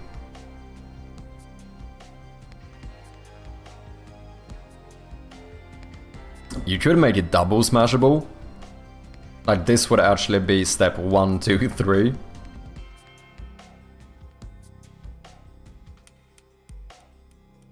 Could I hide a note or something in that? That is true.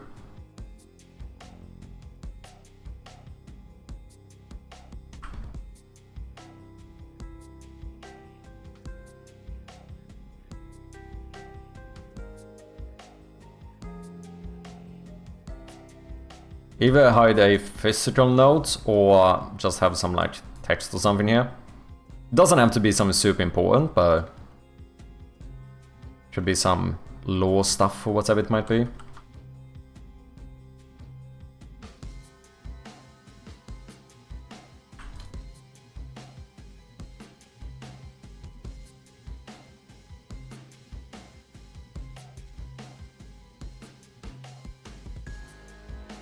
These pixels might be nice to make it look like there's more sharp edges and stuff.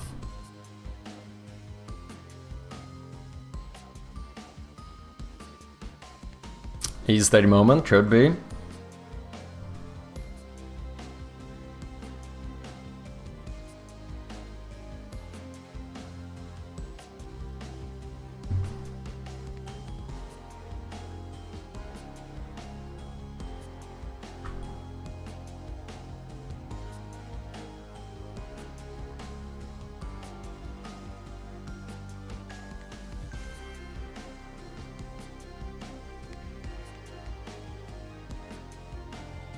To be fair though, it kind of feels like the crash should begin at the center of this one. Wouldn't it? Okay, what if I'm super lazy and we just do a double flip? Oh, that looks a bit weird, doesn't it?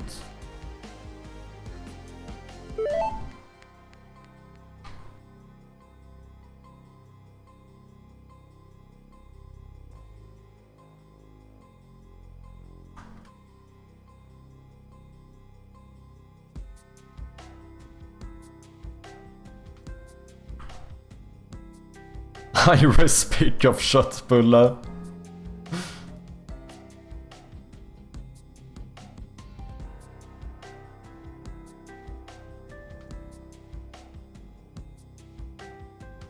Nah. But maybe I should have more... Like, what if I do this?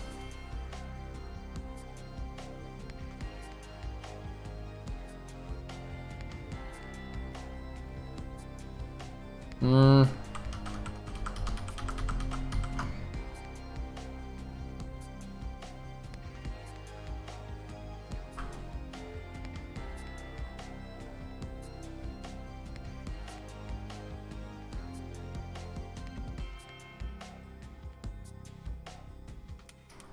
I might have to do that.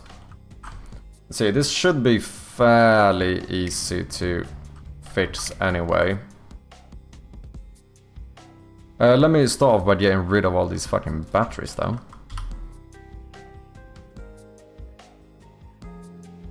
Let's apply this stuff. I don't know if I did anything in that room, I don't think I did. Bathroom.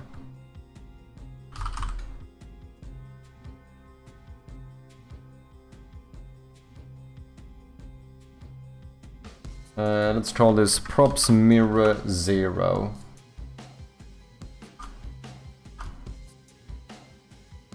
Props mirror 1. Props mirror 2.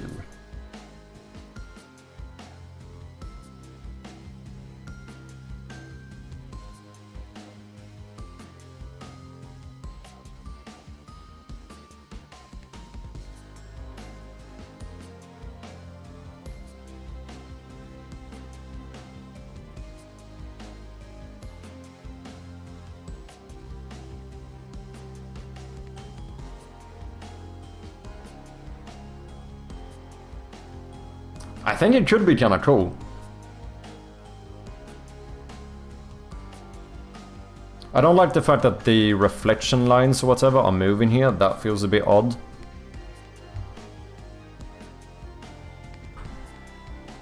I'm gonna redo this one.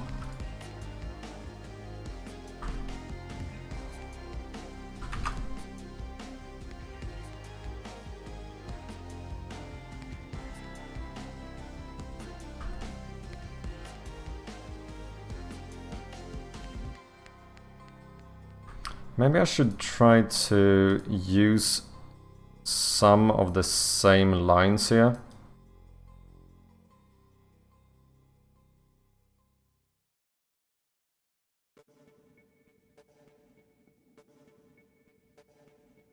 I'm gonna change the color later, just to be clear.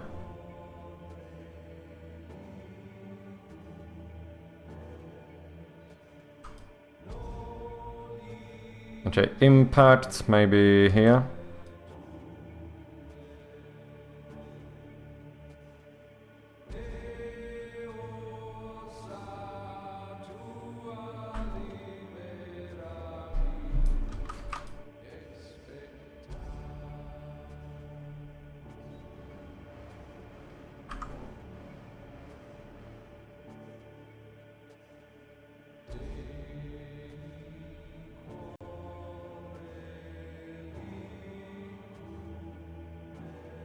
Let's see, that's a reflection line.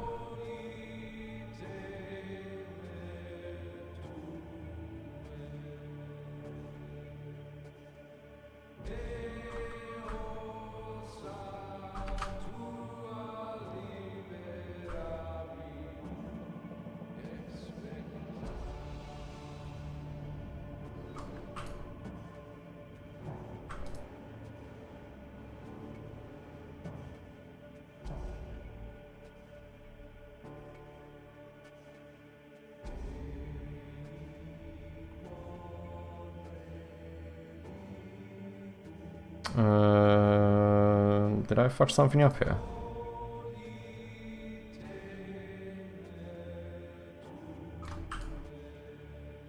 That looks weird.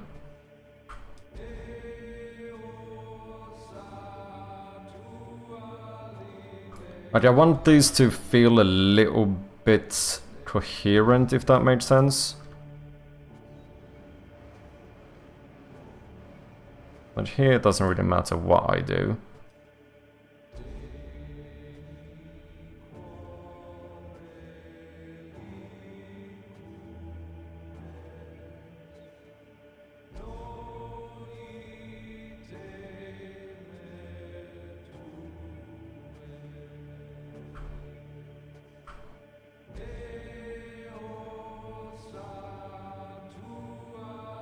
Okay.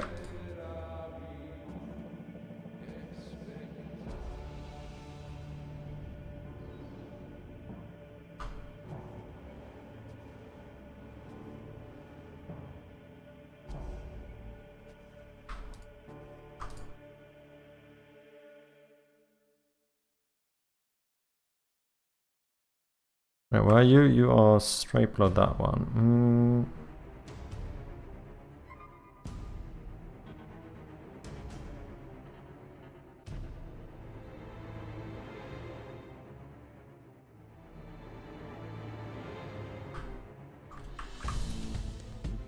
Boom, boom, boom, boom. Boom, boom, boom, boom. Okay. And then boom.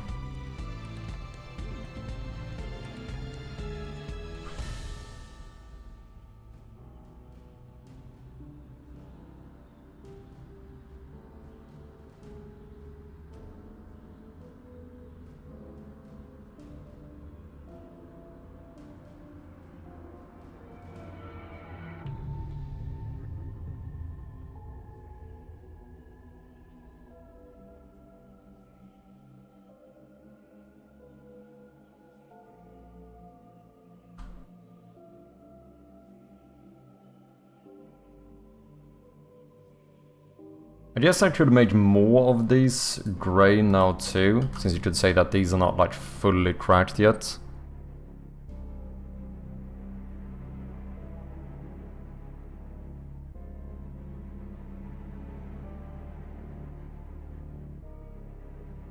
Let me see it in game. Boom, boom. There's a bit more continuity.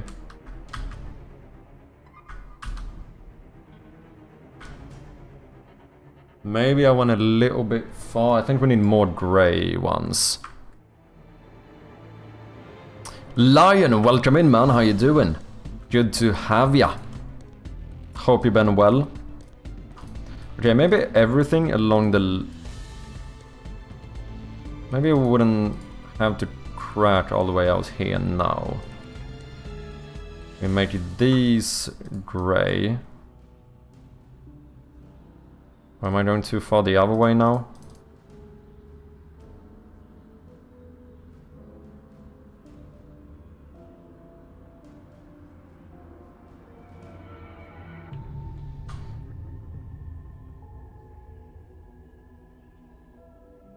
I don't love it.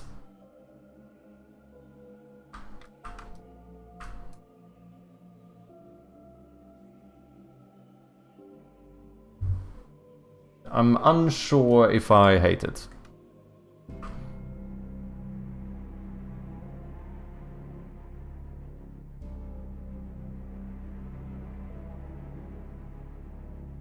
I think I just went a bit too far. There's a bit too much stuff going on.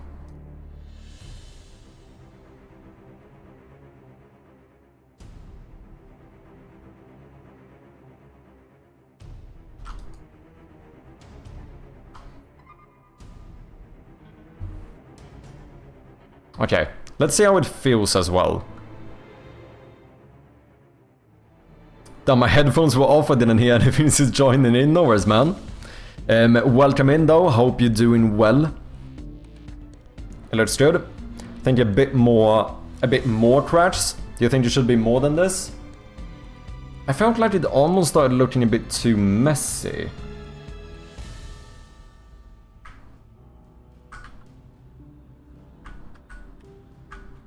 This is a big change though, to be fair.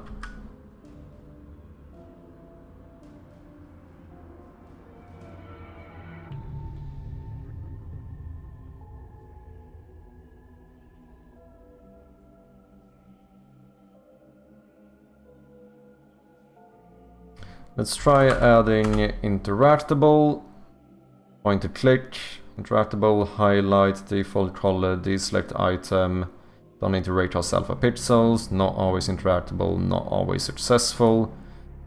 We should have a interaction with the hammer. And then we're gonna make a empty interaction hammer.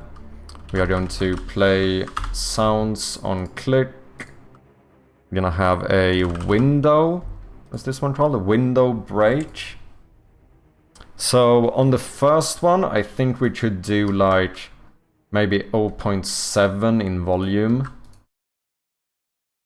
And then we want to switch objects on click.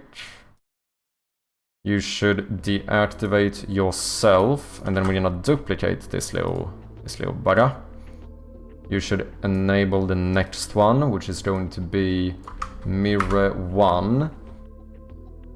I forgot to set up the interaction, didn't I? Successful interaction should be this one. Likewise here, successful interaction should be this one. This one's sprite is gonna change to the next one.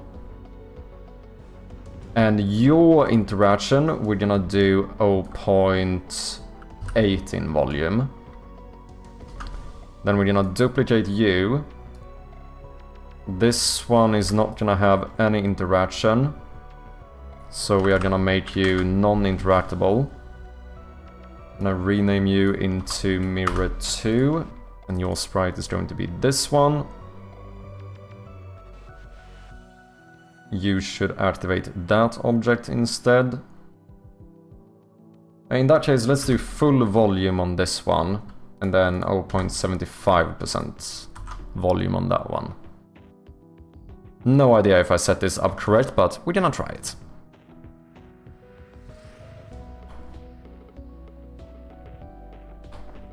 Maybe the whole one, I like the whole one. I say have the user hit it twice. That's what I'm currently thinking.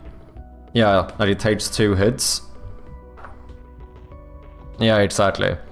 Why aren't you upgrading the engine? I didn't encounter exactly 0 problems. Main reason I would say is the fact that I just had my demo push and I'm not gonna upgrade my demo or my engine like a couple of days before releasing the demo. It's very possible that I'm gonna try to do it at some point. I'm definitely gonna back up the project. Maybe even make a new copy to try it. I have heard a lot of people saying that it's been fine.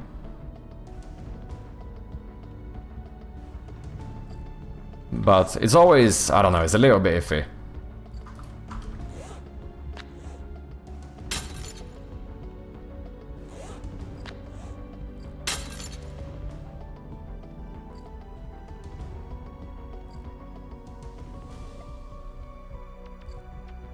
Maybe.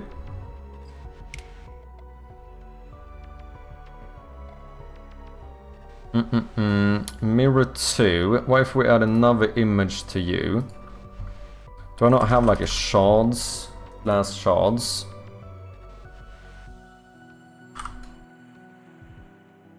Lit. Give me that default color. Set native size. It feels a bit weird to put shards here, but I don't know if you would have... I guess you can have some on the floor.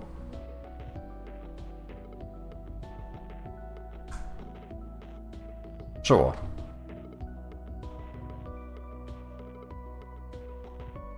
Beautiful, love it, cheers. E-stage behind the second hit, but that's off stream. Yeah, that's the only thing. If I keep it so that you can like fully smash it, I think it's fair to say that there needs to be... You need to get something out of it. Also, the first one is a bit too much. Maybe if I... What if we lower the volume even more? What if we do 0.4 in volume? Maybe pitch it down? That might be super weird, I have no idea, but we could try it. Second one we do full volume. The last one adds the shards as well.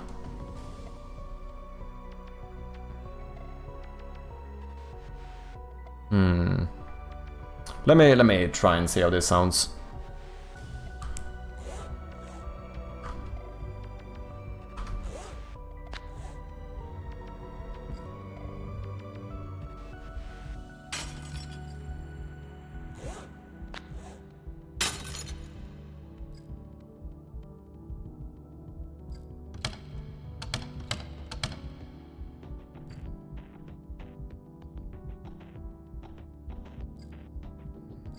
Maybe? The thing is that I can't actually do a document in here.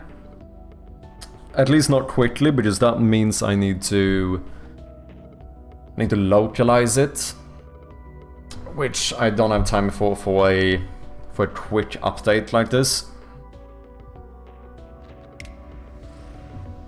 I'll have to figure something out.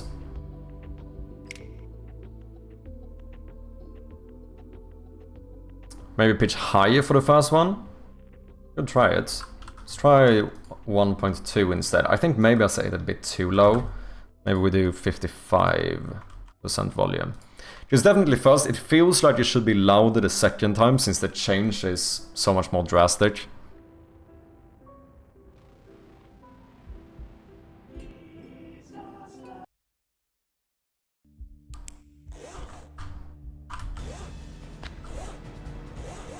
That's a bug, don't worry about it.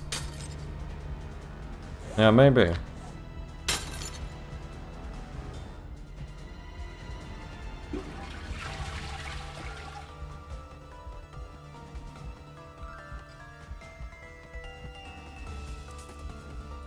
Sounds should be different ideally, yeah. Yeah, I think a actual... Do I still have a cracked sound effect? I don't know, I don't think we have a... I don't think we have one recorded, do we? No, those are different. Because it is definitely fair to say that the sound effect is a little bit... It's a little bit too much for the cracking. I don't have a glass impact one either, do I?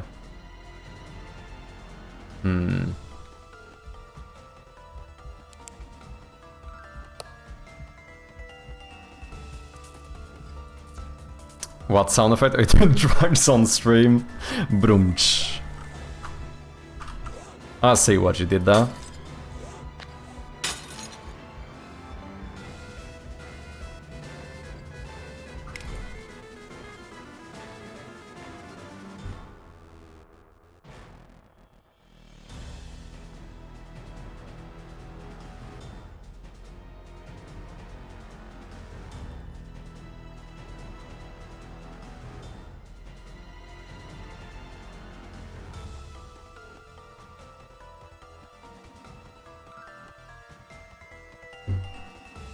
Could check if we can do something similar with the TV as well. The TV, I don't think I want to play to be able to break, but maybe crack it. It sounds perfect now actually, unless you actually have different sounds. Yeah, I think it's certainly something we could sort out, but we try to, you know, the majority of sounds in the game are self-recorded, so it takes a little bit of time. I mean, I can get some Creative Commons 01 or something, but it's more fun having the self-recorded ones. Maybe we should have a sound effect on this one though, since it seems interactable. Play sound on click. Glass, I guess. Glass light tap. How does that sound? But don't just break every window in your house to make audio, exactly. Just smash everything. Ah, that's too light. Okay. Fuck it. Pitch it down. Sounds a little bit weird. It's a little bit too clingy, isn't it? If I lower the volume, maybe pitch it up a little bit. No, it's way too clingy. It wouldn't be that much of like a clang, I think, on something that's stuck on the wall. It would actually be more like just a metal tap. I think that's actually better. Now I am pitching it a bit weirdly here, but I think that's a lot better, even though it technically isn't metal, or yeah. But that sounds way more what I would expect knocking or tapping on a mirror.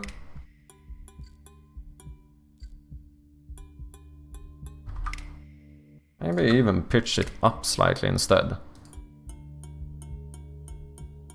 Could be a metal, silver mirror.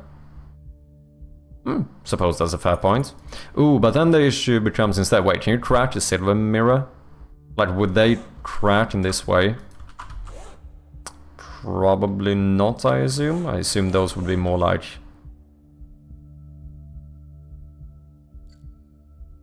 what do you call it? I don't know the English term here. What do you call it, like beveled or whatever? Yeah, you can smash it, so I think it has to be glass.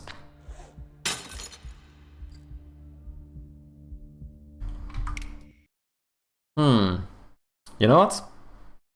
I don't mind it. Oh, you can easily crack a silver mirror with a hammer. The silver part of the mirror is just a thin reflective coating applied to the back. Oh, interesting. It's the fragile glass itself that breaks under the force of the hammers. Okay. Oh shit, did I forget to change that one? Shite. So we want a new tap. We're gonna do metal tap. I think I did 1.1 in pitch, 0.8 in volume.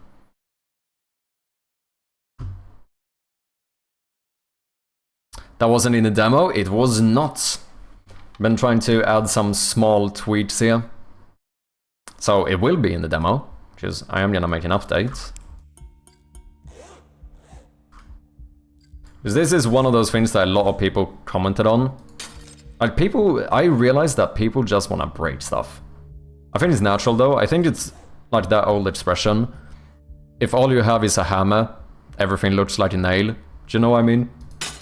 I think my game has very much proved that statement. Yeah, the other thing we did today, which I think is pretty nice, quality of life feature. You can actually see what you pick up. You don't have to constantly check your bag. I think that's gonna be pretty nice too.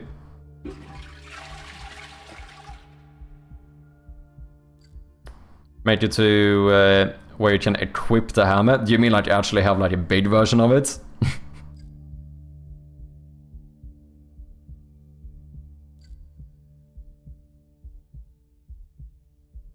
I go ham. But then you would have to remove the flashlight, and that feels odd. Because then you wouldn't be able to use it unless you have light on. Forget the flashlight, all we need is the hammer. Let's just make this into a fucking hammer simulator. That might actually be what I'm gonna do next.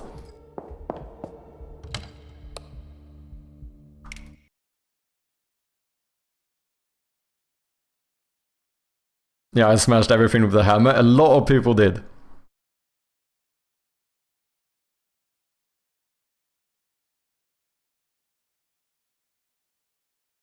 Looks nice, the picking thing. Cheers, man. Got 2 hands in a human normally.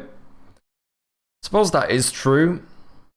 But then it changes things, because then I would have to like unequip the hammer. If you do other stuff. Because obviously you can also do stuff like this. It doesn't really work if I also hold a hammer here. Because then we technically have 3 arms.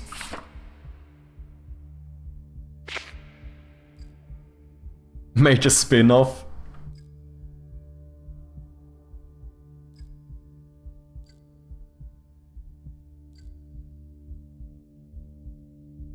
Make it like a middle mouse button. Unless the hammer is like those notes. Yeah, but that feels the only thing that makes me hesitant to do something like that is that I'm adding a pretty big inconsistency in the game. Like, currently all usable items work in the exact same way. All inspectable items work in the exact same way. And then all of a sudden we throw in a hammer which works slightly like an inspectable item, but also like a usable item. And I don't know. If anyone hasn't noticed yet, I value consistency kind of more than anything. Oh, you need to be able to tap this one as well. So can I not just copy this one? And then paste you here. And that should solve it. Cheers, Zot!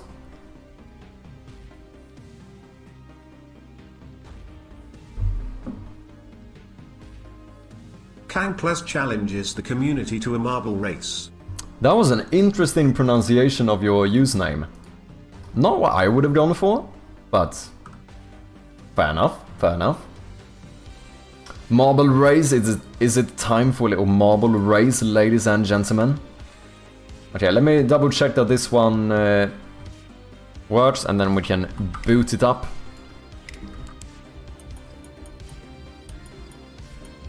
This one is a little bit low in volume though. Maybe I should up it to full volume here. Yeah, I think that is fine. Okay, so I can tap this. I can smash this. I can tap this. And I can smash this. Don't fucking take that out of context. Anyway. Another kind of funny idea that someone had. Was it Zot? Was he your mate who said it, I think? Was the whole thing about like being able to fully unroll the toilet paper? That would be kind of funny too. That is actually something I think I'm gonna do.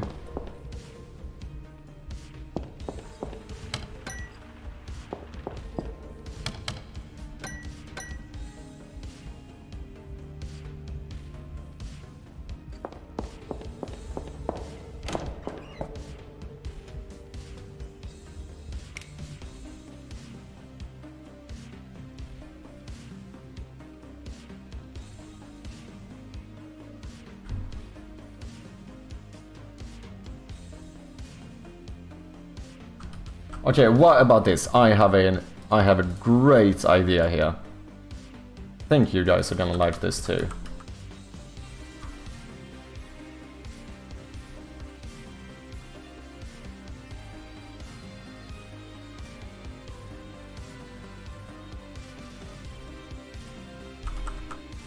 Okay. So what if we do something like this? Okay. Give me a second. I think you guys are gonna like this.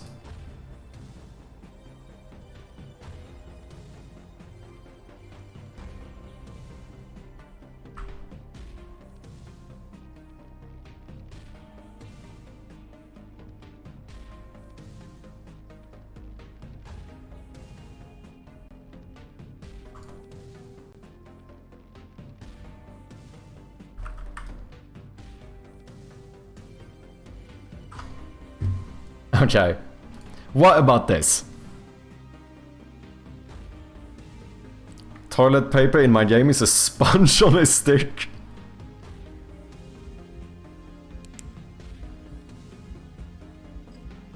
That would be funny.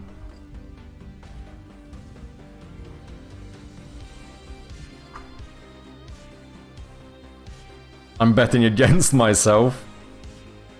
That's gonna be the one time when you win, yeah. Hammer should have attached to your flashlights. Holy shit. The hammer is gonna end up being the main mechanic of this game. That's what I'm realizing.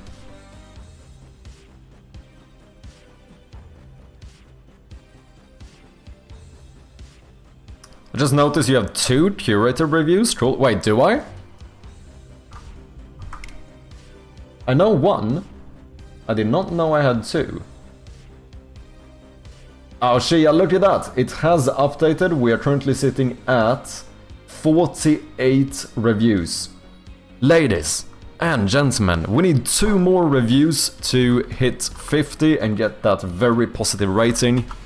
Please, if you haven't, made sure to play and review the demo. It would mean a lot to me. Kamerau, thank you very much for the review. Okay, where do I see these? Oh wait, do I need to be logged in to see curator reviews?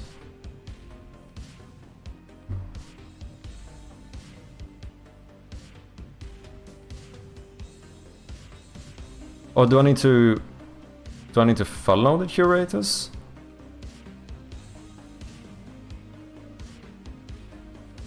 Oh wait, would that show up on the main game? Is that how that works? Is that only on the main game? What your curators say? View all.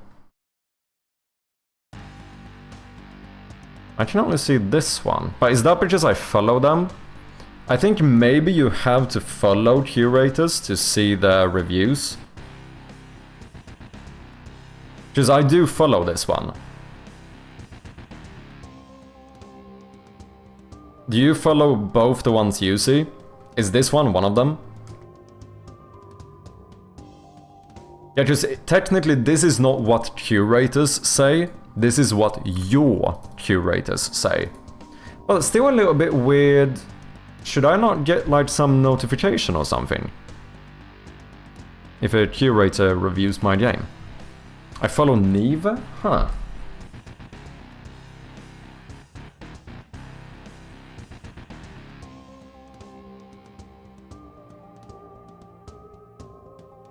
Wait, all? Wait for... Oh, okay. I should change the type here to all.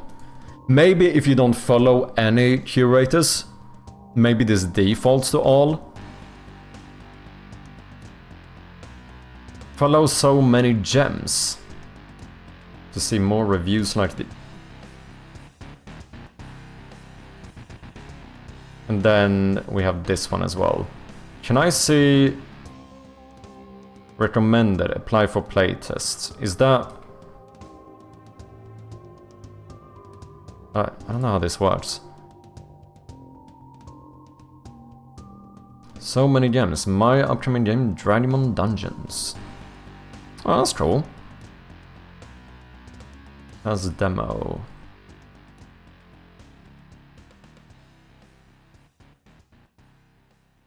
That was a lot of reviews.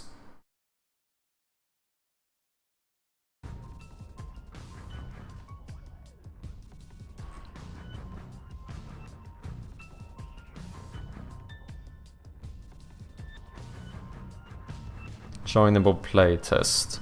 Okay, so I think they apply for playtest. I think this is the content of the review or whatever. Well, no matter what, cheers for the review.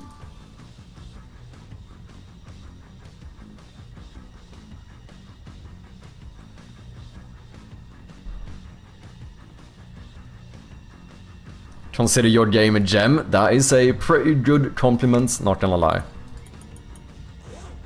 Oh yeah, ladies and gentlemen, I need to know what you guys think of this. So for the final mirror, what do you think? The first one just cracks it, and the second one shows this. Thoughts? Thoughts? Hammer for life. Oh, so stupid.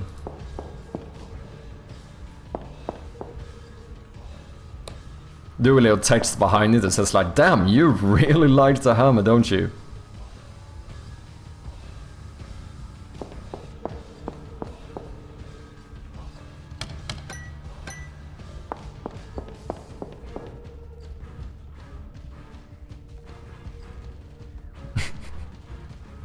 Love it.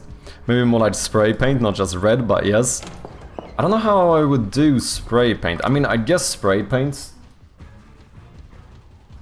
would be to like add an outline or something around this. That's like the closest I think I could do.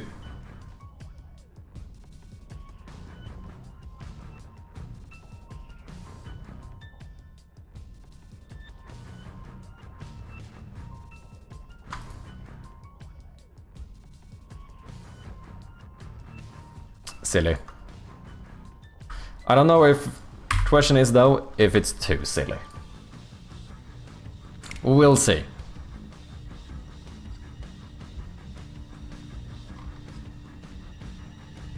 Hammering every single hammerable thing should be an achievement. I'm definitely gonna need to add some achievement for the hammer. That is something I've realized.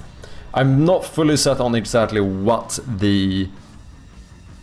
you know, the requirement for the achievement is going to be.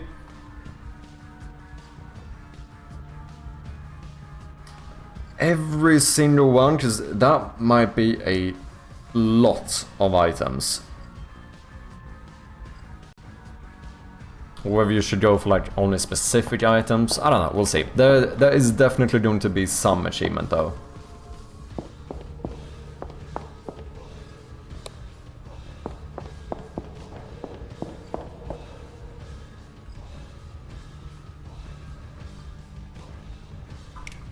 Okay.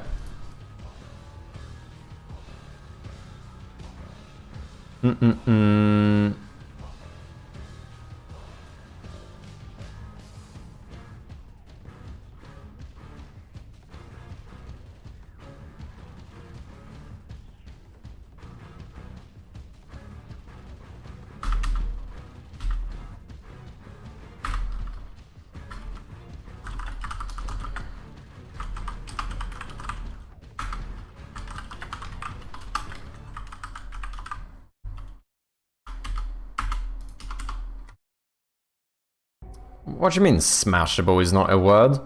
Smashable is definitely a word. Add this to my dictionary.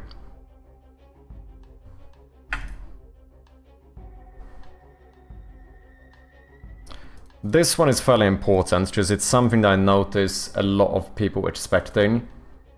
I think it feels a bit weird that the inventory doesn't close. However, I'm a little bit unsure exactly how to do this. Because I can't just take my interactable items and say if this one is clicked, then close the inventory. Since,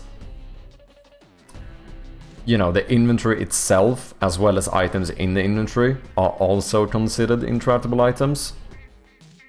So that could end up being a little bit weird.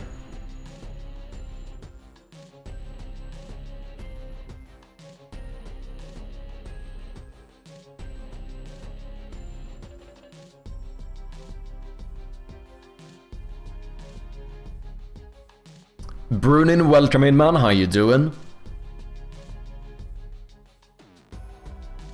I would try to use the hammer for everything, like, oh, the TV is not working, I'm in it, yeah. And unironically, that is what like half of my players do. I realized that I don't think I realized the amount of work I was giving myself by adding a hammer to the game. I'm gonna have to do a lot of interactions with the hammer.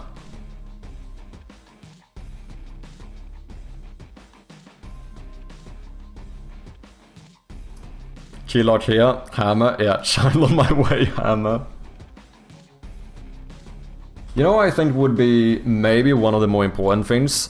Making sure that we have a proper configuration for the Steam Deck. Because that wouldn't be too difficult to do either, but I don't think so at least, but I'm not entirely sure how to actually do it. Because I saw on the Steamworks settings,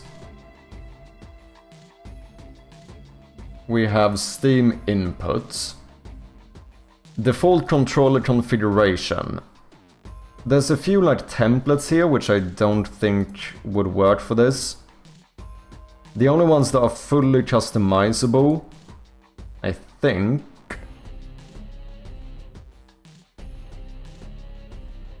there is a generic gamepad, but that is if I have controller support through the game, which we currently don't, and it's a fair bit of work to set that up. There is custom configuration bundled with the game, but then I think I need to make some... Recommended for games with Steam API support. Other templates may be a good starting place. You can have multiple configurations and alternative layouts for different controller types. Motion versus non-motion controls, lefty profiles, etc. Enter the path to your Steam input action manifest file relative to your game install directory. So that would be me having a file with the actual build, but there's also a custom configuration hosted on the workshop. Recommended for games with Steam input API support which require any tweaking for best performances. Yeah, it's the same thing. But then I can add a custom configuration, which I think is just a ID or URL to a workshop thingy. So can I just make one of those?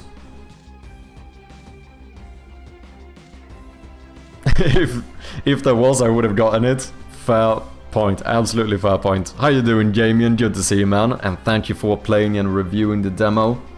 Very much appreciated. We are officially 2 reviews away from hitting very positive. Fucking insane. Absolutely insane.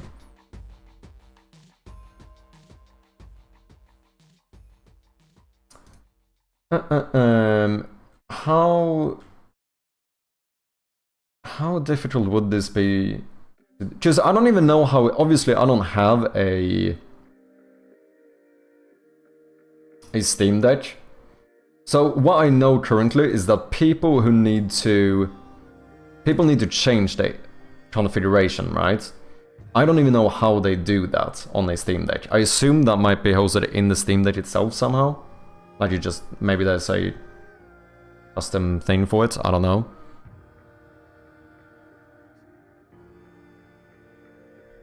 Hey, Damien with the 5 stream streak as well, legend, cheers man. I have a Steam Deck, I can test on it if you need. Oh, that's nice. I know that the game is playable on Steam Deck right now. The main issue is that I think you need to set up the configuration yourself. So what I'm wondering is, it seems like I should be able to host one on the workshop.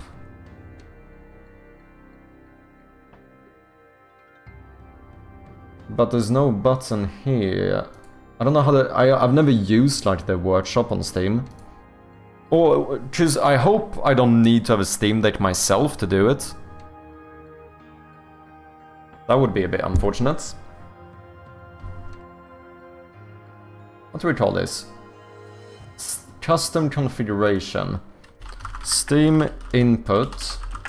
Custom configuration. Workshop. Because I think if I can get like a custom configuration on the workshop, I think I can assign that as the default one.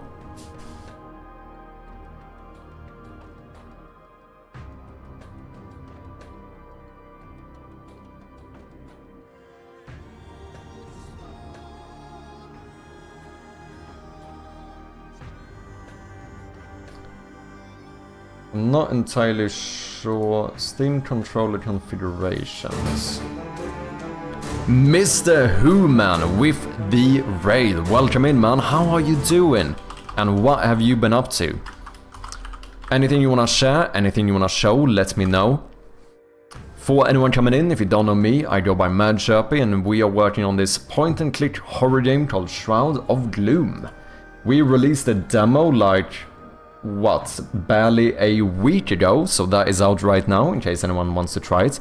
Currently 2 reviews away from hitting very positive, so you know what, go and play the demo, go and review the demo, it would mean a lot. Here's a little trailer for ya.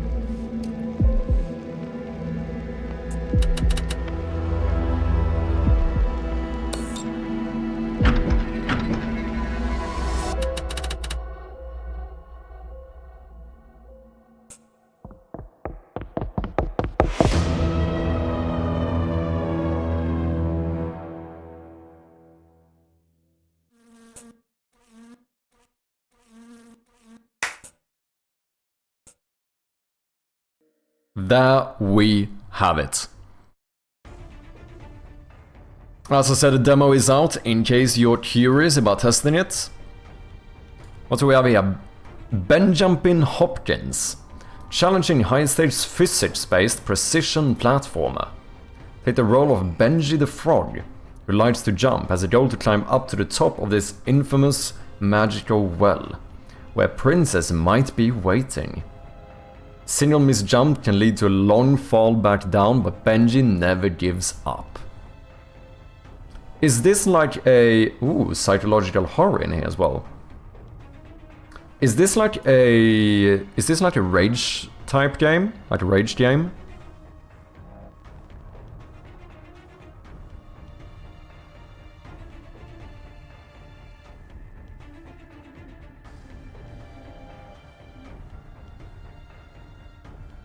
Still smile when I remember testing that and discovering Ben Jumping could play the trumpet. Do you have a trailer as well? Oh, you do.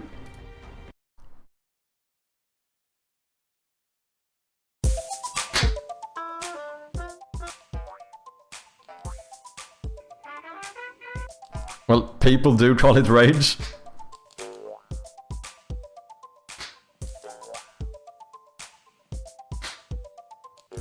I think, unironically, that is a very good genre, because it's a incredibly streamable genre. Do you know what I mean? Yeah, just imagine like falling down here could set you back quite a bit.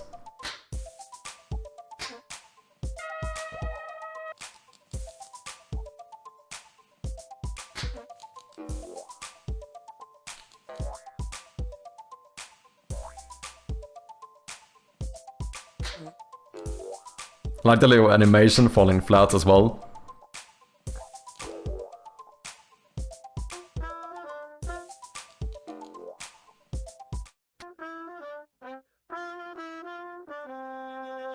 Wait, can you actually like play the trumpet yourself? Like, do you control it as well? Looks sick, man. Let me throw this on the wish list. Check it out, people. Make sure to support our fellow developers as always. Thank you very much for the raid, man. Do appreciate it. Pre-recorded melodies? Okay. Do you have any idea? I saw it said coming soon. How far along in the development are you?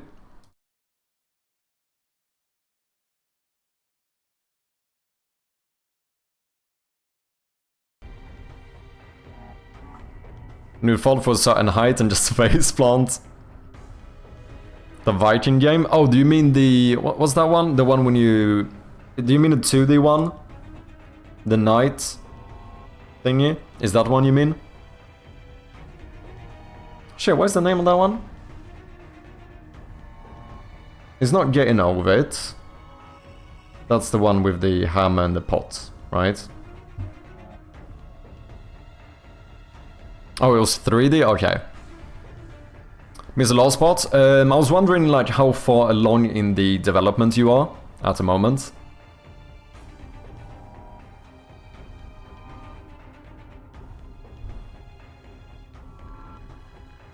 Troubleshooting Steam controller, that is not what I'm looking for. I don't understand how to set this up. Add a custom configuration. I need to find a URL or a configuration ID, but like the issue is that I want to make one. How to make Steam input controller configuration. It feels mad that if I would need to have a Steam Deck to be able to do this.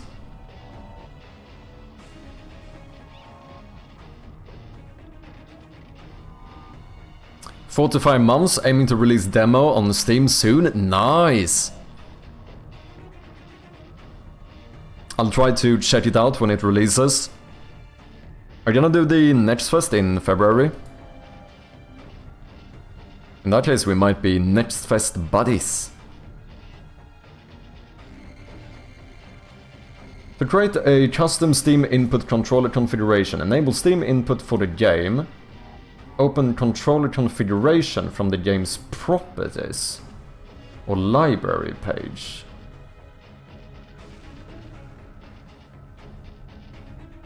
Okay. So a Steam demo. Enable Steam input for the game. I don't even know how to do that.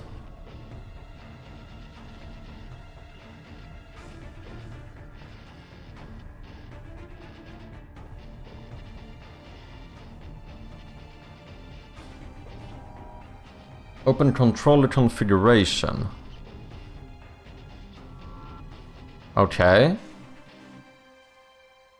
How do I get this onto the workshop though? Use the controller configurator to see more details or remap your controller. Just, this is what I want to change, right? Like, I want to change the default settings. Oh wait, do I need to... Per game override. But this only changes it for me though. Steam controller enabled, always required. Hey Mr. Human, thank you very much for the follow as well. Appreciate it. My game will be in closed beta after I get off work tonight. Ooh, exciting man. I'll try, nice. Viking Battle for Asgard, is that the game? 90% sure I'm doing that next fest too, nice.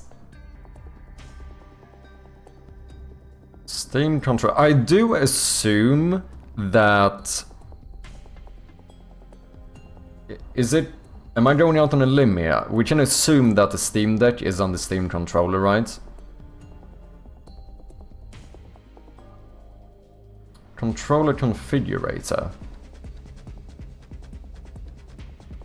System that translates your physical inputs into commands for the game. This allows you to play any game even if it wasn't designed for your particular controller or doesn't support gamepads. Commands can be any kind of input that games uses, a B button on the gamepad, the enter key or a left mouse button click and so on.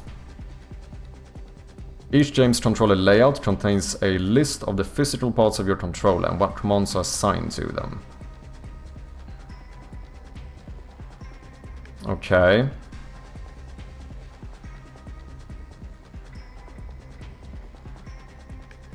This controller is not using Steam input and will rely on the game's built-in controller. So, okay, enable Steam input. I have absolutely no clue what I'm doing. That doesn't seem to do fuck all. I mean, do I need a control? But this is mainly for the Steam Deck. Shit. Enable Steam input. I don't know, am I gonna have to have someone with a Steam Deck create a configuration for me? That feels mad. Should I not be able to do this myself?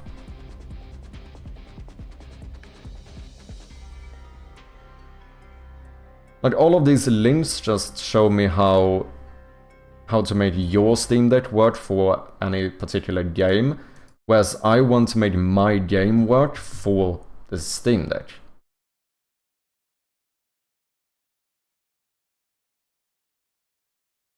How do I create my own layout for the gamepad? I assume this is in regards to Steam input. With your controller, go to the controller settings. Enable Steam input. So, then click on save. Next to the edit layout button you see G icon. But that would only make it for my controller then. Like, what if I want to set this up for others? Do you know what I mean? You need workshop just to support Steam Deck controls. I don't know, I don't think you need it. You can do it with like a bundle some file with the game. But I did see here that you can host a custom configuration on the workshop. Cheers. And then add that as the default one, which seemed at first as the easiest thing, but I don't know. Can go back to work, ping me on Discord if you'd like to do anything on my Steam Deck later. Cheers man, appreciate ya. Hey, Cankles with the Prime subscription, you fucking legend. Thank you so much, man. Very much appreciated. Zapu, welcome in as well, hope you're doing good.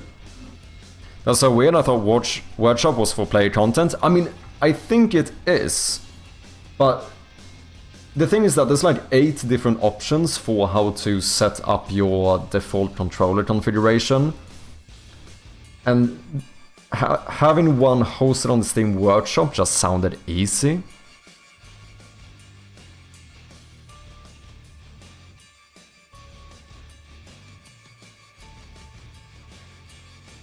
Can I support, man? Cheers. I miss my own marble race. Wait, did I forget to run it? I think it's more correct to say I probably forgot about it. We'll do it after the ads. You doing fine, Zapu? Nice, man. Glad to hear it. I'm doing good as well. So far, the release is still going good. So that's nice. Sitting at 48 reviews. 2 more to hit very positive. Very exciting. We'll see, it would be sick if we managed to hit today, but we'll see, we'll see.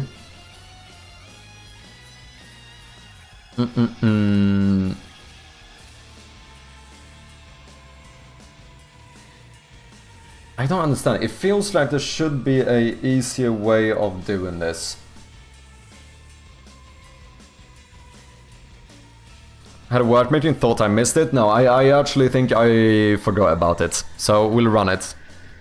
Is the bathroom mirror finished? You can break it now. So at least for now it is. We might add more stuff to it, but...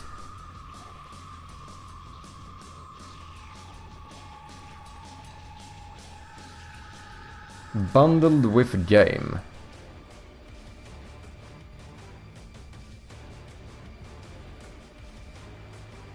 I don't know how that works either. Okay, I don't know if I have to leave this for now, because I don't fully understand how to... I feel like there's not a... I mean, this is documentation though, maybe that's why I should check.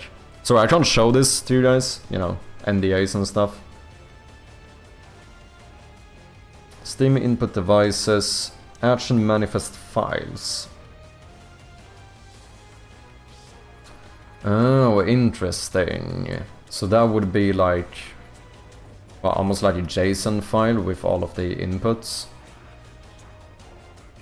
And then I would have, but does that mean I would have to like copy paste that one for each build I do?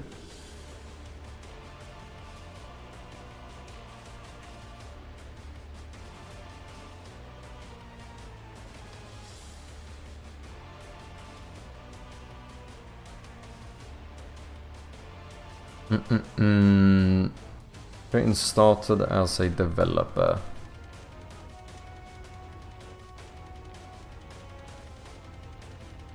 We'll see, I might look into this off stream instead.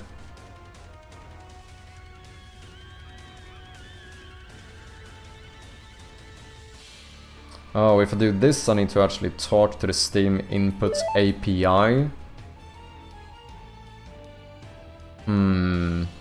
Ads should be over. Welcome back, guys. I feel like there must be a simpler way of setting this up.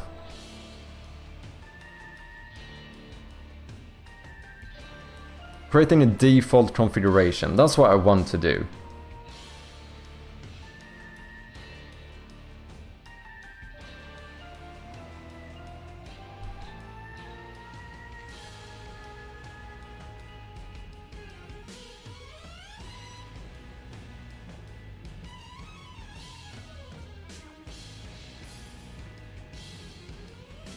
Yeah, this is too confusing. I am gonna leave that for now. Let's do a quick marble race, ladies and gentlemen.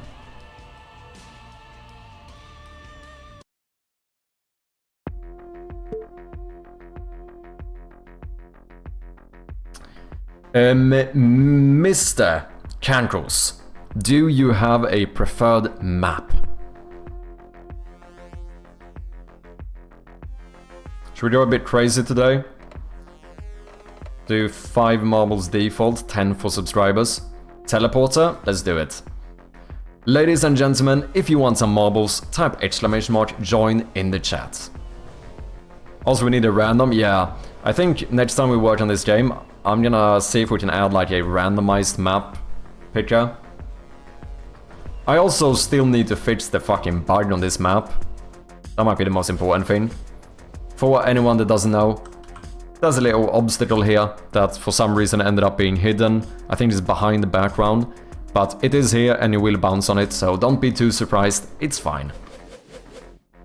Robot Exterminator, welcome in, man. Hope you're doing well. Let's also, as the new tradition is, let's start a little prediction here, whether or not you think the challenger, Cancros, will win. You have 2 minutes to gamble your challenge points, if you wish to do so.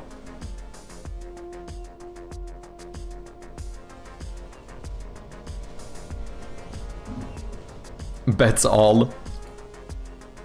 We did have a lot of channel points bet on the last one. We'll see if people are equally confident this time. So far we have 5,000 points bet on Cancros not winning. Which means that currently no one has bet on Cancros winning. If you just bet 1 point on Cancros winning, and if no one else bets, you could take home everything. Now we have 1,000 points on the believer side, 5,000 on the non-believer. How do we bet? At the top of the chat you should have a little widget thing for the prediction. And as long as you're not in a country like Sweden, you should be able to bet. Unfortunately, in Sweden, I legitimately have to boot up a VPN to be able to bet with channel points. Maybe a little bit silly, but that's the way it is. But I think you should be fine like most places.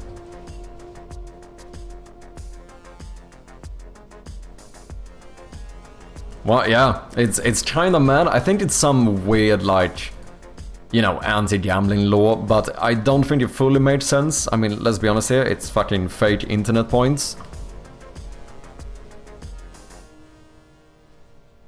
But yeah, if you're in Sweden, you can like vote whichever thing you think is going to win, but you can only bet 0 points. Unless I boot up my VPN and say I'm in like Germany or something, then I can bet.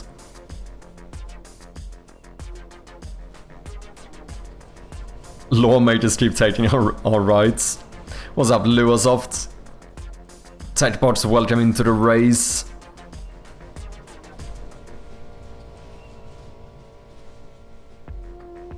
Okay, how are we doing? I think the prediction ended.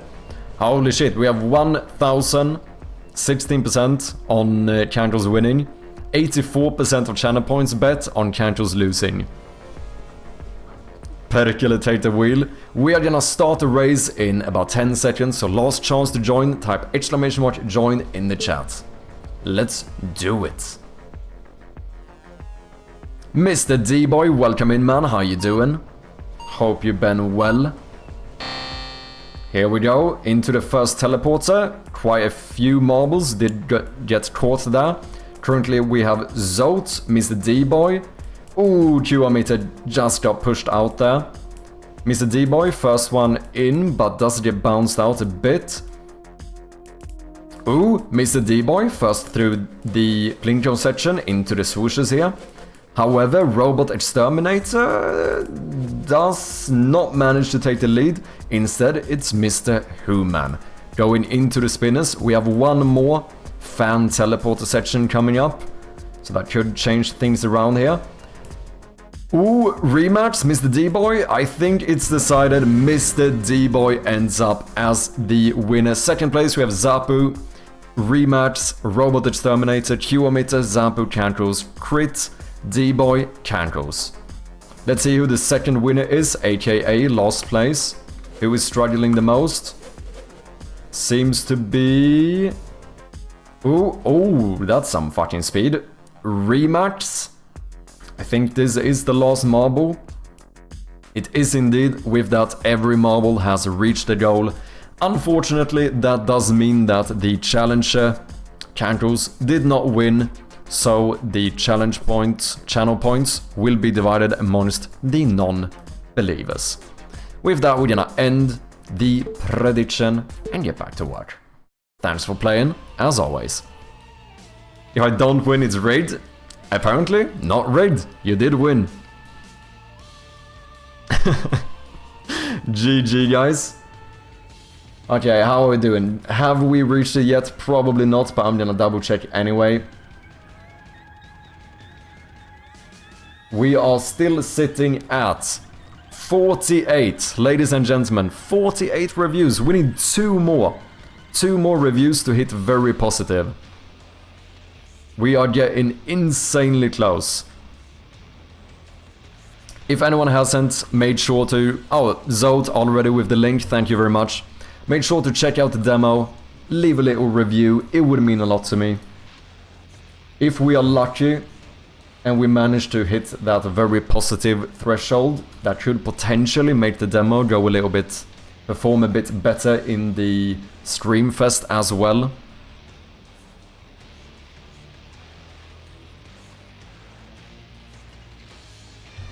Money, money, money, indeed. 49 for me? Oh, does it say 49? I know Steam is a little bit weird updating this. Mine still says 48, but I know it does take a bit of time every now and again. Are there any reason to create separate page for your demo? Yes. Well, the first one, and I think the biggest change is the fact that, well, obviously you have a separate Steam page, right? So you do need to make your description. I basically just copy-pasted mine. Other than that, the biggest change is that you can get reviews. So on a Steam game without a separate store for it, there's no way to review the demo. So basically you can't get any reviews until you release the full game. Other than that, from what I've heard, you should be able to get a bit more visibility with a separate page. As far as I'm aware, I think there are certain listings and stuff on Steam where your demo wouldn't show up unless you have a separate store page. I think it's in some... I think sometimes separate store page demos can also be considered like free games. Take it with a grain of salt, but I think that's how it goes. With that being said, according to the Steam marketing guru, Mr. Sukowski, he has stated that he hasn't seen like a big difference in like the actual like success of games, whether they have a separate Steam page or not, or invisibility.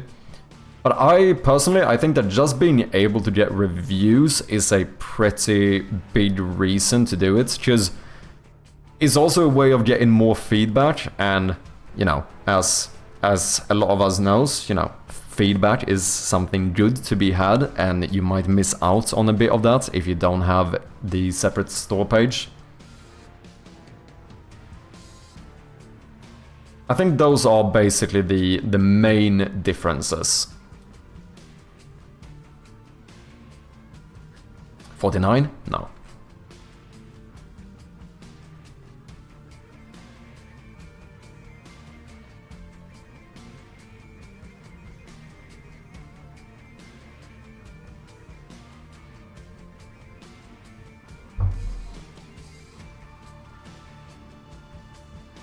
Okay, how are we doing?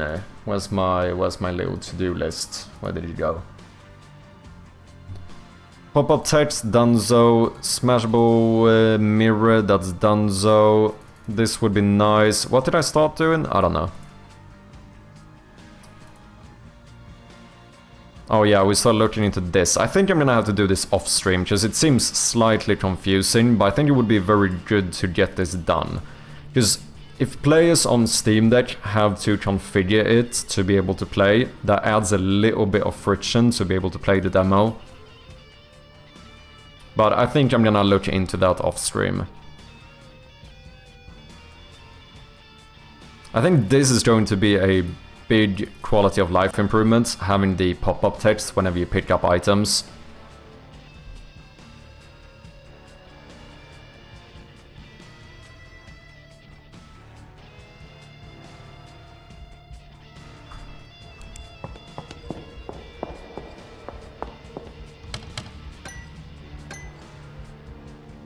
Yeah, I think that is pretty nice. I'm gonna try to get this build up, but unfortunately, ladies and gentlemen, I do think I need to end it here for today. But please stick around and let's see if we can find someone to throw a little raid at. Oi, oi, what's good? What is up, Zot? Of course, if anyone hasn't, made sure to go and play the demo, leave a review, it would mean a lot to me. It's like the #1 way of supporting the development as of right now. Did Steam just crash? I think Steam might have just crashed, so perfect timing, eh? Other than that, join the Discord if you want to hang out a bit more with the community. I also announce on Discord whenever someone is playing the game, and I think it's possible we are gonna have a few streamers play the demo over the next couple of days. Let's see, speaking of raiding and streamers, is there anyone playing the game right now? I don't think so. I feel like that would have been the obligatory raid target, if that was the case. Let's see, who should we go to today? We have quite a lot of people on.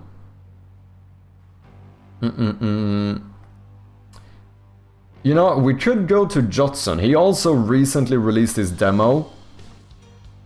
He did recently release his demo as well. Oh shit, did he just go be right back?